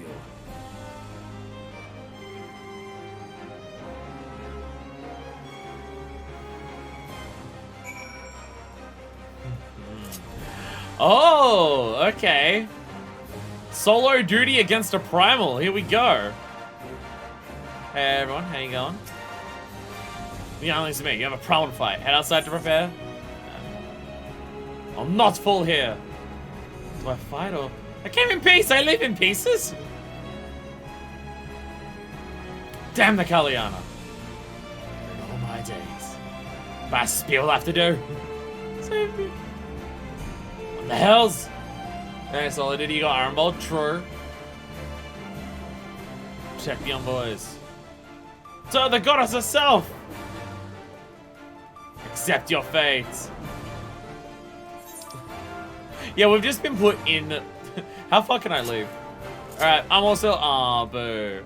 Let's go, just gonna run through the entire dungeon. Boo. I would fight without leaving our allies wide open. Can't stay on the back foot forever. Damn it. I think that we've already lost. I have the Warrior of Light on my side. We can do this. Isn't that right, Ism Blightwin? Use the duty action deflect to dissipate Aether Sphere's Lakshmi releases during the battle. Be one that allowing an ally to be enthralled by an Aether Sphere will result in failure. Alright, okay. Don't let a single person get enthralled or you fucked up.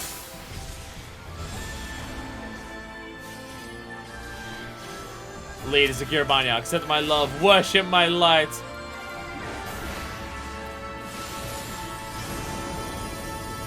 Oh. Oh, like, oh, whoops. Okay. Rah! There we go. Okay. And a fine job blocking our retreat. Let's break through. We got the primal and focus on the foe before you. Try my best. Oh dear God, that's a lot of them. That's a lot of them. We got him. I offer you peace and serenity. Surrender yourself to me. Give up the free will, we're so hard to win? Not likely.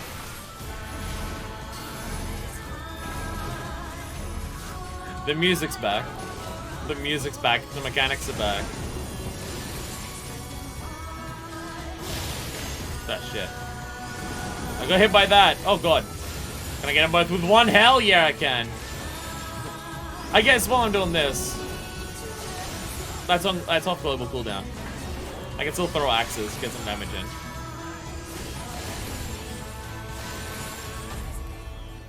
Do you not want multiple bodies tire? Oh, I bet it's well in the Jesus Christ! Oh my god! Arnveld! I need you to get some of them as well. There's so many of them, holy shit!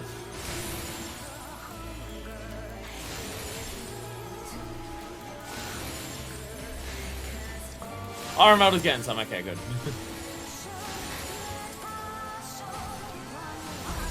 Run!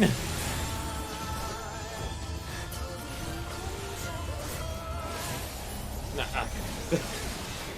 Arnvald, do your fucking job, you asshole! God damn it.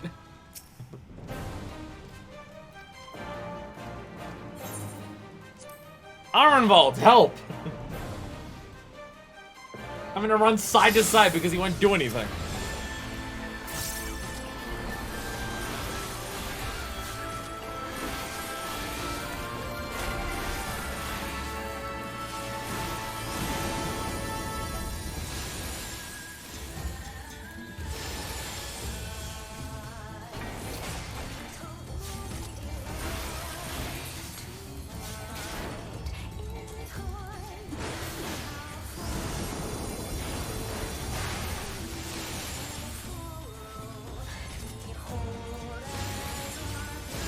Wow, I offer you peace and serenity.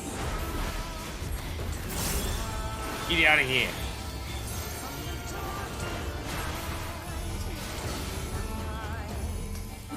The damage of that probably doesn't even matter, really.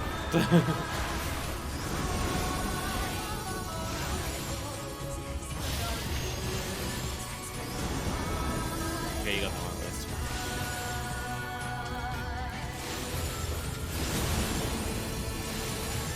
Smash the button as fast as I can. Get them all.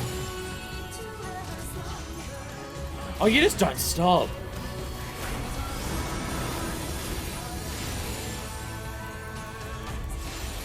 There's so many in this part.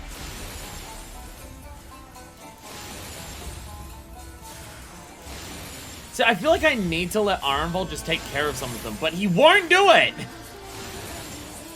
I need to sprint, because Arnvald's being a piece of shit. No, okay, I tried to sprint, it didn't work.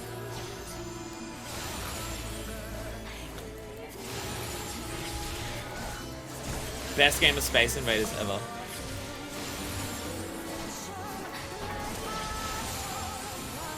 Thank you, Arnvald. Oh my god, you're immediately spawning more. Oh my god. What the fuck is this? I can't even do damage because I'm doing all this all the time. Okay, okay, I wasn't meant to kill them. Okay. I wasn't meant to kill them.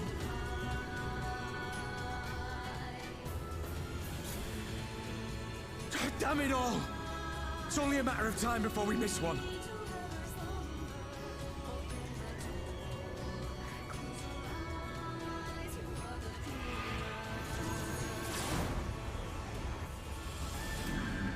Fadola!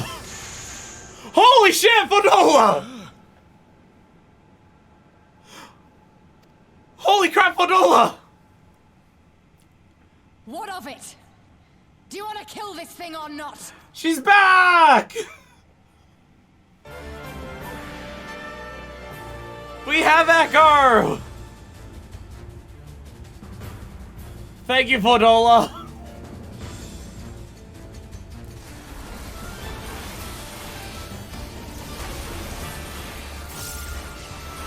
Brought into this water over a mistake I made. I'll be damned if I'll let you taunt me with it.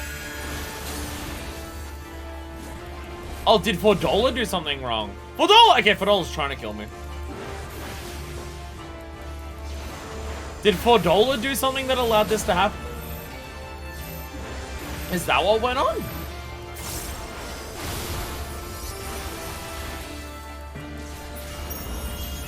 Skulls killed the Kalyana daughter. Oh, yeah, okay, yeah.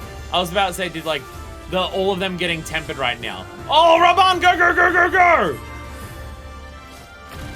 Yeah! Oh, Jesus.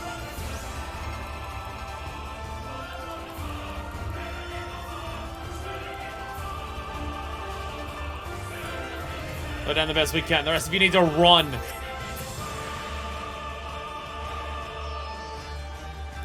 Although, at least, what's Lace doing? I can't run away from this. They need us. And we stand and fight together. Alpha and the envoys are in your care. Actually, don't mean to. Very well. Shall see our guest to safety. They forsake eternal bliss. Attack! Kill!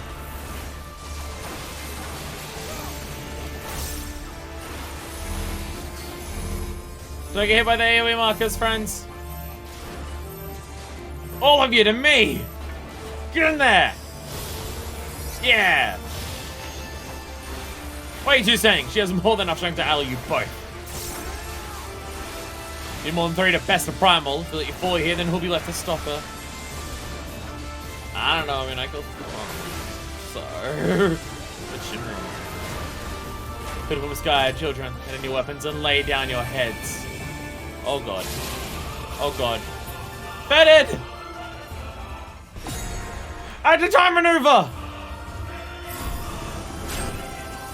Get out! Break out! Go, go, go, go, go!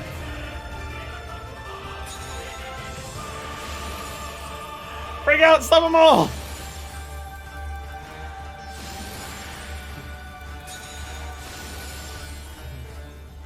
Ironbolt, Fadola, I'm gonna need you to break out. Okay, Ironbolt has. Fadola, break out! There we go, okay. If you got that one, Fadola, I don't know how much I can trust the AI to actually do the mechanics.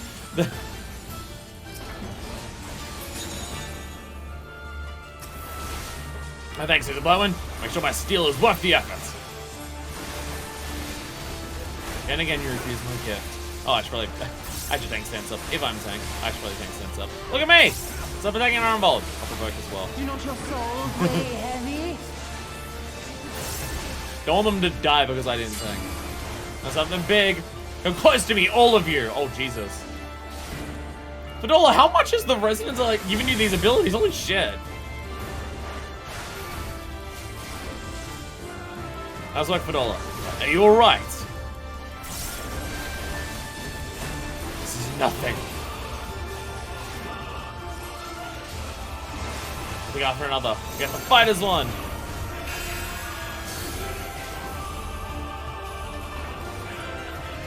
Okay, I'll go over here then.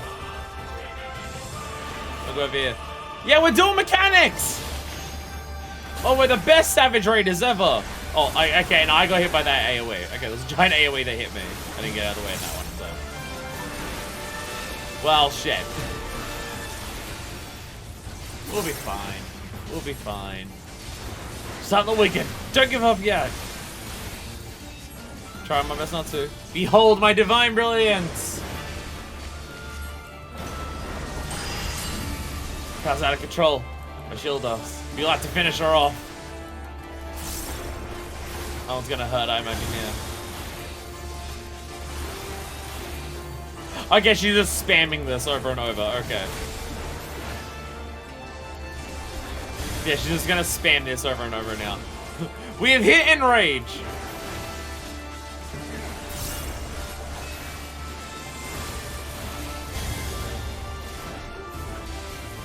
Yeah, she's just holding that shit. God damn.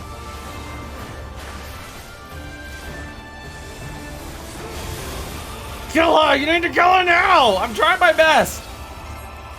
I'm a tank for this, I only have so much DPS. Limit Break Lease, get in there! Monk Limit Break Lease, let's go! Yeah! Hell yeah! Hell yeah! I feel like that is one of the most expanded solo boss fights that we've done in the game so far. Like, out of solo duties, they added a lot to that. Like, they did a lot for that one. It wasn't just kill the ads and then kill the big person who just hits you harder.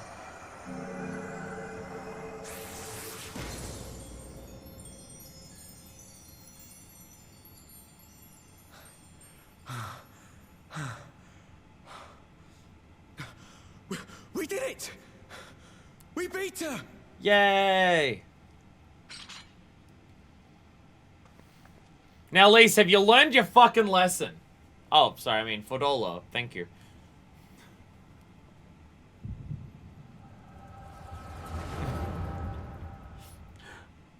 All the Echo Visions. Every single one of them.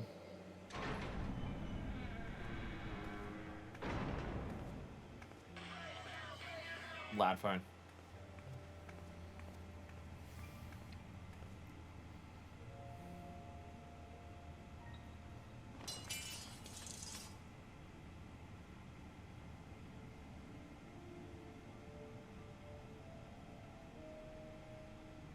What is this?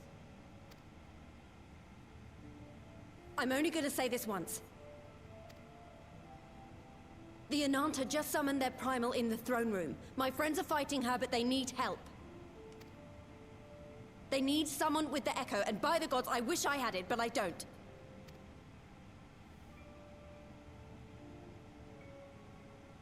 I told you before that you still had time, but things have changed. I need your answer now. You can end it like Xenos, or you can fight for Alamigo. Your choice. Wow. Wow. You have two choices right now. Kill yourself now or help. I'm not letting you do anything else. Jesus.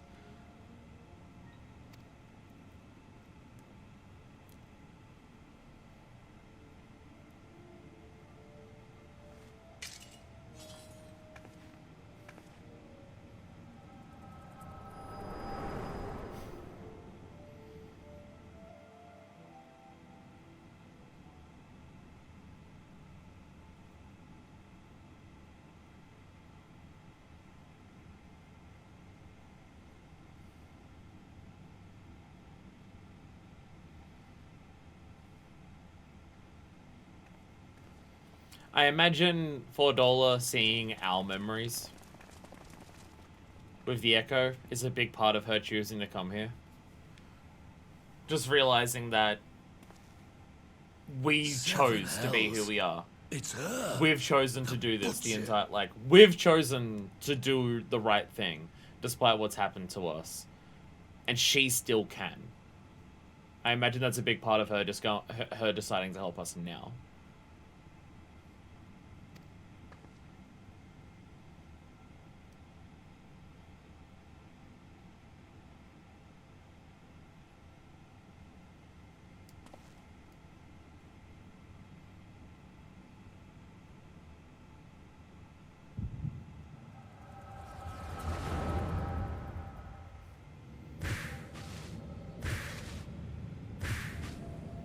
All of the people who were killed by the skulls.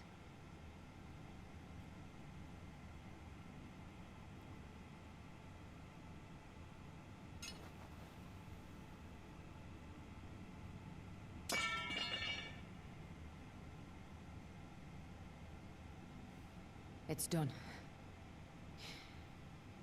Take me back to my cell.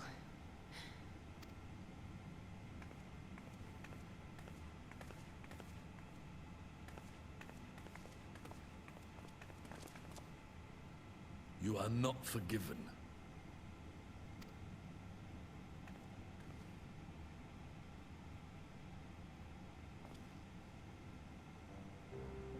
Not you. You I will never forgive.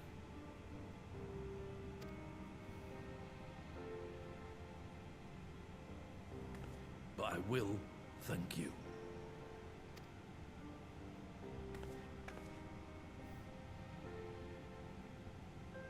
For standing against a primal and saving us from servitude. You have my thanks.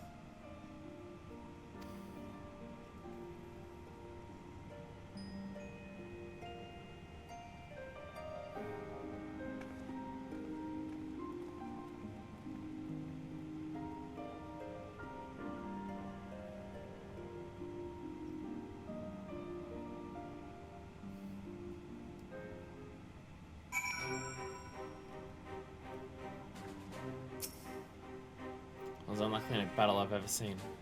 I'm not entirely sure how I survived it, to be honest. One wrong step and I lost my will to that fiend for the rest of my days. It is a sobering thought. This is certainly living up to her own ideal. Every commander would choose to enlist a former enemy's aid in battle. Yeah, I guess for Lise, it's like the same thing that made Lise bring in the Kalyana in the first place is the same thing that made her go and get Fordola. Should I make a habit of checking for primal influence before our meetings from now on? We encountered our fair share of enthralled outside the palace. Enough to delay us from lending you a timely hand, I'm afraid. So yeah, this discussion came up either on Discord or in another stream about how people who are tempered have ways of tempering others without the primal being there. And yeah, they should have checked for this shit before accepting the Kalyana in there.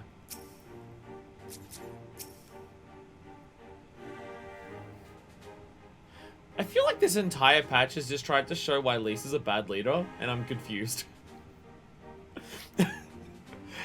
It feels like the purpose of this bunch of patch quests is to show that Lise isn't a good leader, but where the type of person that she is, she's someone valuable to have because of who she is and what she does, in terms of what her beliefs are.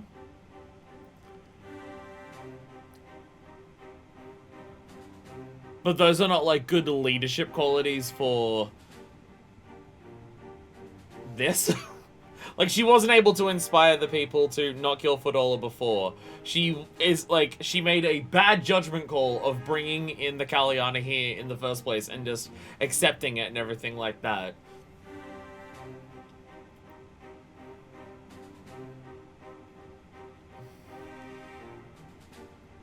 But, like, it's a lot of those same traits that make her have hope for the peace between all the different people. The idea of bringing in all the different people from all the different groups to come together to talk about their stuff. The fact that she went to Fordola in the first place. Like, Lisa's strengths lie there. In terms of, like, her values and her conviction for those values. They don't necessarily apply to leadership, though. And I'm wondering if that's meant to be the point. That these traits helped her with, like, the actual act of the revolution leading up to this point. Because she never backed, like, all the other people who would just give up or never fight in the first place. And she was having difficulty inspiring them.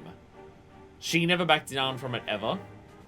And got to the point where people were able to be brought up. Like, that's where Lisa's strengths lie.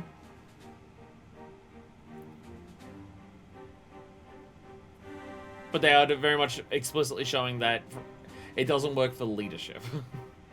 Now that the revolution is done.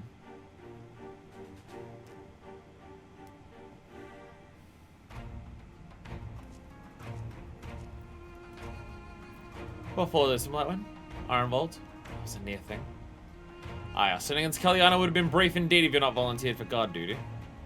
We'd be enthralled as surely as our sentries were. We must have planned this far in advance. Security is my responsibility. And I know how dangerous primals can be. I should have... it's my fault. My stupid mistake.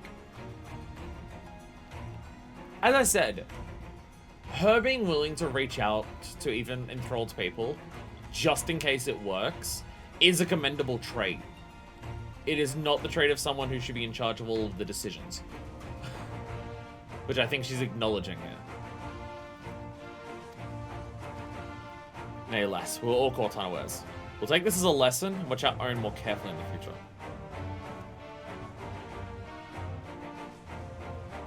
Be sure that lackeys smuggled the crystals into the throne weren't the only thralls in our ranks. Also that, okay, so the others got enthralled and then they shoved the crystals in the water to hide them.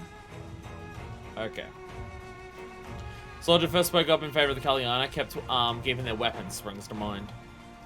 Primal's servant is betrayed by his aura. If you need to conduct an investigation, I can identify any others acting under Sri Lakshmi's influence. Thanks, Y'shtola. Would appreciate the help. Which would have been a wise idea to do before this. You could have just delayed the meeting to investigate this properly. Speaking of help, I almost fell over when Fedora turned up. What was she even doing here? I asked her to come. Now she tells us what we saw in the Echo Vision.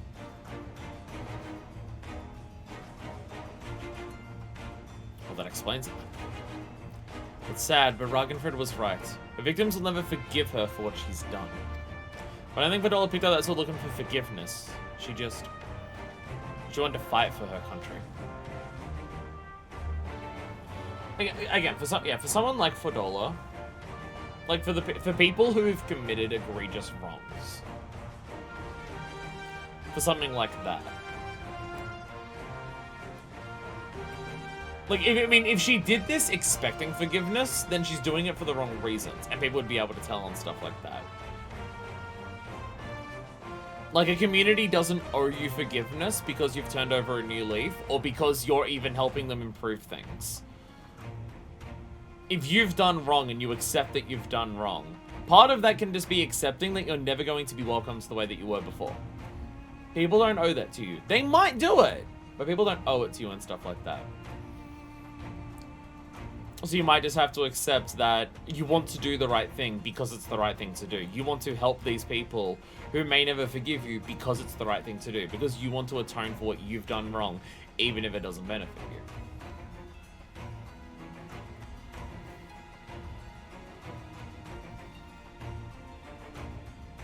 Which I think is also an idea. Like, you definitely see certain circles. I think the internet makes it a lot more prevalent in terms of the way people treat each other online. Where, for people who have done wrong things, there's only two outcomes. Exclude them forever, and they're never welcome in any capacity, and they can't do anything, and they can't help or do anything, no matter what. Or, complete forgiveness and salvation for them without having to prove it or do anything for it, and they're welcomed back into the exact same way that they were before, and nothing changes. They've just said, I'm sorry, and then there's total absolution of it. You see that a lot, I feel. Or at least, very much, I see that a lot. If you say the world in which Fedora grew up is partly to blame for what she became, then as an Alamegan, I feel responsible for improving that world. Very, very good line, Lisa. We can't ignore what's happening right now. We have to show people a better way than vengeance. We risk giving birth to a new generation of skulls. I know it's idealistic, but I want to help people and let go of their old grievances and make peace with each other. And I'll hold 1,000 meetings and Dr. Blue in the face if that's what it takes. It is a long and arduous path you have chosen, one well worth walking. We're sure that I'll do what I can to help you reach your destination. Thank you, Alpha. First step will be to get our representatives back in the throne room. They're a little shaken, but not one of them seems ready to run. We're all determined to finish what we started. I will see that you're not interrupted. Listen, Blowin, and on the silence, let us stand down. Get some rest. You've earned it.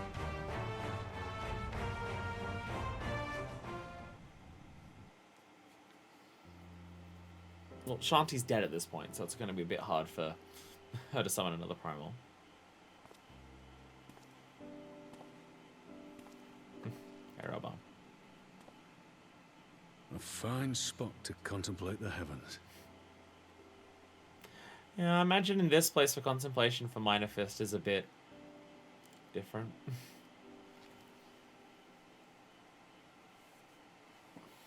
Because, like, Minor Fist would be going through those emotions, especially after fighting Xenos, in terms of Minor Fist feels that she hasn't been able to save people. But regardless whether she has or not, because of how many people have died and the fact that she's alive, she feels like she hasn't been able to save anyone. And Xenos kind of calls her out as being a, what was it, a being of pure violence and stuff like that. So, talking about all of this in terms of focusing on trying to build a better world and improve it and everything like that. Coming back to where Xenos died and stuff like that would be a lot of contemplation for Minor Fist.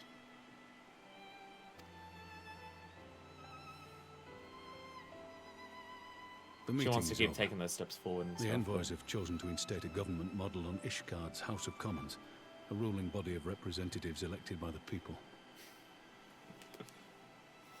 We've freed another place from a bunch of a shitload of fighting, and then the way that they're going to make their new country is also the same as them, because why not? Can we do that for, say, I don't know, Uldar? And I'm still mad about it. It is a fair decision, and one which signals the end of my part in all this. But I would gaze upon Girabania's stars one last time before I leave.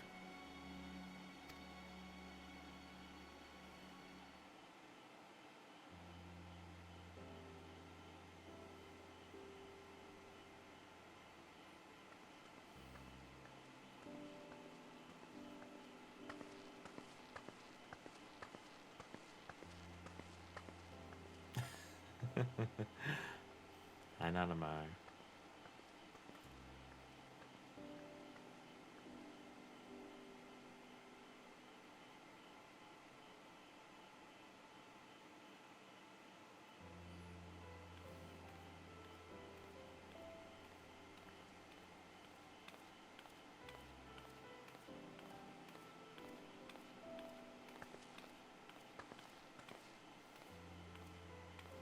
Forget something? Your Grace, there was no word. Ask about when you're back. And smaller.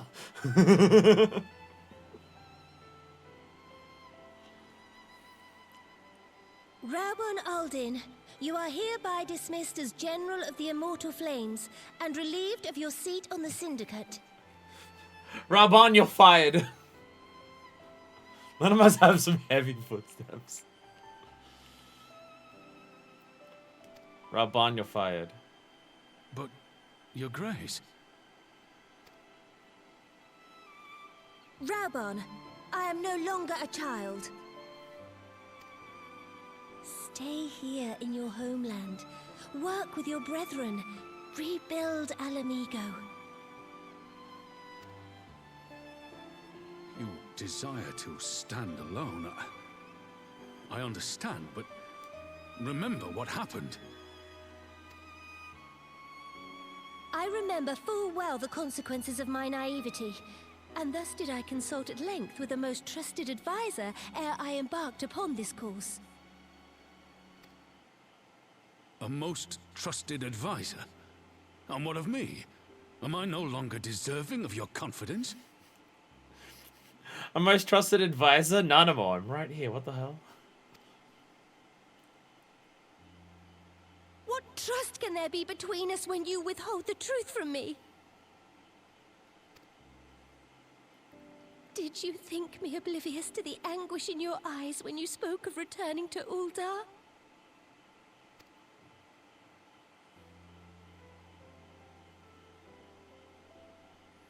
For years and years, we have trusted one another. Yet now you refuse to confess your heart's desire?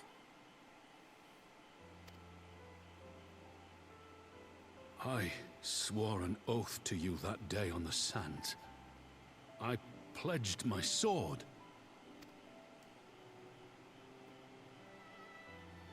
And it has served me well. But in Pippin you have forged a new sword, as sharp and deadly as the blade you bequeathed him. I will show you a Sultana who can wield every weapon at her disposal, including Lolorito and his monetarist cronies.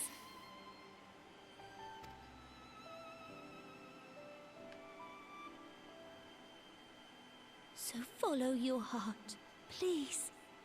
You are home. You are free.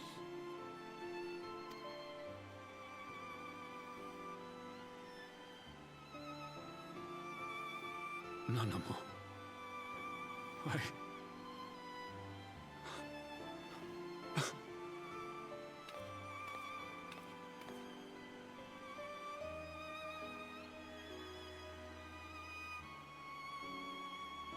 Smile for me, Raubon. I would have this parting be a joyous one.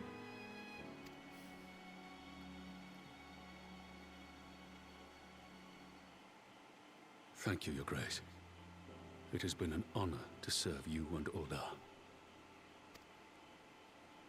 Tomorrow you will serve Alamigo and fight for the good of all Eorzea. Am I understood? Yes, Your Grace.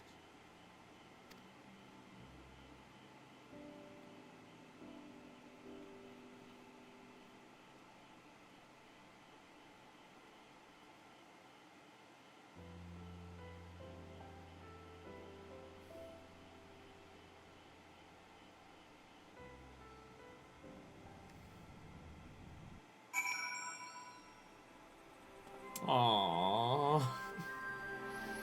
Aww. Live phone. Aww. Went to see $4 in a cell again. She did turn the tide of battle after all, and I thought it only right to thank her. She wouldn't listen. She said neither wanted nor needed my gratitude, and that I should go away. Don't know if I'll ever understand her.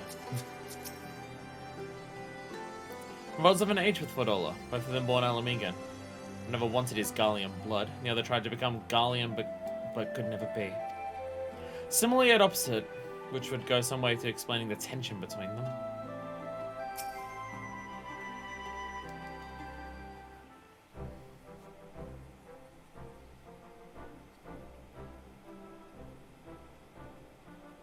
Thanks for shielding us from Lakshmi, you two. If you hadn't been there, the rest of us would be worshipping her by now. You're kind to include me, Lise.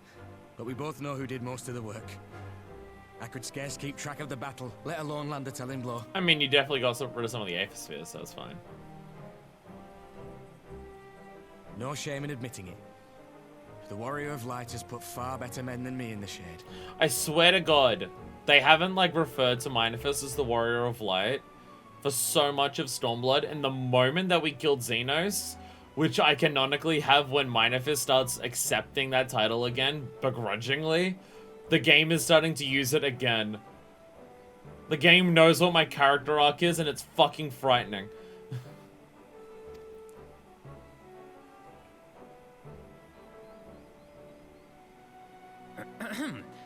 Did I mention that I encountered the Sultana in the palace? It would seem Her Grace has come to Girabania to oversee the final stages of her relocation project. She was in search of General Oldin, and I directed her to the rooftop garden. I do hope he was still there. Are you in the habit of gossiping about the affairs of royalty, Master Leveilleur? Bully Alphinaud! Bully Alphinaud more! Let's go! Bully him! Bully him! I was merely informing my companions. Be at ease, Alphinaud. 'Twas only a jest. Yoshi P personally predicting Minifest arc.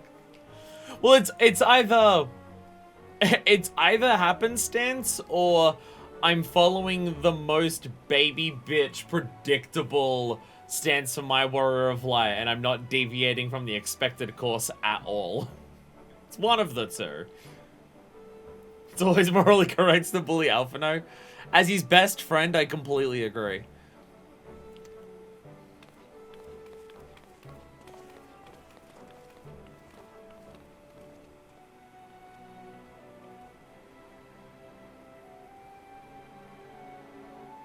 But I must yield the floor to Rauban.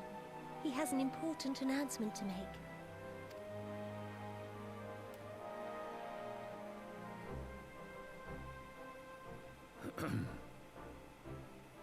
As of yesternight, I have been relieved of my post in the Immortal Flames and the Syndicate both.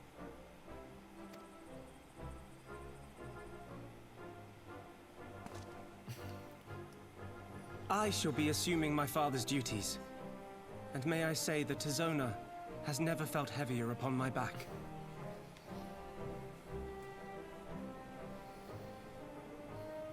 Definitely appreciate how, like, they definitely focused on Pippin a bit, like, building up to this, so it makes a lot more sense that Pippin takes over the Immortal Flames. They already had that part of.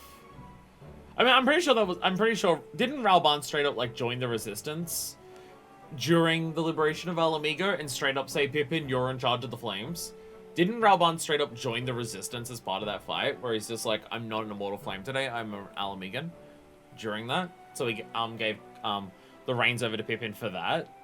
So it makes a lot of sense that they do that, and then this is how it gets resolved.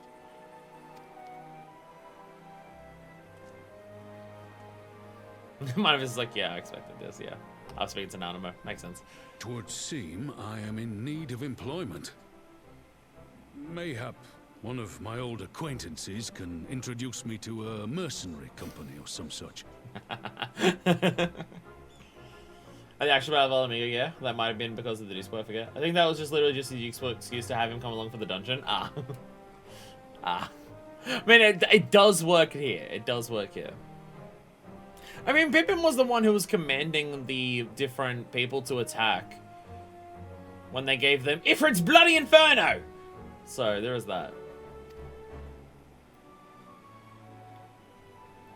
You may be getting on in years, Father, but you'd struggle to find a band of sellswords who wouldn't snap your hand off.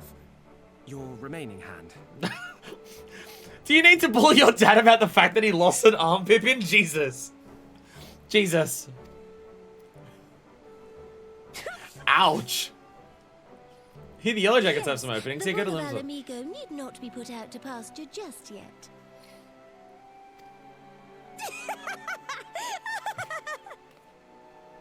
Your Grace has developed a wicked edge to her humor, and you, Pippin, would do well not to laugh when the future may hold the same for you. Okay, what type of threat is it to threaten your kid with him losing his arm? I like... Does this mean I like Alphino and Armo just being like, what types of jokes do these people make? Holy shit. Alphino's just thinking, I'm used to some light bullying, but what the hell, you guys? Aye, that seems to be the way of it.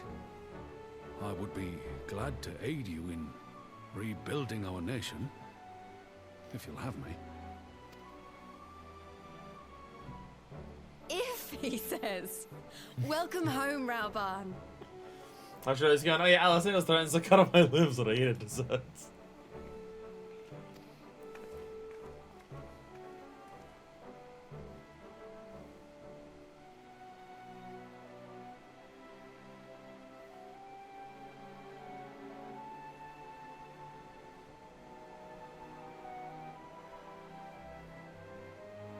Well, that was unexpected. Though you seem distinctly unsurprised. I don't know what you're talking about. I don't know what you're talking about.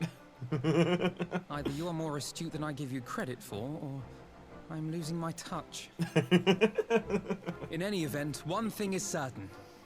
Alamigo will rejoice at the homecoming of her dearest son.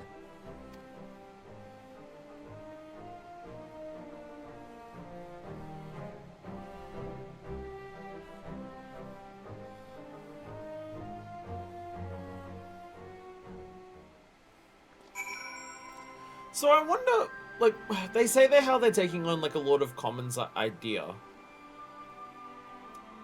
One of the people who's being represented in the Lord of Commons, like, the House of Commons that they're doing, is Lise just representing, like, the Resistance, which is kind of just becoming basically their military?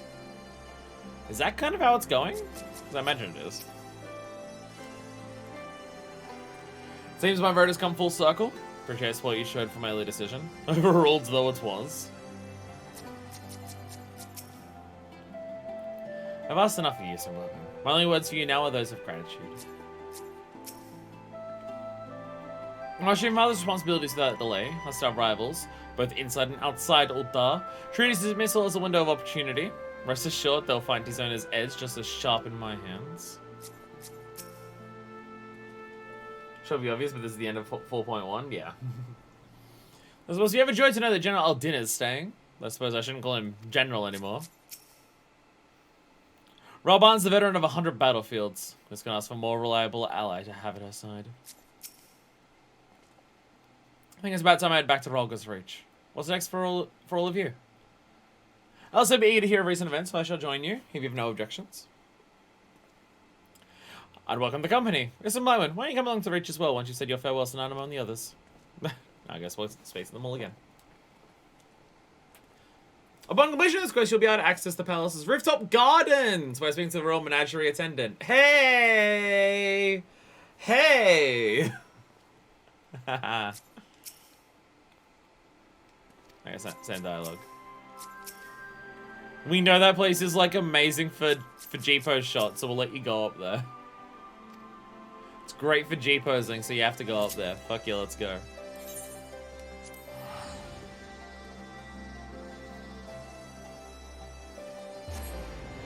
Go there and do your G-poses. You know you want to. You know you want to. Go up there and get a G-pose of me teabagging Xenos.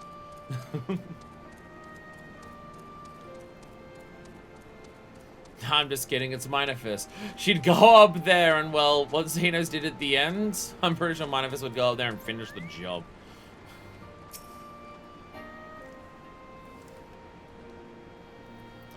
We bought this freedom with blood. Oh, that's the same dialogue as before. Same dialogue as before.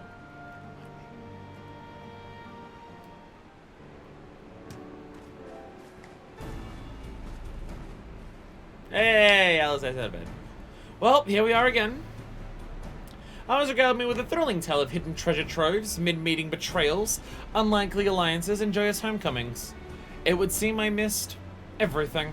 I was put on the palace grounds with Thancred and Ishtola when we heard the report of a primal in the throne room. It was a doubt of my own ears. As others have said, we're lucky to have our Echo-blessed champions nearby this time. We'll need to keep a closer eye on the Kalliana. Let's say that again. Slow episodes remind me just how far apart our kinds still are. Because those centuries of fear and mistrust really can't be washed away in a day. But someone has to make an effort at reconciliation if these conflicts are ever going to end. Naturally, a lot of people are crying out for vengeance, but I've been doing my best to calm things down. Violent reprisals will only lead to more summonings. Hey, you're already doing better than Merwib. You're already doing better than Merwib, so I'll give you that, Lise. Indeed, violence will ever beget violence, as the Empire has learned to its cost in recent times. In any case, summoning Lakshmi was the brood mother's doing. Whoever replaces her might be so keen on the idea. We'll just have to watch and wait. Yeah, like if the Kalliana just want to chill and do their own thing and be their own sovereign people inside of Yerobonia, they should be fine to do that. They should be totally allowed to do that. And just hopefully that the next one's untempered. We didn't say we weren't putting off the safety of our allies in the Vera and M tribes first. Plan of Resistance scouts keep track of the Kalliana's movements at all times. Everyone's relieved to hear that. What are your plans for the rest of the Resistance army out of interest? Are you prepared for Imperial counterattacks? That'd be a question of the Resistance newest recruits. Military commander with far more experience than me. What, the Bull of Alamigo? We call it an army, but the Resistance is really a collection of smaller independent groups. And when Conrad passed his command on to me, that authority will extend to the freedom fighters based in Ralgos Reach. Oh, okay. Okay. So Lisa's the commander of, like, one group of people here. I mean, to be fair, if a country's going to have a military, having a military be made up of, like, all the individual parts of the country, having their own people who are trained to fight, rather than one collective force that's controlled by the people who control the country, that's probably a wiser idea anyways. He hadn't been serving as Resistance spokesman at the time, and needed someone to take over the role while everything was in disarray, but that time has passed. When I speak with the other leaders about reforming the army under the new government, I'll be nominating Ralban as the overall commander of our forces. He has more experience than the rest of us put together, and we stand to learn a lot from him. Indeed. He's in all respects the ideal choice. Assuming he accepts the post, Alamigo will have added a formidable weapon to its arsenal. And given the progress in Anamo's resettlement initiative, I see great cause for hope. The seeds of which we so carefully sowed have begun to quicken, my friends. I like that. We tend our promises and watch as Alamigo blooms.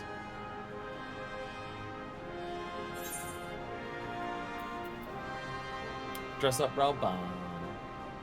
Detachable arm optional. Why does the game want to bully Raoban for losing an arm? Why must the game bully Raoban for losing an arm? Absurdly large Raoban minion time.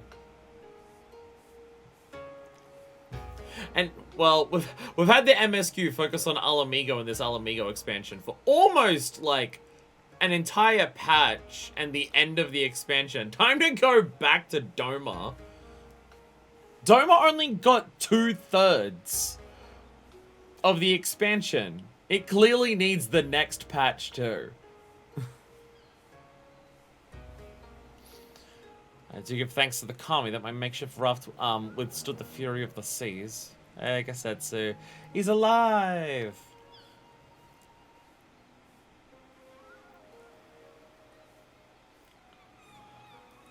But there, their generosity ended.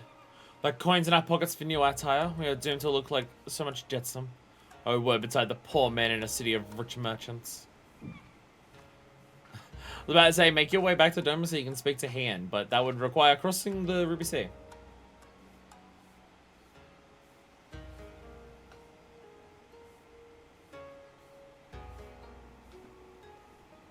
Cause it's making a pipe box and not noticing Cassetto. It's fine, don't worry about it. Huh? What on earth is happening? These dango are delicious. Will you have one? Said Yotsuyu. More sweetbreads. I set my blade to secure what few coins we have.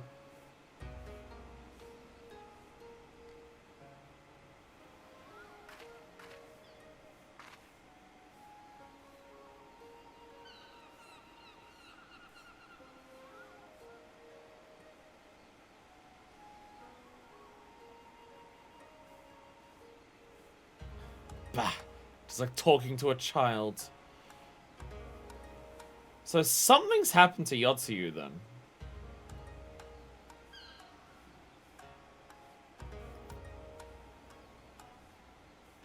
Having a this Odd Couple remake is weird. Having a building collapse on Yotsuyu has seemingly affected her brain. In what way, I have no idea. My fate saddled me with this burden I shall never know. But I am alive and I must return to my master's side.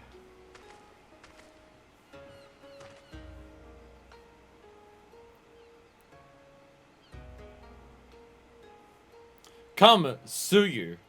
We shall find a ship to carry us across the Ruby Sea.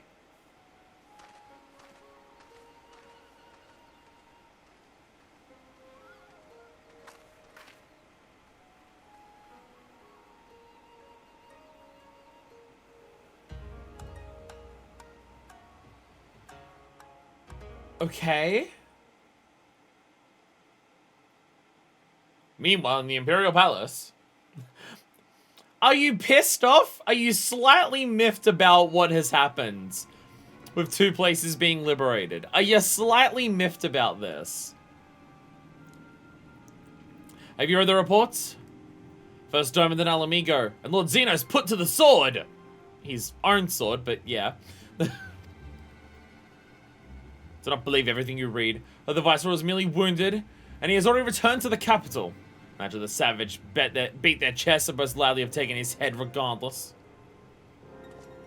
Nay, Lord Zenos lives? Deplorable. That an officer should be fooled by Eosian misinformation. Okay, so this answers a question that I had.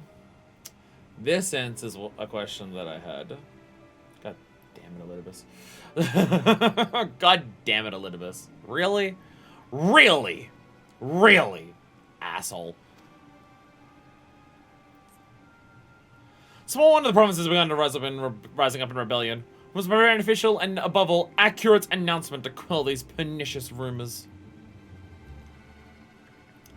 They would wage war with empty words. Let them produce the Viceroy's remains then. We shall soon put the lie to their claims.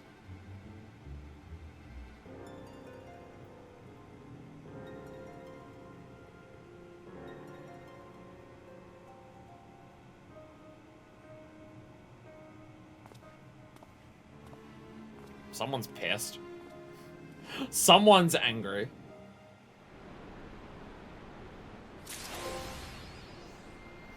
More heroes. The legend returns. What do we get? Ralbon's left. Why? Game! What the fuck?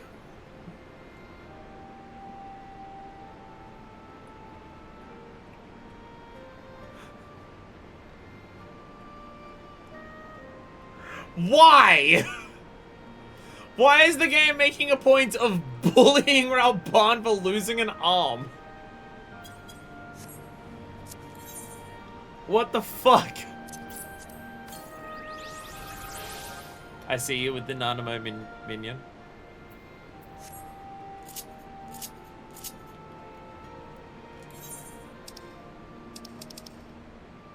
There we go. Dress up Ralbon! Ostensibly produced to commemorate Alamigo's liberation, this avatar of the Flame General was originally meant to serve as an apology for the campaign's troubled start. To that end, it was said to have been programmed to beg forgiveness a dozen different ways. So you can get the old Ralbon one here, if you're part of the Flames. It's, like, almost as tall as you. It's almost as tall as you. Like, it's up to your shoulders.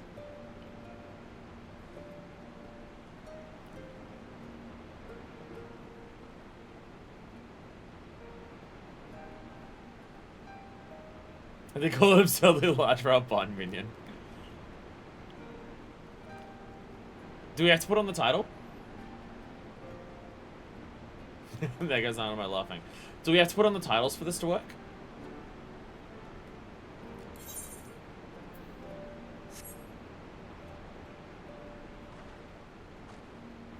I have seen people say things about how many interactions. Not sure if there even is one. Surely there should be the interaction of Ralbon picks up the Nanamo with the arms. Surely that should be an interaction. Or maybe that's an interaction if you have like the normal wind up leader one. Maybe that one does that. But the dress up one may not. I have the Nanamo as well. I'm pretty sure Nanamo was one you had to buy on the shop and I bought it. Because Nanamo is cool. I think I did that. Anyway, patch 4.1. Definitely a mixed bag. I know it's achievement shop. Oh no, I bought Tataru. No. I was about to say, I remember buying a Lalafell minion. I bought Tataru. Tataru is the one that I got from there. Can you go to a crafter for absolutely no reason? Okay, for absolutely no reason. Crafter. I am a crafter. I'm very crafty. Look at my golden all. Are you in all of it?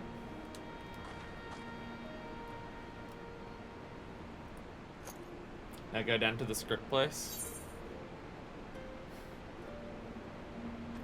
We have a quest! We have a quest available! I will never use the Aethernet in Rolgo's Reach. I will never use them. I will run across it the entire time. I will never learn to use the Aethernet here. I don't use the Aethernet in Idleshire either. Special post 4.1 quest. Galliana. None forgotten, none forsaken. Galliana's on the lookout for an enterprising adventurer. I've heard from Aunt Rowena that you're quite the artisan. That's sure I've got a proposition for you. Wait, I think I already know what this unlocks. I'm gonna have a wild guess and say I already know what this unlocks. As I mentioned before, we'd like to think that our relationship with the people of the Reach is mutually beneficial. We create jobs and opportunities for people to live better lives. So what I'm hearing is that Rowena's House of Splendor is opening up here is basically the same thing as what Lord Laredo is doing. Though maybe this isn't a wealth extraction one, maybe this is the growth of the economy one. Perhaps you know Minago! I do know what this is. One of the leaders of the Resistance. She only agrees with what I said, but seems to get a personal interest in the collectibles trade. Well, I'm sure she's a brilliant soldier with a head for tactics. The collectibles market is an altogether different battlefield. Still, with the help of a few good crafters and gatherers, I'm sure she'll find her footing in no time. That's where you come in. If you want to, that is. Go and see her if you're interested. Or don't. If you hate Minago, just don't fucking talk to her. What? No, I like Minago. What are you talking about? Of course I like Minago. What do you mean? Oh, okay. Ain't being weird to hate Minago right now. Custom deliveries. I've seen Minago's name on that list. I don't know when Minago's name appeared on that list, but doing Ardkira ones, I've definitely seen Minago's name on the custom deliveries list.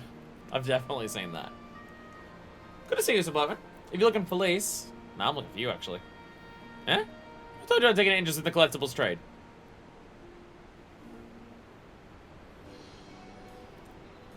I think I've done all my deliveries this week, so I can't actually finish the first one now. I think I've done them all this week. I'm surprised. I knew you were many things, but an accomplished artisan was not one of them. Would have been a fool to turn you away when you offered to help the resistance, and I'd be a fool to do it now. Probably wondering why I decided to try my hand at a different trade. Truth is, it's not for me, but for the ones who couldn't be here today. The ones who aren't here to see what we've accomplished. A free Alamigo. A new beginning. A new future. After we defeated Xenos in the 12th, I thought long and hard about what I ought to do next. I was with the relatives of some of the dead in recompense when I realized I'd lost comrades, but them? They lost husbands and wives, mothers and fathers, breadwinners. Every day would be harder than the last. Would one of them freedom, the freedom to be poor and die starving. Where's the justice in that? So I decided to do something about it. I was so much fun for the widows and the orphans, a way of giving a little back in honor for those who gave us their all. There's just one problem. I know the first thing about making gil. Other than soldiering, my only other talent was hunting. I'll not raise more than a fraction of what I need selling pelts. When little Galliana told me about collectibles and the prices people were willing to pay, I knew I'd found the answer. So not that I have a lot to learn, but I'm already willing to give it all my all. So what say you? After helping me fill custom orders for a good cause? Because I'll ask you to do it for free. You'll get your cut. Script's good with any of the house's people.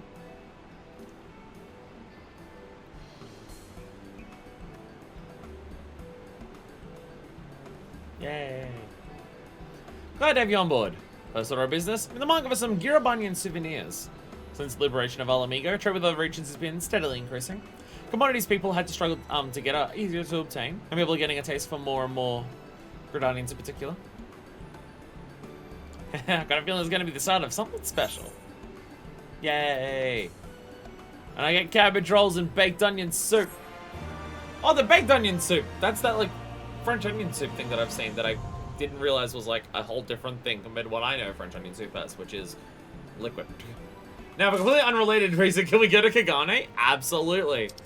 Fucking A. We can go to Kugane. Nothing for that. Alright. To Kugane! To Kugane! At some point, we're gonna have to stop. Not because I'm gonna stop the stream, but because I need to go and eat food and have a break. But we'll do this. This one over here. The seaweed is always greener. This is just leaves. How green is that seaweed?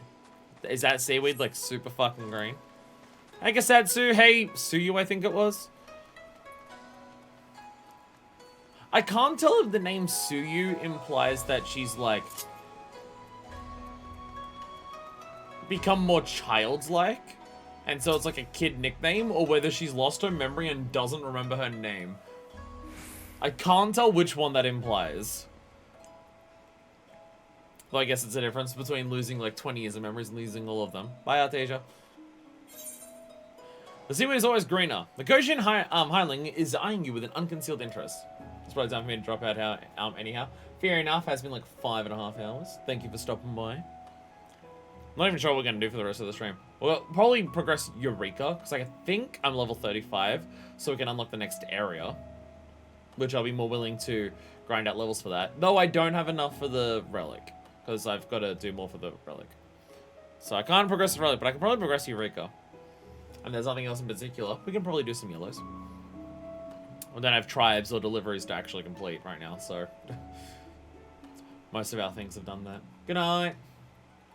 Because Howling is eyeing you with unconcealed interest. Being a pardon, madame, but you're an adventurer, are you not? Approach you on the off chance that you are acquainted with one of your distinguished fellows. A great hero by the name of Mindefest Dusin Blightwind. Yeah, it's me.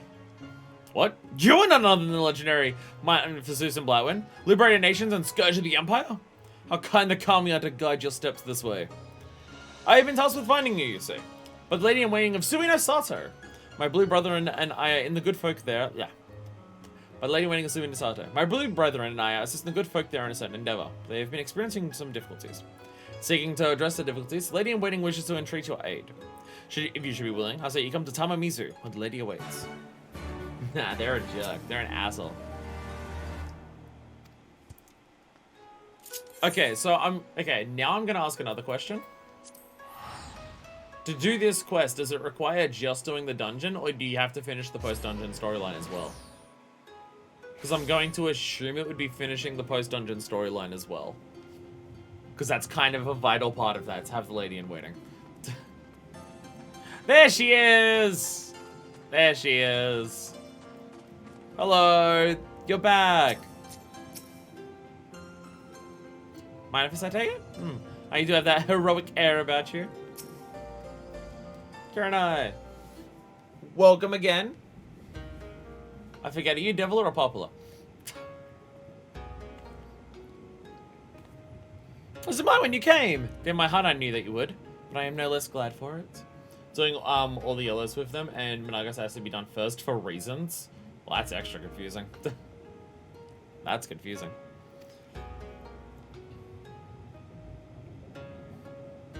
Despite the confusion, it is I, Kurenai. I was like, I can't tell which. It's Kurenai. Oh, okay. Hi, Kurenai. As you'll doubtless appreciate, it's what I'll do for the Ruby Princess to be seen outside the palace, hence my current guise.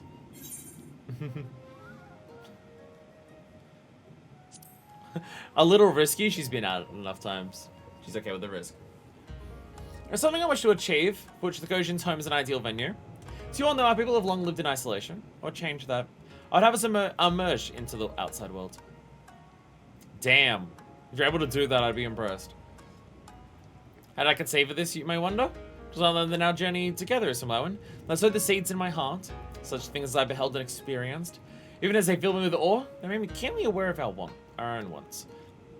In the past, Suino Sato engaged in limited trade with Doma, but that delicate tie was severed with the Empire's violent arrival. Nowadays, a handful of necessities from Tamamizu was our sole link to the world beyond. With the Imperial menace driven from the Ruby Sea, I thought, what better time to venture out into out of a little bubble once more.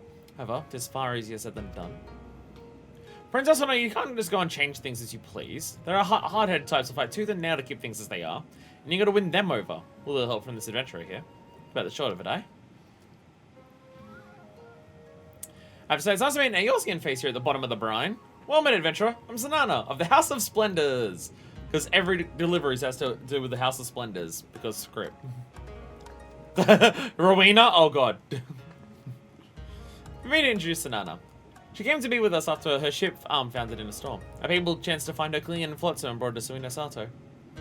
It'd be fish for if they didn't appear when they did. And so, to repay the debt, I'm helping Kurenai with her goal of opening Suino Sato to the world. Sanana's insights have been most enlightening. And seeking to usher in change, she recommends how we distribute among the citizens such articles from the surface they'll find useful in their daily lives. I thought to make my case only with words, but indeed a practical item in the hand shall prove far more convincing than any arguments I could concoct. If people made to know the benefits of trade firsthand, they should be more willing to embrace change. With no rituals of import requiring the Ruby Princess's presence in the near future, I came to Tamamizu some while ago to commence our efforts. I'm sorry to say we've yet to make any progress. Owing to the shipper, I got no suitable wares on hand. While the Kojin have been helpful, we're struggling to procure the kind of items needed in Suino Sato. Tonight, my thoughts turn to you, my friends. As a well-traveled adventurer, I believe that we would benefit from your aid. And to my surprise and delight, not only was Sanana familiar with your name, she told me that you're possessed of skills that would indeed serve our cause. Hi, anyone's got anything to do with the House knows Zeus and Blightwind. She's one of the best contributors on our roster. Now, while we don't have ready wares, we did manage to salvage some materials to help you along. Naturally, don't expect you to work for nothing. In the house fashion, there'll be scripts in it for your troubles. So, you will help, right?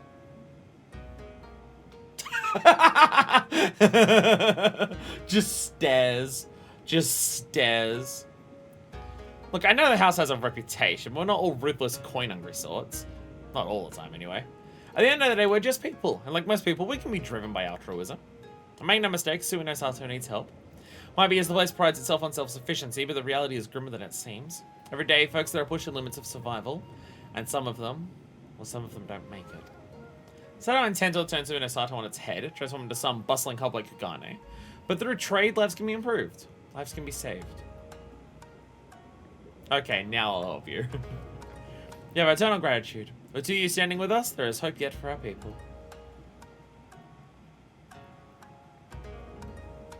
Well, then I've decided let's all get to work. Ace is of the essence, isn't that right? Indeed. The season sees many of us struck down by a certain illness. We've done effective treatment, and each year it inevitably claims lives. Lalafell plus Rowena equals pain.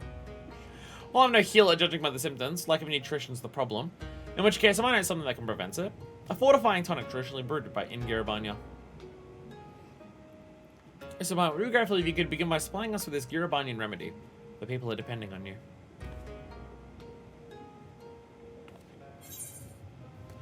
And then what do we get for this? Beet soup and dal au gratin. So, we now have, in terms of doing every week, we now have a couple of little extra things. there's always something. For a while, it's been pretty consistent that as we finish one, we unlock another in terms of doing deliveries each week, or like, relic, or tribe quest. There's always like a little weekly thing that we're just slowly progressing through. It's like, almost like it's an MMO or something. Incorporation, I'm confident we can convince us to embrace change. But I don't have any deliveries left. I assume you sell... No. Does anyone down here sell the crafting stuff that we need? Or will that be Sanana? No, you just do group exchange. Like if I need to deliver... we have so many custom deliveries available now. Oh, we don't get to redress Minago? Boo. Because you're in the south? Okay. We don't get to redress Minago when we finish. Boo. But we can redress Kurenai. Oh my god, her fucking signature is so fancy. Look at her fucking signature. It's got the flower at the end of it. Minago's got some little dust on there. Zlois is nice cursive fancy. Akara's got the pig. L2's is some scratches. And Charlemagne has a lot of words. I think one of those is meant to be Miley. Yeah, one of those is Miley, and it's like written in child's writing. When I got some excuse in being a soldier or something like that. No, fair. Not that I've redressed any of them. Not that I've done that for any of them, but you know. But you know. Anyways, before we continue anywhere else, again, other than Eureka, I don't know of anything else off the top of my head that is a thing to do today. I guess I guess it depends on how long Eureka is. That'll determine whether we have time for any yellows or anything like that. That more so depends on that compared to anything else. But I need to have some food. I need to go to the bathroom quickly. So I'm going to do those first. We'll come back. We'll probably do Eureka. I'm hoping I'm level 35 in Eureka. I thought I did that. I may not have, and I'm concerned that I didn't. But we'll see how it goes, and I shall be back in a second. We're going to stay at Catgirls until dark for 2 hours until Rising starts. This is definitely the best use of our time. 100%. I'm not doing Rising quests today because it's going to take too long. And they've apparently added extra quests for the Rising that would probably do as part of a whole stream. So I'm not doing that today. But we could see it spawn in. Anyway, I'll be back. And we've returned. Let's make a prediction, everyone. Am I level 35 from my elemental level? Because I have no idea how to check this without going to Eureka. Which is a little annoying. I'm betting on 34. I mean, there's a not insignificant chance it's 34. There's a not... I mean, to be fair, if it's 34, we can level up today because I wouldn't have done any of the challenges for this week. And you can watch me level out elemental levels for a bit, and that will be super exciting and fun to watch. Atisha, are you busy doing other things, or did you want to join me in Eureka? And by that, I mean, do you want to help me kill things? If I'm not a high enough level. Does Marshy Board show me my level? It does. Hey, guess what? Hey, guess what? Level 34. I win! What do you win? You get to win watching me sit here for a few hours doing this. Oh, boy, that sucks. Alright, doesn't show me how much experience I get from there. Alright, well, let's go to Pagos. I don't know if 35 is the next quest, or if I had one before that. I forget. I could probably end in one stage of the thing. Yeah, gotta be 35 for the next thing. For the next part. Okay.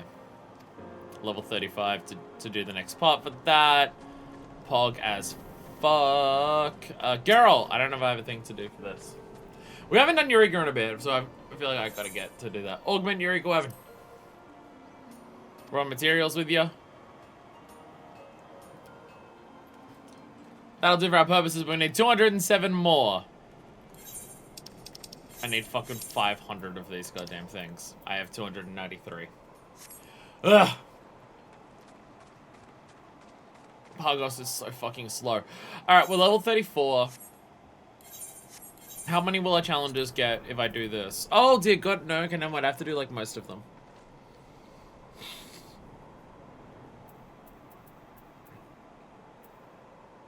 Well, I guess it depends on how much experience I get for each individual thing. Okay, I'm gonna bring on the Pagos tracker.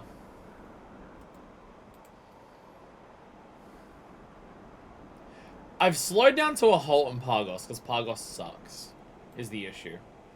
I was doing this stuff a lot more frequently when we were back in Animos, but now that we're in Pagos, Pagos fucking sucks. So, snowstorm sprites. Are there any snowstorm sprites at level... There's 36 ones. There are ones that are level 36 for snowstorm. I could go kill some of those. If I kill 20 of those, then I get a bunch of XP now.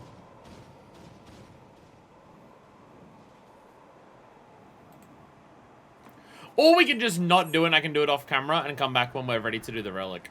Might be a wiser idea. Might be a wiser idea to do that. We'll just come back... Okay. We'll come back next week. It doesn't matter. Overall, it doesn't change much. We'll come back next week. If I remember to do it. It's just Pagos sucks.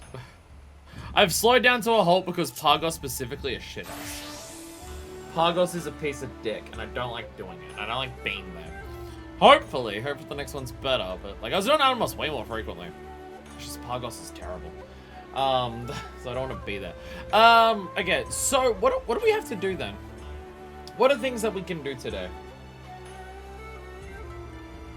What can we end our day on? I have a document somewhere here that's of the yellows that Deku mentioned me do at some point, but I have no idea. Oh, these are the ARR ones. I've got the documents of the ARR ones. You want to help some idiots that don't know the war is over? I'm down to help some idiots that don't know the war is over.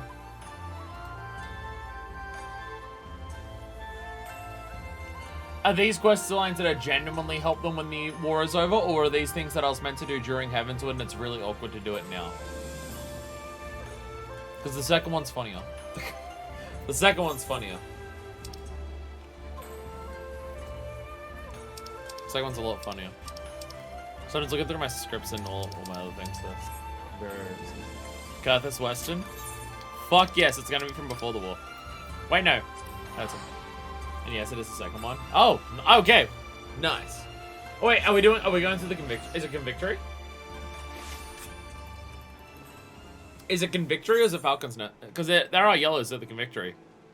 Convictory? Nice. Nice. So, okay, so part of the plan genuinely for Shadowbringers. Which getting caught up is going to help us do this in Shadowbringers. We've got MSQ divided up into, I think Densha has mentioned that MSQ for Shadowbringers will likely be divided into 8 streams. There'll be 8 streams of MSQ for, like 5.0 Shadowbringers. And then the idea is that there's role quests, which there is all the role quests for each of the crafters and gatherers. And also the role quest for, all the combat ones, which in total there's 9 of those. And then the idea is we're going to have each one of those also be its own stream.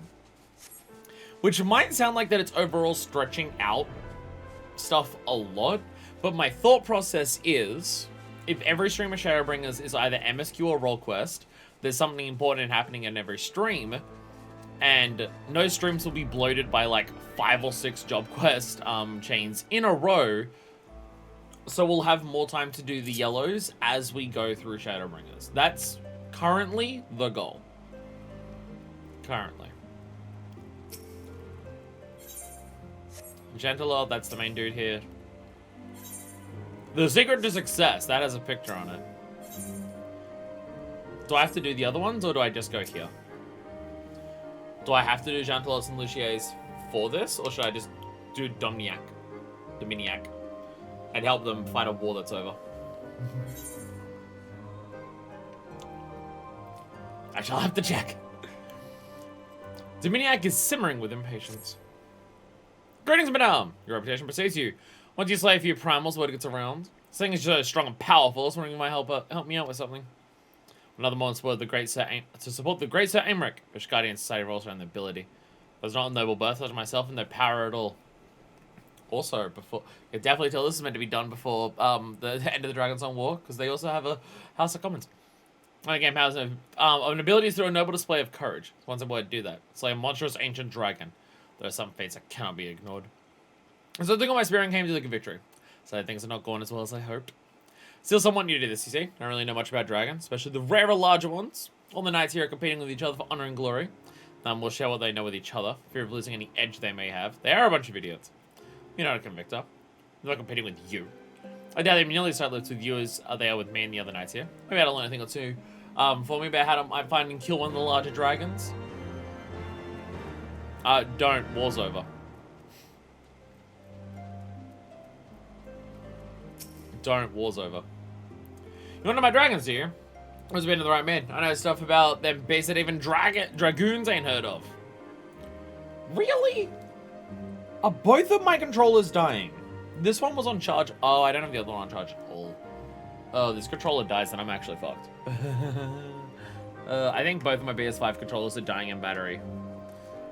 This one was on charge the entire time, and I've been streaming for like 6 hours and playing for like an hour beforehand. PS5 controllers are shit. Their battery life sucks.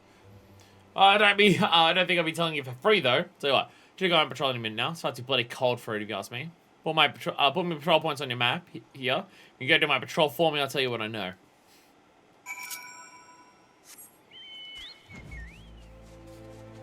I will do so.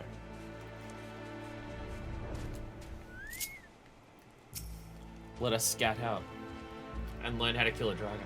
Time to kill some dragons! Yeah! Very appropriate to do this now. Very appropriate timing to do this. Again, at a bare minimum, yellows that have pictures are the ones that I want to do. We may not have time to do all the other little ones as well on top of it, but I'd like to do all the ones with pictures as like part of the LP. That feels appropriate. I mean, to be fair, the chains that have the pictures have been pretty good. Like for Heavensward and Stormblood, they've been like nice, cool, like world building things and bring play places together. Like having the fishing thing for the Asari village and stuff like that. Though some of them, timing-wise, are going to be very funny. Yeah, no, it's all good. I didn't kill any dragons, so you're all good. Back already, are you? What deal's the deal? Tell you what I know. Oh. No idea why, but the Corpse of Wicked Dragon seems to attract the higher-ranking Dravanians. Maybe because they're sad that they've been killed. Once you know this makes it pretty easy to lay a trap for some of the bigger, nastier dragons out there. Now listen, don't go tell anyone about this, yeah? Just think what happened if everyone knew.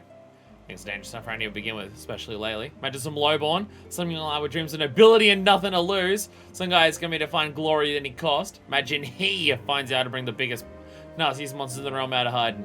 Just give it to yourself is what I'm saying. You can never be too careful. Report to Dominiac! Oh shit, someone else has appeared, yelling at him. Was it you around the victory? In your recruit? Oh, that's any of my business, I suppose.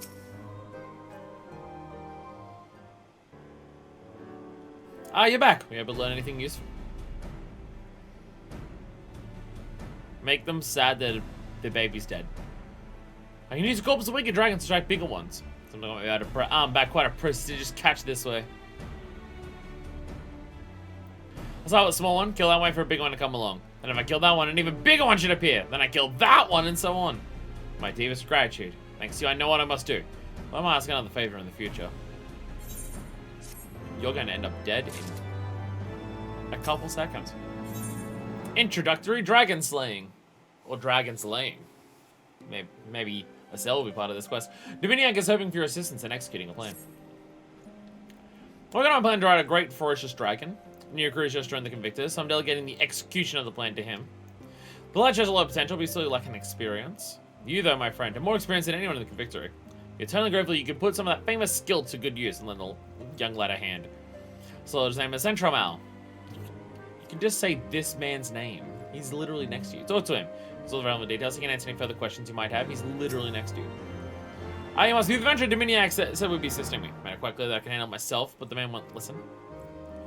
I'm so sorry, Madame. Master Centromal has been having a bad day. It means no disrespect. We'd be more than happy to benefit from your assistance. We're going to start by reviewing the plan. Recently, there have been sightings of a particularly unusual, somewhat diminutive, member of the Dravinian Horde, Atulahan, so observed near the great tree to the northeast. If you imagine you gather this crowd, you should be able to kill this small dragon quite easily, and use his bait to attract a larger one. Shall suddenly fall to the great tree now and find this beast. Once your preparations in order, rendezvous with us there. We'll be waiting for you. My hand's going numb from leaning on the table with the controller in my hand. Not triple triad. What's still Sturm's mad? I'm afraid I haven't timed the games right now. We should enlist it over at Falcon's Nest sometime. Okay. Oh, is this a thing? Are there people who have triple triad, but you can't do it unless you help them out with their problems? I didn't realize that. I did not realize that. Shit, I might have to go and do yellows. Oh wait, I did the pillars. Whoops.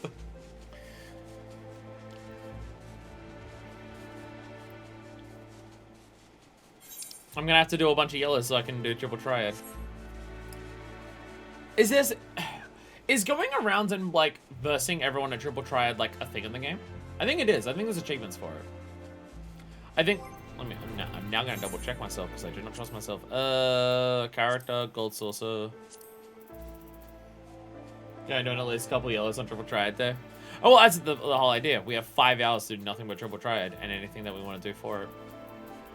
Do you have any idea of what to do on triple triad there? Because I've made no plans so far. I think I'm gonna just find a list of NPCs, and then we're gonna do that. Yeah, there's these things here of defeating a certain amount of unique NPCs at triple triad. And given that the numbers reach 92 and 107, I'm going to assume that for these ones, it's like everyone up to Shadowbringers, everyone up to Endwalker. Wild guess, given the specific numbers. Achievement fighting all NPCs, and some NPCs have exclusive cards. You can only win from them. Yeah.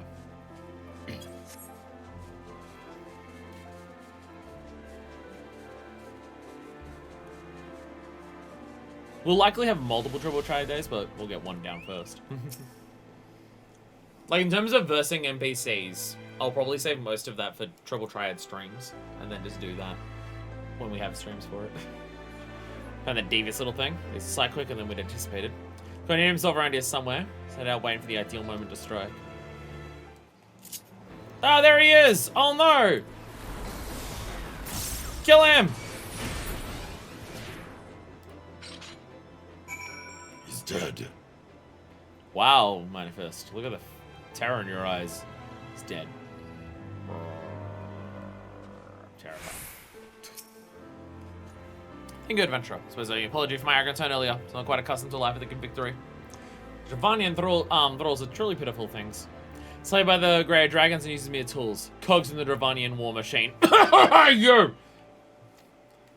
To be forced to fight against your will. Is that so different to the situation I was once in? To all the high houses in the Holy See.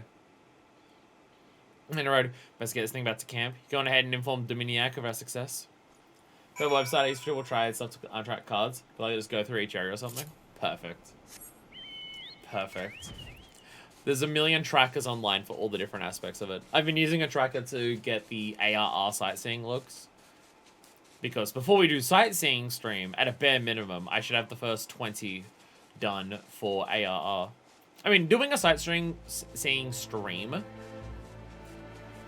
it'll probably just be, we start with the AR, like if there's any ARR ones available, we'll go and do those ones. And if there's none of those available, then we'll move on to Heavenswood. I mean, I'll probably have another sightseeing and another triple triad stream, like in the post Shadowbringer stuff, and I'll probably do them midweek as well. I just don't want, like, they won't interrupt, like, the base expansion. But once we beat it and we're doing the other various things where we do patches, I'll probably do some, like, another sightseeing and triple triad. We'll just, like, slowly do that over time. It does list every card, so we gotta be careful with spoilers. Like, default homepage is all the cards, but it's in reverse release order. All the new cards related to current content are up there. All that's a worry. Especially considering, like, every new patch has new cards. Back already, I see. Think I had no difficulty in retrieving the corpse of the Tilde Hound. Well, goes according to Keikaku, the upcoming battle could be increasingly dangerous. If you're anywhere near as powerful as I say you are, and if you lend us your assistance, I don't think we'll have any trouble. Intermediate Dragon's Lane. Dominiac wants to enact the next step in his plan. The time has come to enact the next step in my plan! Central Mile is already making preparations. He should be above the cliff to the north of Victory. Meet with him in there and lend him a hand. Thank you, adventurer.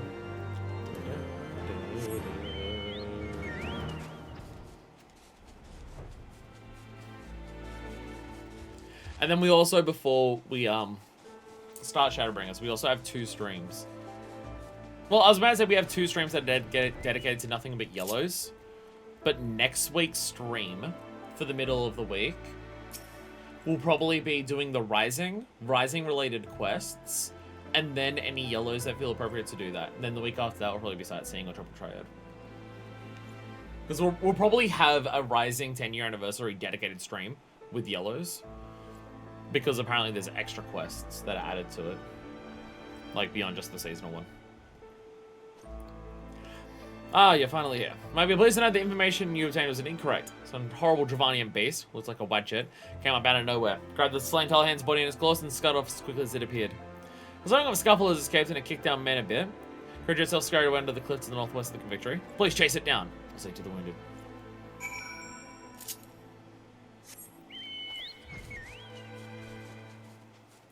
I don't know to what extent me slowly increasing my scope of how much completion percentage I want to do of this game is going to be feasible.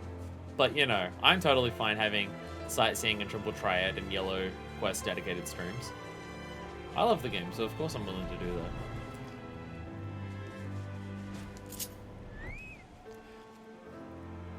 Aren't you all the ones who want all the valor for doing all of this stuff? Why am I doing it all?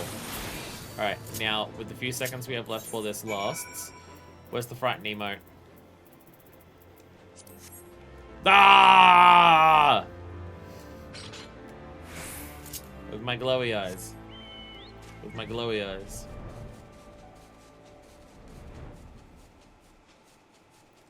Yeah, if all of you want all of the glory for this, why am I killing them all? That doesn't seem like a smart idea. NGL.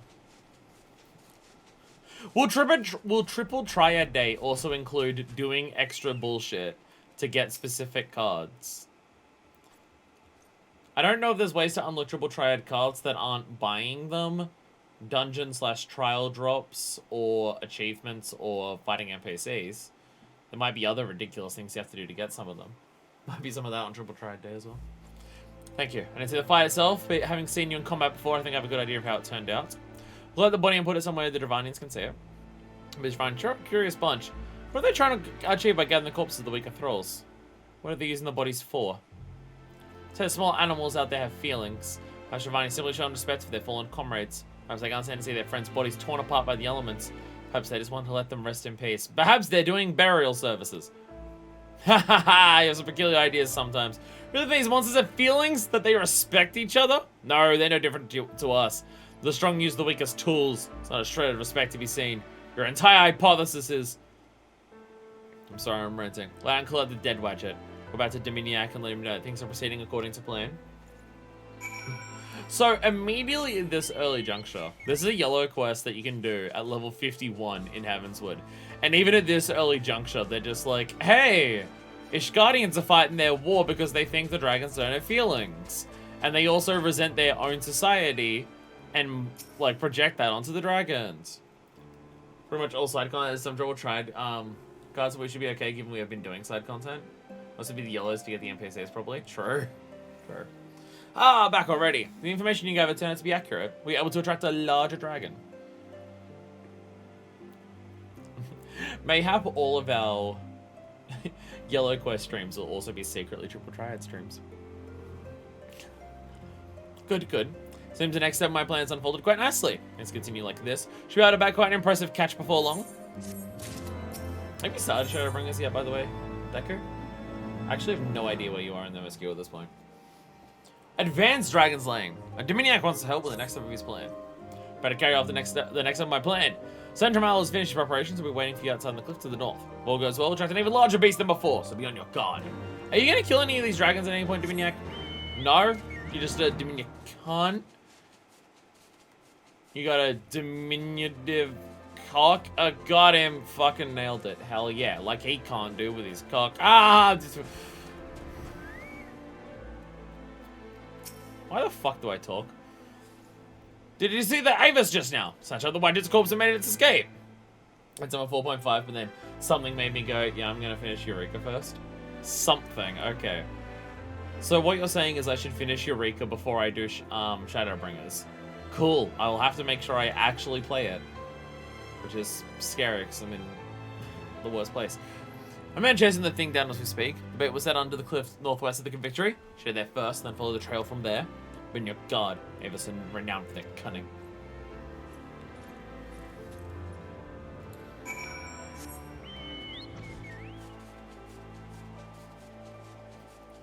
I hope if I just like do all the challenges on a week-to-week basis and do some extra progress to progress relics, I hope I can finish Eureka before Shadowbringers. I have about 2 months, so we'll see how it goes. Sam Yavis fled to the northwest into Dragon's Spit. Above the exits and corner. You get in there and help finish it off. So you're telling me I should go into a dark, secluded place with a dragon and finish it off in this dragon slaying quest? Oh hell yeah! You know what I'm about.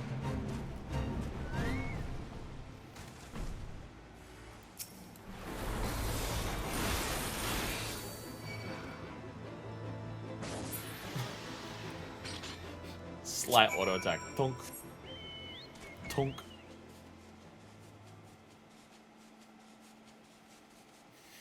The aura that glows off you when you do inner release.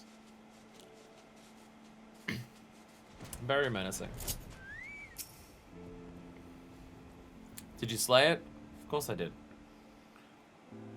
Marvelous. Good work. Very good indeed. But did you notice anything about the Avis? Just I got thinking while you were slaying it. Is it true what they say? Did it speak? Say that Avis are what become of men. Heretics who drink dragon blood. But what could that make a man? Master Saint Tramal. Yes, good work, Ism Blackman. Collect our body of the beast. Should return to Dominiac and report our success. Hey! The whole thing about everyone's descended from, Haldrath. Which says very encouraging things about the gene pool of Ishgard. But, going to Ishgard, there's one right over there right now.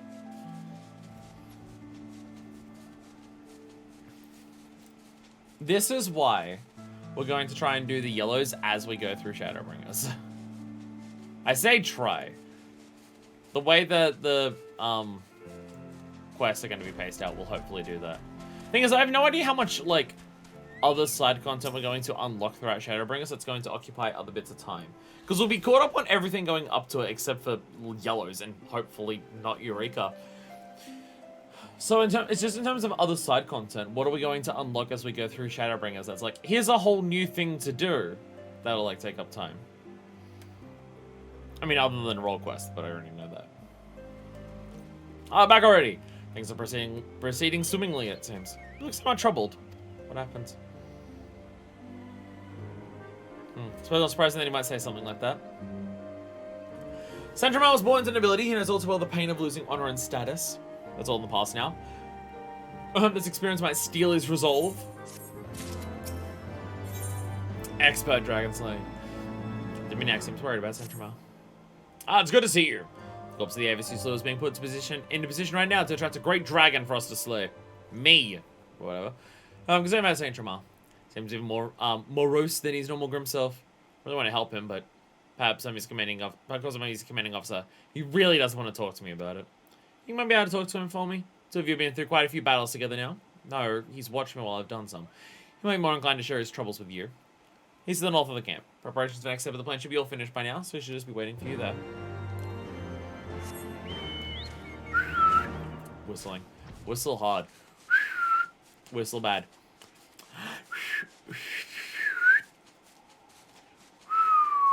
There we go. There we go. It's been a while since I've whistled, so I've forgotten how to do it. Also, streaming makes my mouth very wet because of all the talking, so not easy to do it with that. There we go.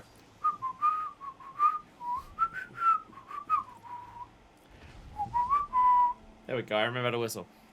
Well, my friend, as you can see, the Avis's body's been laid out in plain sight. Another horde have shown any interest in the thing.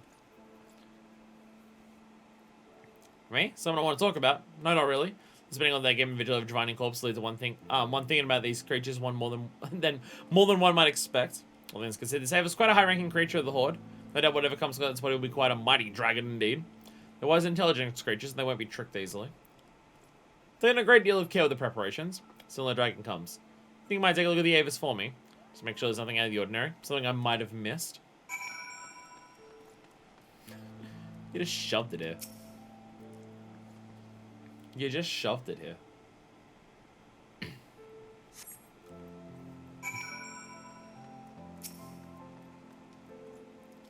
Nothing out of the ordinary. Well, it looks good to you, then I'm satisfied. It'll just be a matter of time. It's all sent to you. Would you mind waiting with us for the dragon, the show itself?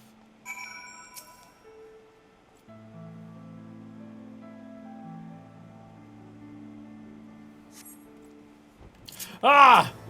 There's a vengeful wyvern.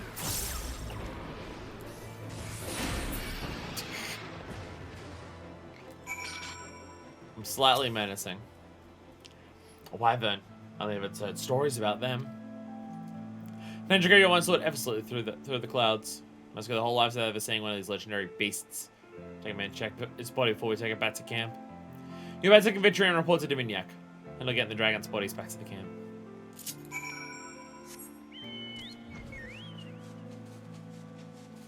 But if you have it as canon that the Warrior of Light does all the yellow quests, even if we did this when it was available, we're doing this purely for the glory. It's kind of fucked up. Which would also be lore accurate for Minifest at this point. So it took longer than expected. The plan worked. Tell me everything that happened. Took a while, but it showed up, killed it. Wyvern? It's still a wyvern? I have no words to express my gratitude. Thank you for your help. Sandra should be back by now. Do me one more favor and make sure he's made it here safely.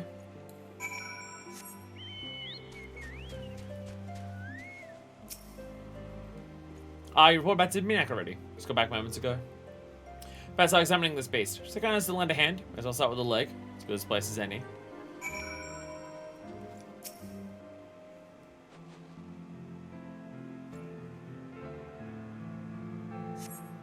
You find a Telehan scale and a Wadjet scale in the wyvern's claws.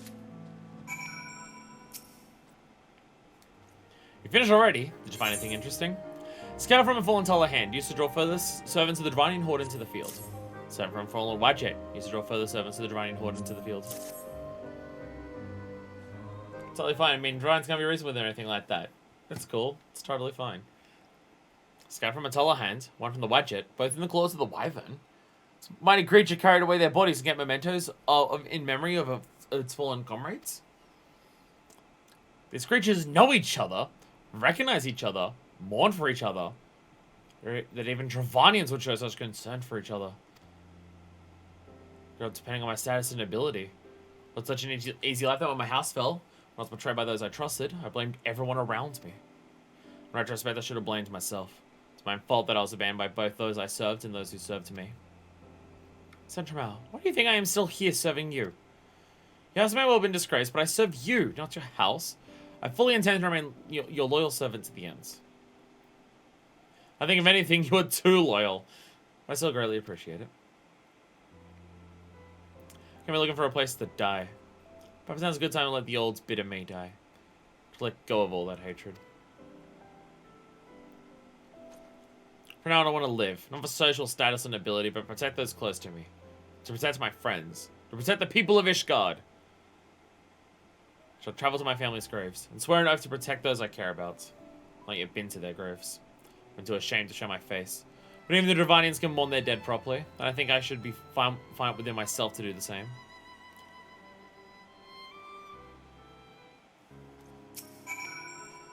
An immense debt of gratitude. On the next time we meet, I'll have grown as a man in such time I inspire you, as you have inspired me.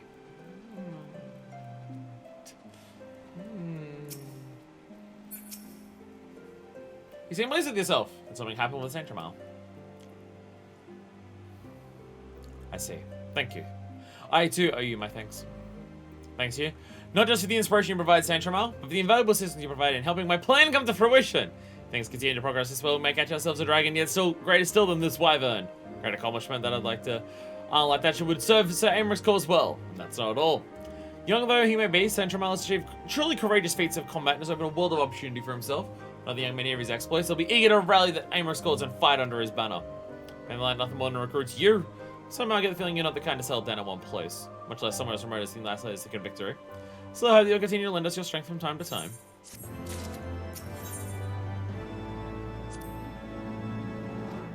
I still can't do that. I still can't help him with this. I still can't do a triple triad question thing for that. And now we go to enlisted at the pillars. Is this one of those cases where there are two yellows and they come in together into one big throbbing yellow? I mean, what? I mean, what? Moogles in the sky. That, oh god. Dinner for four, oh god. Enlisted, there we go. There we go. Actually, Deku, do you have a document saved of any of the yellows that you've gone through? For, like, streamable ones? Past ARR. I've got a document here of ARR ones. Because I'm just thinking it might be a wise idea. So we know on stream and I can just see it. To do every yellow that is not one that you've marked here. Because then I can just go bam, bam, bam, bam, bam. Hi there, Languid Noble One. Languid Noble One lets out a long, despondent... Oh, woe is me! My dear brother has disappeared. He left the house without so much as a word and never returned. I'm ever so worried. I don't know what to do. I've searched high and low, but there's simply no sign of him. Must have left the Holy See altogether. But he has no friends outside the city. The only person he knows is Redwald at Falcon's Nest.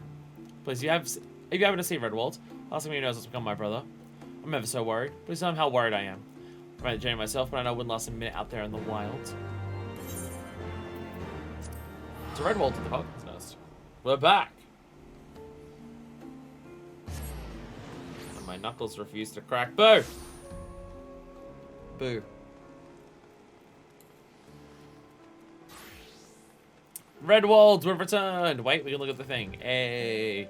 Look at that peace and prosperity between Dragon and Man up there. Because we didn't really have it that many outside the ones from the 8th current quest that I can remember. And after this, we've done basically all of them. Wait, really? Have we done any in the Churning Mists?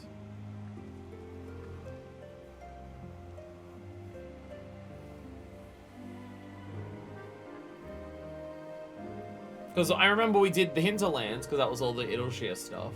We did the Forelands. Stormblood, we still have some in Fringes, Peaks, and Kugane. Fair. And then ARR is basically all of ARR.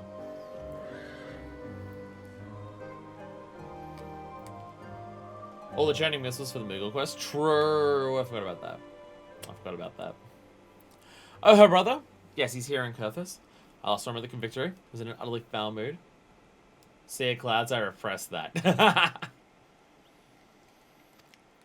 The Ladders of Noble Blood, but with two older brothers, he's hardly first in line for the inheritance. He came in out here to secure his own future by earning fame and glory slaying dragons. Hey, I wonder who it is. I wonder who it is. Da da da. Da da da da.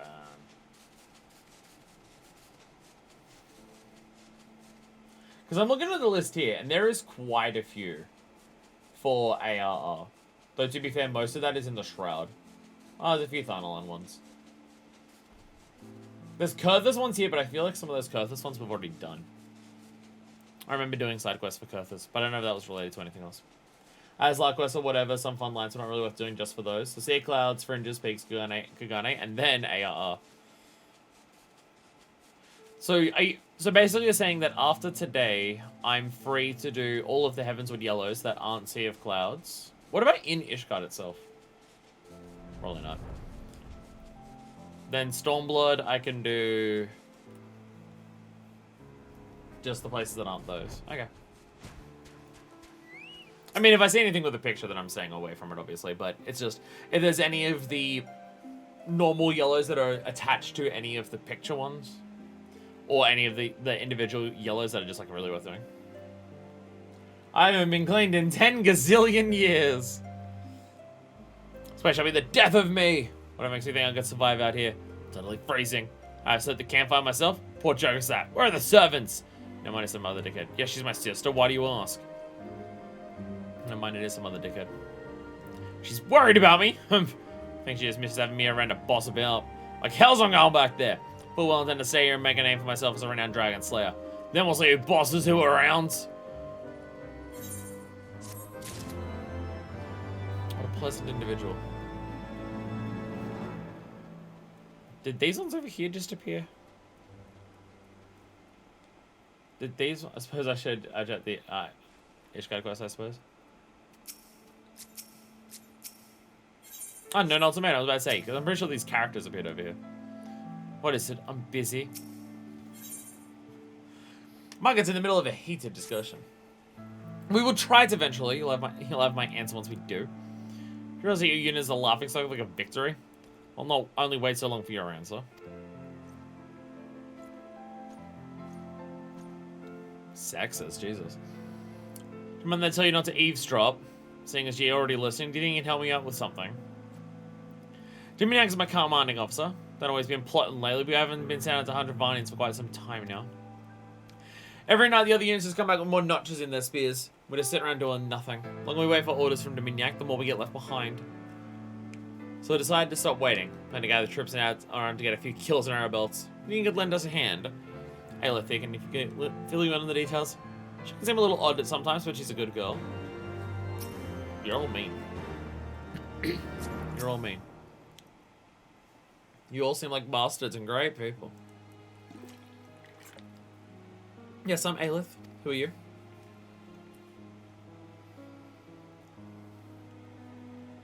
Understood. Just about to gather the troops. Scout from another unit just got back. He says they're attacked by a dragon. A big one. There's a chance at a good kill. Dragon song's playing. Oh, it's at the Red Room to the south. Let's go.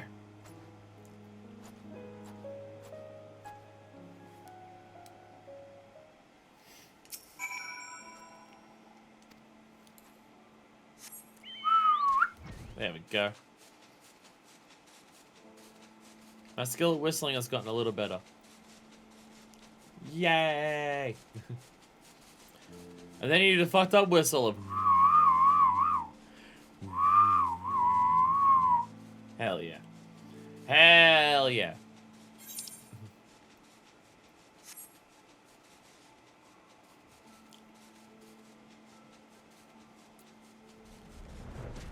Hey, friendo. So the thing is, we would have been doing a lot of these yellows as part of the MSQ beforehand if we were playing this game a while ago. Because from my understanding, Aether Current quest you used to have to finish the quest before you got the Aether Current. Well, now let's do the first one. There's some good Ishgard ones. Probably right. Some of the good Heavens one quests that are left like tomorrow or something. Oh, it's all good. I won't start by immediately doing this. I have to do Eureka first, anyways. Scouts are at Tatsuni here. Some of them were killed. Find one.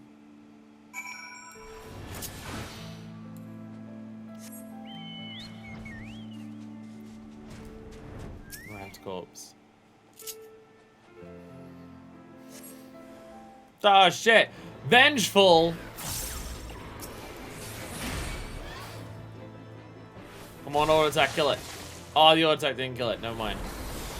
I might need to let out my anger a bit more. Bye.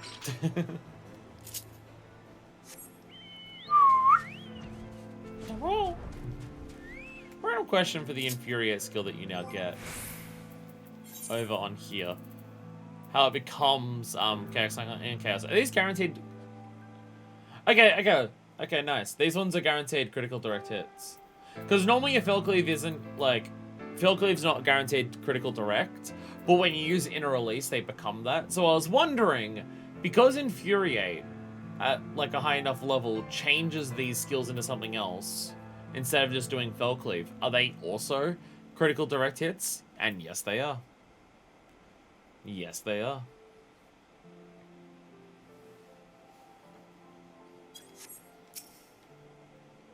Did you find a dead scout? A dragon? By yourself? It's your kill if you get the credit. But tell me how you did it. I must grow stronger. Must rise above the fools inhabiting this realm. But then you didn't hear that. Take the dragon fang back to market. I'll deal with the scout's body.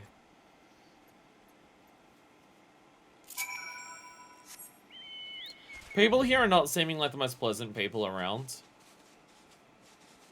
It's a little concerning. Just a touch. Just a little bit. I'm noticing, looking at the yellows, you've got the Gold Saucer quest, the Adventurer with all the cards. Get all triple triad cards. Might be a while before we do that one. Might be a hot minute before we do that. Just maybe. Just maybe. Oh, and plop. Ah, welcome back. Someone tells me you have a present for me. Fang of a dragon slain by your own hand. Dragon's Fang. It's quite an achievement. Clearly know how to handle yourself in a fight. This fang is smaller than what I've been led to expect. Perhaps dragon you saw is not the one that attacked the scouts. Personal effects. Might guess I need to be helping you. From examining the dragon fang you recovered. Quite sure that the beast you saw was not one that attacked the scouting party. Survivor's report describes a dragon far too large to be the source of this fang. From our A-list reports describes it, several of the dead convictors are unaccounted for. The beasts in the mountains will make short work of unattended bodies. We'll do what we can to confirm these soldiers are as deceased, for their family's sake. Return to Red Room and hunt down the nearby slate yetis. Try and find anything we can identify as belonging to these fallen troops. I'll send our way to Falcon's Nest to assist in the funeral proceedings. Take what you find to her there. I'll let you know to expect.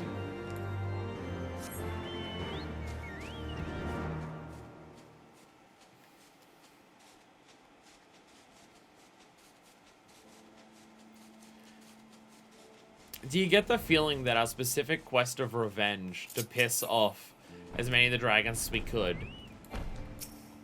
has possibly had repercussions in terms of how much we've angered the dragons? Just possibly. Maybe.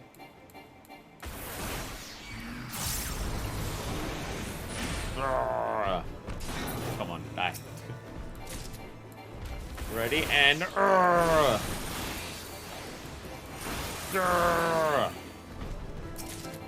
not gonna reach that one for the last attack, but it's fine. Roar. Roar. Explode him with the earth powers. Roar, roar, roar, roar. I'm just making sounds. Oh no, Northerlies! No, I'm slow. At least I'm not heavy.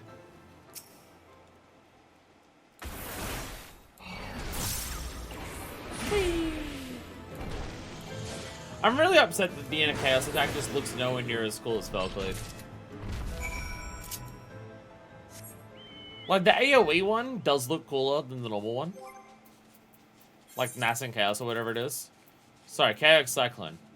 Nascent Chaos is the thing that does it. But Chaotic Cyclone looks cooler than Decimate. But Inner Chaos does not look cooler than Felcleave. It's upsetting. It's upsetting. Felcleave is swinging a max into them, it stops, and then using extra effort to reef it out, and you get all these spinning buzzsaws around it. Inner Chaos is just like a fucking golf swing, and that's it. There's none of the extra cool details that make it feel like a massive hit. Makes me go, boo! It's one of the few times in this game where I think an attack animation gets upgraded, and I think it's worse. Though it's only upgraded for one type of attack. It doesn't permanently turn Felcleave into a worse version of Felcleave. So at least there's that. Well, it took flight. Oh. you want me the same dialogue. Oh, wait, you want me new dialogue for the quest. Enterprise situation. You know what you found. Jonathan, the news tears and bite marks. Previous owners Chainmail did not make it out of the suit alive. Thank you. I'll make sure it reaches their families. How can I earn glory when assigned with such petty busy work? I'll be bossing me around when I... Pretend you didn't hear that. What about to Margaret? Your mission is complete.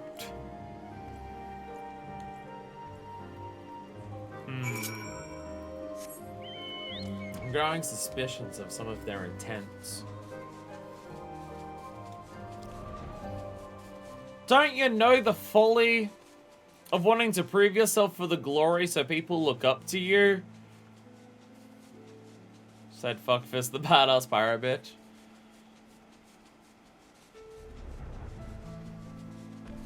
That's alright, she's not the same glory seeker that she was before. Because she has too much fucking trauma about the glory that she gained to be able to do that anymore.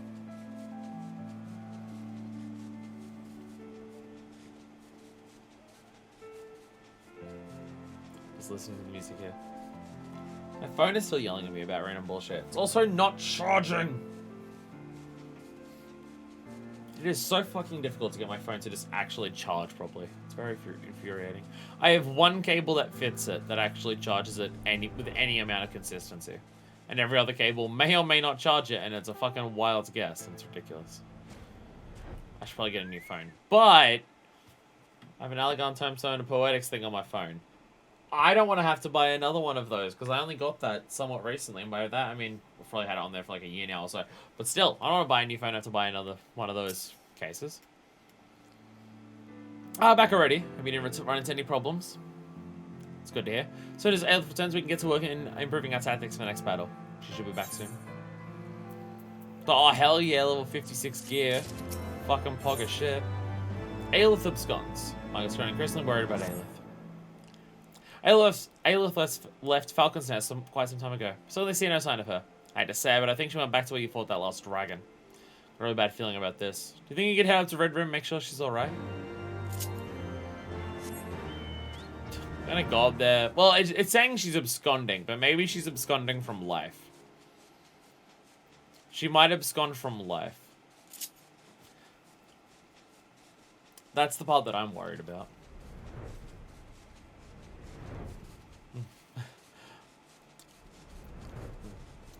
I'm being hit with much more tiredness than I expected very quickly. Didn't sleep a ton last night. Which is no different from most of the previous weeks, but primarily because I was out last night. I was the least slutty trans lesbian at the Evanescence concert. It was very upsetting. I failed. Failed! Well, you're not dead. It's not safe here. Run! Oh no, Vengeful Wyvern!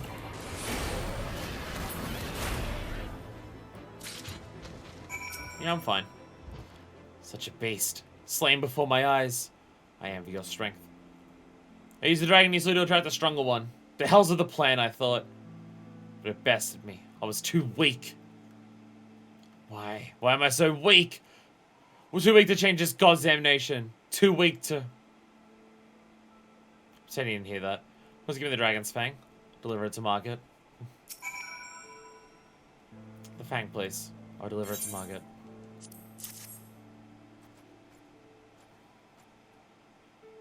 Thank you. I'll head back now.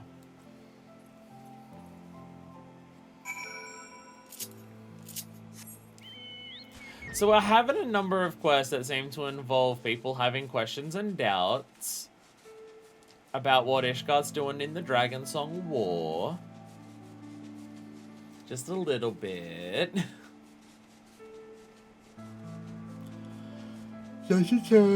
Sorry. Sorry. It has been nearly 7 hours. Jesus Christ, it's nearly been 7. Well, 6 hours 40. It's been a bit of time. Don't mind me, I'm just dropping. Fuck. Don't mind me, I'm just dropping in. Finally, you're back. Did you find Aelith? Aelith really is impatient to prove herself, but she has her reasons. Her lover was murdered by a nobleman, so she's not happy with Ishgard as it is. Can't say I completely disagree with her. Doesn't think it'd be hard for us to find a lowborn who didn't share the sentiment in one way or another. Guess we're like the heretics in our own way. I should probably stop talking. Anything will happen to me if a nobleman overheard. And Ro, thank you for finding Aelith. A missing tooth. Michael wants to know where Aelith is. So where is Aelith anyway? Said you found her, but you still haven't seen her. Did she not make it back? Huh? Did the dragon thing head back here before you? Well, she never came back here. She playing at this time. She said, please head back to Red Room. It's the last place she was sighted. Maybe she's still around there somewhere. Please hurry. I said if she wanted to sit back on the back of my chocobo, and she didn't do that. So I figured she'd just carry it back from up here and jump down? I'll be honest, I have no idea how the others are getting down from Red Room up here. We needed to fly to get up here, and I don't know of an easy way to drop down that doesn't involve breaking several ankles. This entire thing is one massive flat plateau. Unless they're coming from the hinterlands, but I doubt that as well.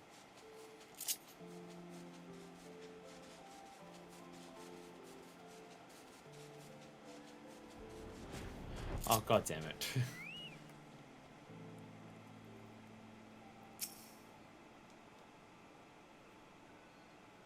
Oh, look at how many arrows and lance are in this one.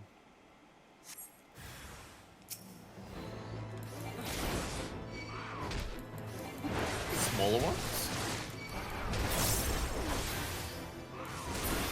This one hasn't gone up compared to the last one.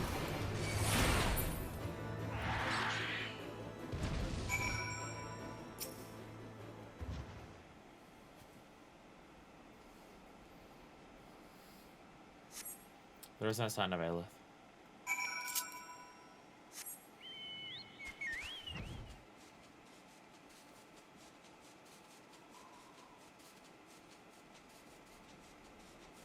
Someone's gonna wind up dead at some point in this quest, it feels. Feels like someone's gonna wind up dead somewhere. I'm so sorry. This happens a lot with the weekend 14 streams where I'll get to the point where I start getting tired and then it's just rapid to just go from not being tired at all to incredibly drowsy. It happens a lot. Like my body just hits a limit and just goes, yep, you are now tired. Did you find Aelith? Was she there? No. No sign of her? I see. What the else is she thinking? I didn't see the name of the quest or description. Whoops. We'll never find Aelith, we don't even know where to look. I'll strip around the victory. See if anyone has seen her. Noble purpose. Aelith, yes, I was just on my trial, so we're walking around with some noblemen. Two of them were out into the north, east, towards the North Star. Do I need to continue asking people? We know something now. Aelith, she's that old girl, yes? Not seen her lately, no? Why, something happened. Mike wants to find a new strategy for finding Aelith. Thank you. Oh, Aelith. I thought nothing of her, but she's been quite a while since her, last saw her. Some unusual soldiers mentioned to be away from the camp for some time.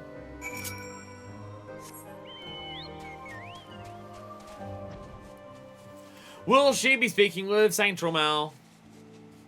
Or will it be that noble dickhead who we had for the one quest for enlisted?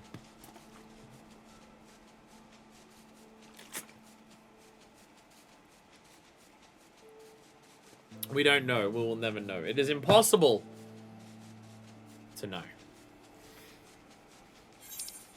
Also, yeah, the furthest part up north possible.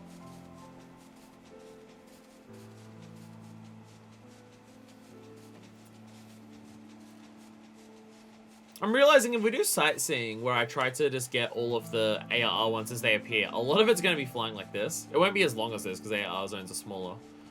But like we'll do sightseeing and just go through a zone. I'll bring up a map that just has all of the locations marked on it and just go to the closest one, next closest one, next closest one, next closest one.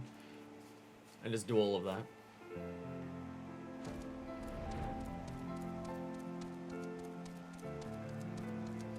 Ah, shit. Hi, Aelith.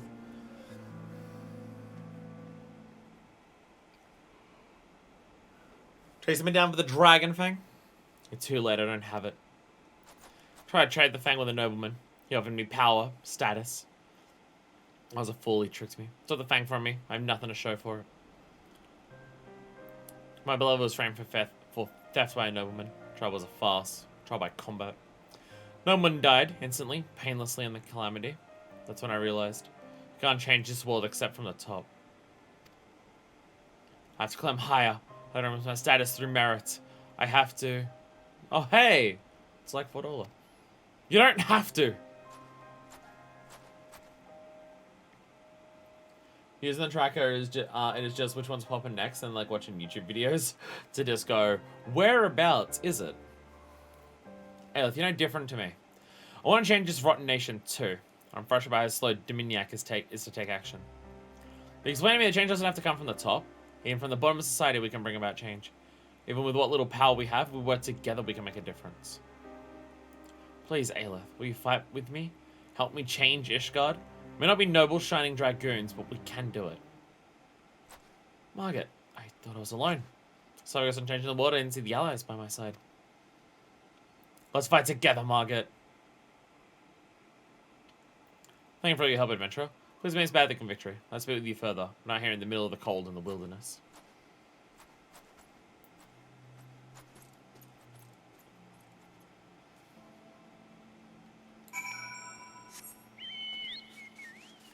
Really wish there was more than one Aetheryte in the FFXIV signs. Fuck!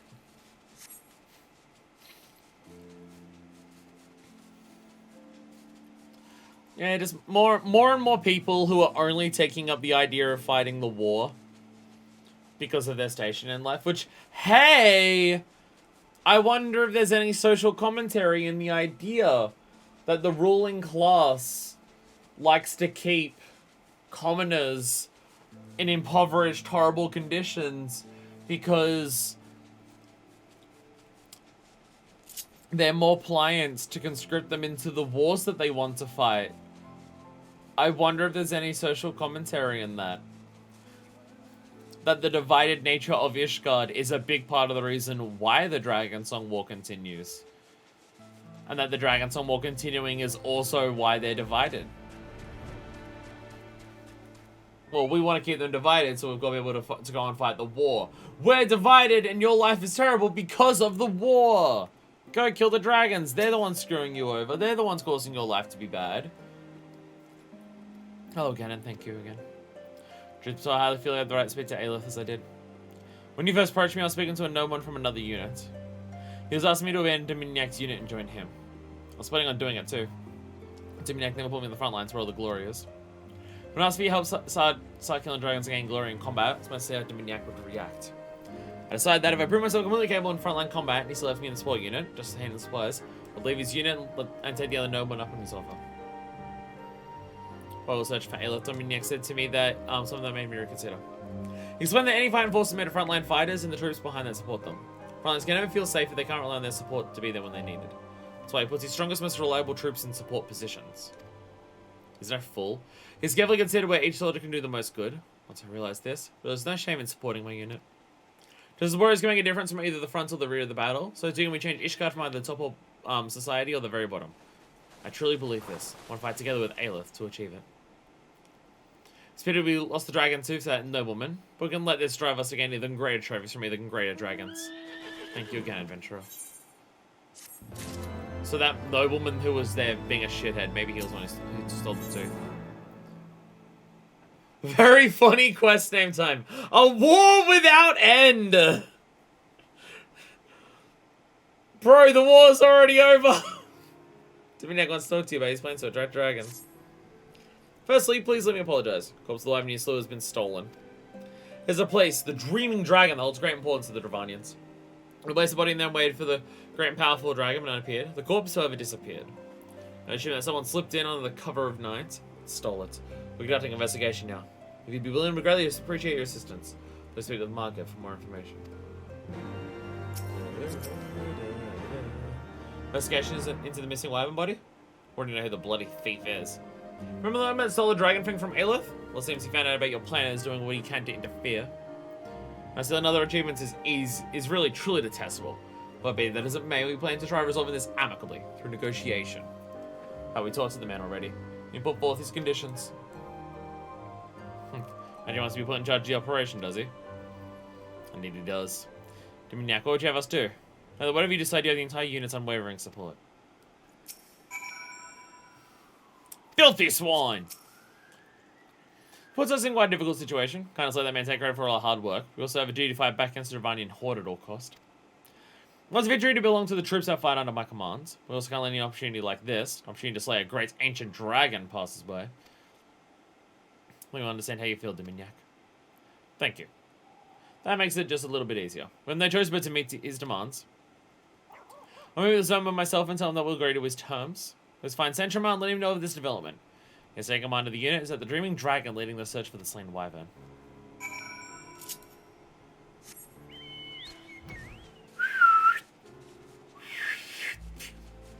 Whistle hard. So this thing here, the Dreaming Dragon, the Ashpool, is very fucking big. Very fucking big. So that's cool thing. That's why I want to do a sightseeing stream. There's gonna be so many things like that. Oh god. Oh god, the old dude is dead. Along with like a lot of other people, actually. Like a lot of other people, actually. Jesus. Yeah, doing the sightseeing log stream can just be like a whole bunch of little laws about however many different parts about the world. It'll be a thrilling time. So eager for glory. Look at them now. God, it's all gone to hells. Somebody in no one came out claiming to be in charge of the unit, and the wyvern corpse with him, where I could tell him what I thought of his claims. I say, I'll explain to the Norman wasn't why he thought he was in charge. Dominiac is so good you had control of him and slaying a dragon. Fortunately, his situation may have been complicated somewhat. But you see, while he and I were arguing, a monstrous dragon swooped in, and Ajitara, I think it was. I had killed the Norman before I could blink. As soon as I had arrived, it was flying away, the dead wyvern in its claws. I was addressing the aftermath, thinking he could lend her a hand. I'm noticing because of where we're standing. Because the ground beneath us is transparent. We're standing up this high and hovering up this high, but the little marking around her to select her on the ground is like on the floor beneath it, which is as far like as the plants are going. That's funny. Of course, it was the Norman that tricked me. He turned his tail, tried to save himself. Tried to make over the dragon bone, see if you can't find it. If you do, take it back to Dominiac. Pilfer in your body, pilfer in your body. But you know, it was ruined out. Let's just sit back. We can't give up so easily.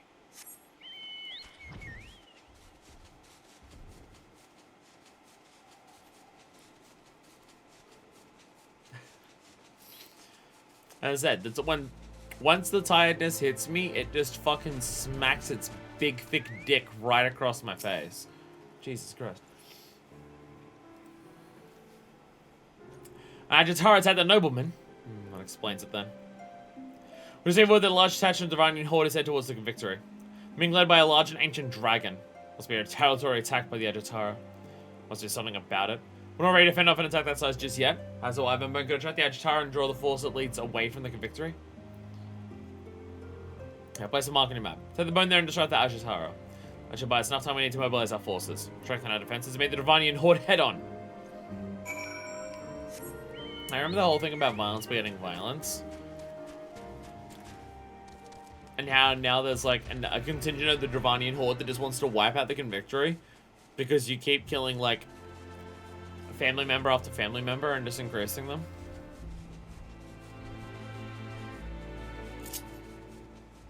Remember that? Remember that?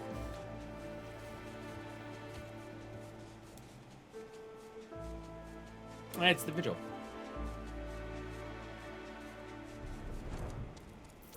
Hi, friend. Hi, sheep friend. The giant femur of a wyvern has been fit into your traveler's bag as a mystery best left for another time.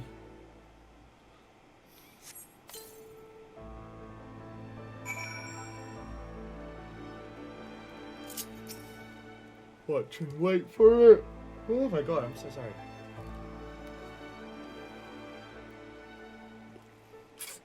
I tend to just squirt the bottle over my face and wake me up.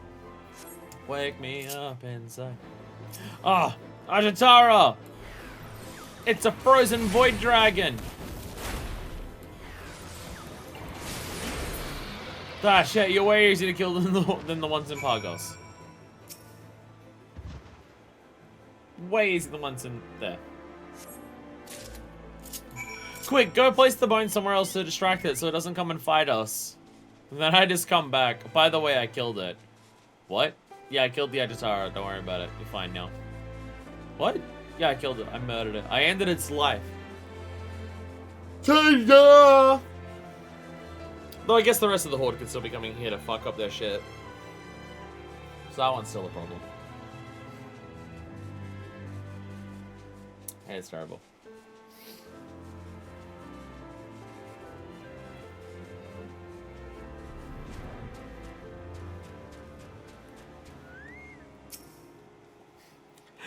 God, I have the heck ability tucked behind my ears, and it looks so much worse than just leaving it messy in front of it. God, I thought it would look better. No, it looks atrocious. Well, more so, if I tuck it behind like this, you can see just how fat my face is. It really highlights how fat it is.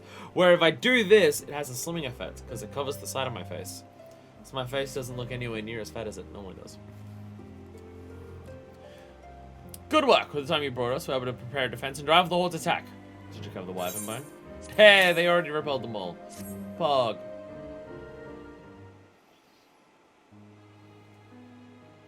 Since man was effective bait. What happened to the Ajitara? I killed it. Hahaha, why don't even ask? We only need to slow the thing down, but I suppose I should expect no less from the woman that slew the primals. We need to inform the Holy See of what has happened, both of the unfortunate incidents that befell one of their nobles, and of the glorious victory over the Divanian Horde, shared by both yourself and my unit. Knowing how this victory will draw attention to the fighting strategy that allowed it. Cooperation between the front line and the logistical troops supporting them. But change of way can victors fight. Made this place not for fallen nobles and starving paupers to run to, but an elite fighting force gloriously defending Ishgard from the Divanian onslaught. So the primals, but I love that band.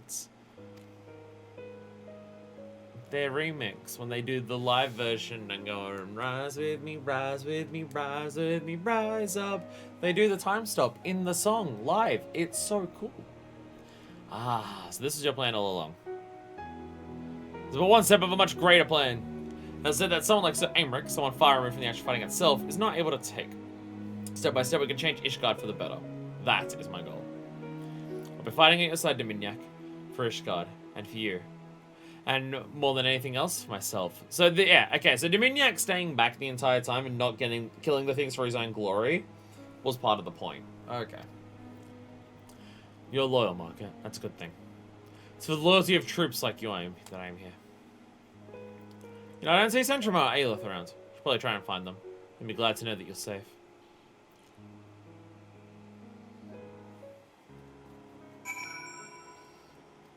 They're over here.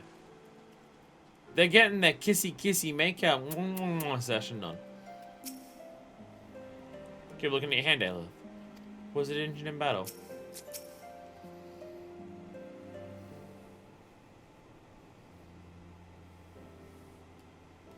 Keep looking at your hand. What's the matter?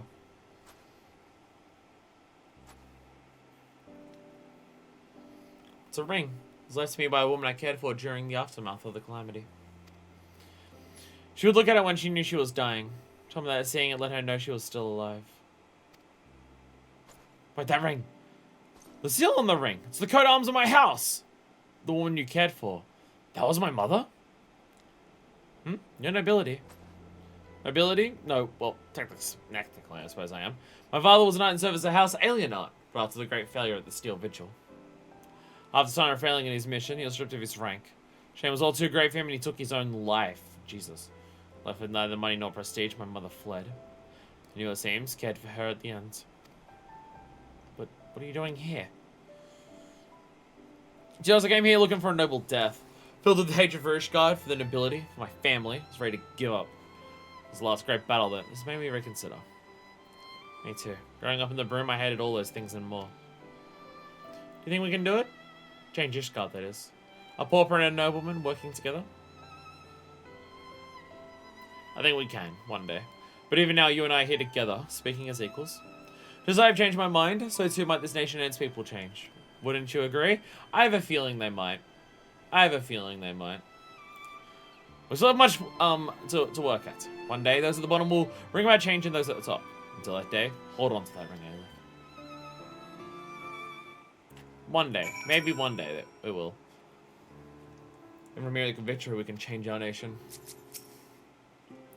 I will fight. My friends are by my side. And then the war ended. And then the war without end ended. What an incredible coincidence. Maybe even fate, perhaps. Whatever it may be, if Saint Germain and Aelith are going to work together for the sake of the future, that's enough for me. Thank you yet again for your assistance, Corporation. Might be taking stock after the battle, but she too deeply appreciates all you've done for us. Aymeric has expressed his thanks to you. I doubt I can never fully repay you for all you've done. If you ever need our help, I'll gladly do what I can. Aymeric thanked me. It's very unlike him. Hey! And now we've unlocked the real thing. Triple Triad. So, okay, so when people say that doing Triple Triad is doing all of the content in the game, yeah, even, like, you've got, just to fight this one NPC, you've got to do all of these quest lines. And this is for one NPC out of, like, the 100 or so that you gotta fight. Triple Triad is just the entire game. Hell yeah. There's 2 NPCs that need Eureka. Of course there is. Of course there is. That's the real end goal. Triple Triad is the real end goal of the game. It's the truest of all the end games. I mean, to be fair, I like the idea that there is something that is so all-inclusive of... to complete, like, in a game that's this huge, and there's so many disparate aspects of this game, of just, you can do this, or you can do that, or you can do this, or you can go with us. In terms of, like, all of that, I do kind of like the idea that there is one specific task, or, like, one specific side activity, that if you want to complete it, is basically everything together. This one card game is the end game of the entire thing. Triple Triad is the end game of the entire game, and I find that very funny. I do find that quite funny. Anyway, any other yellows for Western Kurthus, or shall we end it there? I mean, we've unlocked Triple Triads, that's the big one. We've done that, so there is that. We've done that, so there's that. My dialogue and words are so fucking good. Oh my god, I'm so good at talking! It's like it's my job or something. And my hobby. Or is this I don't even know if I'll be honest, I don't even know at this point if streaming is a job. We can wait 15 minutes if we want to see a Rising show, but otherwise not. Oh, is that in 15 minutes?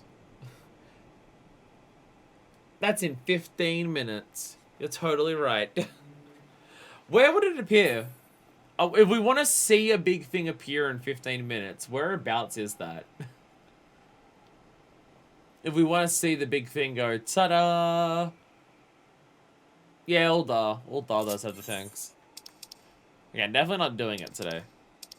I mean, I spent, like, I'm typically fine doing seasonal stuff at the end of a stream. But I feel like this Rising is particular. That, like, this Rising should be the focus of its own stream to start a stream with. Purely because of what it is, which is the 10-year anniversary of the fucking game. And by the game, I mean A Realm Reborn and not 1.0. I mean, still, 10 years since 2.0 is still fucking wild. And I've been playing the game for, like, a fifth of that time. I see there are already people waiting. I see there are already people getting ready for it. People want that Phoenix mount, and I don't blame them. The Phoenix mount is cool. I don't blame people.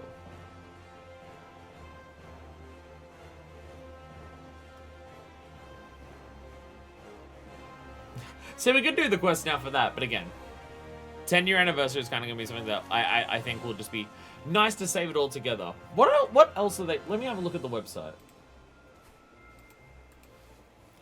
14, right? Because I saw you, but I saw other people say that there was other things that were happening for it.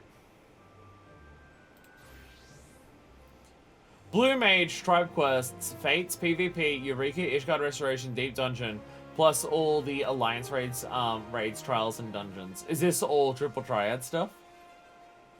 Is that all the stuff that comes together for Triple Triad? There's a lot of stuff for Triple Triad. There's a lot of stuff for Triple Triad. The Moogle event's also happening at the same time. Yeah, Moogle is also another one that's happening. But I'll have to grind out tomes for that. You need all those things and more. Fucking amazing. Poggers as fuck. So what else are they adding to this Rising?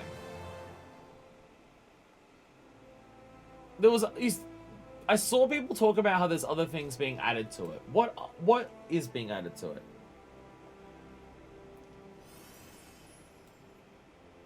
Well, I saw you say something about how there was like a 10-year anniversary thing.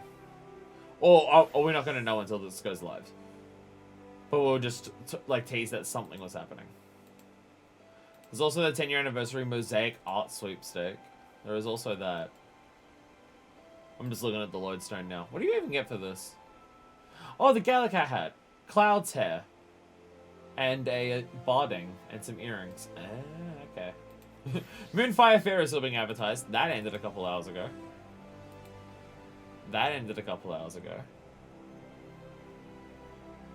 10th anniversary as a whole, there's a whole bunch of stuff. Okay. Okay.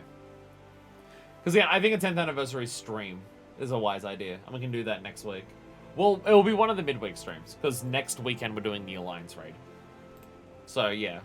Gallica Hat and Cloud, here are standard prizes. I gotta submit my photos of mods of Manifest with the tits out. I've not done that. I've not personally done that. I'm looking here. There's Tales Under the New Moon. But it says it may contain spoilers from the main scenario. So I feel like I probably can't read that. I feel like I can't read that.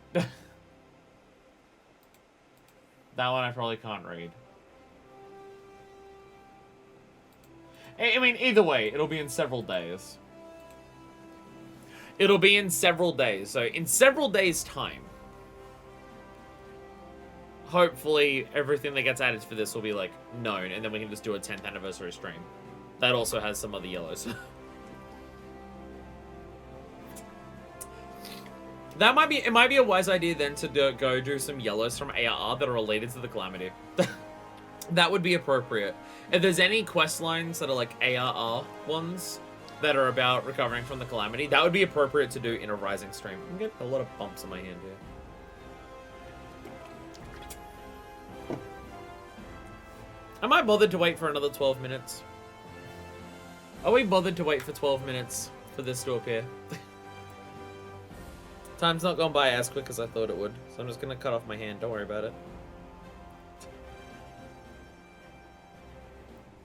So it's gonna be all these people who are waiting for this, because they want to do the quest to get the Phoenix mount. And I'm just gonna see it and immediately leave.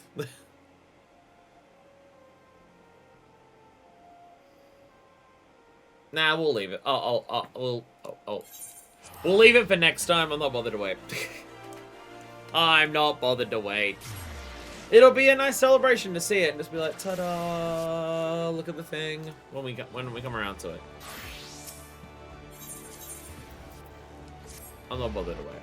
And by that I mean I want to go start making food. I am bothered. Do you want me to wait for it, Decker?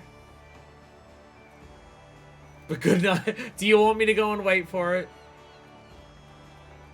Do you want me to go? If you can entertain me for 10 minutes, I'll wait for it.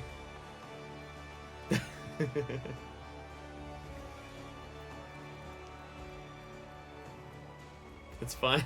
It's just seeing it spawn in. We did that for Moonfire Fair, and I don't know if it can get better than Moonfire Fair. It's the least important thing. Well, it's like we saw Moonfire Fair spawn in, and that was a giant tower. This is just going to see a little thing. I'll stay away from Uldar in my own time so I don't see it. I'll do that. Yeah, we'll be doing it in a couple days anyways. The next stream will be 10th anniversary. That I'm not willing to wait around 10 minutes for. I just don't know what to do for 10 minutes. So I'm just gonna go, eh.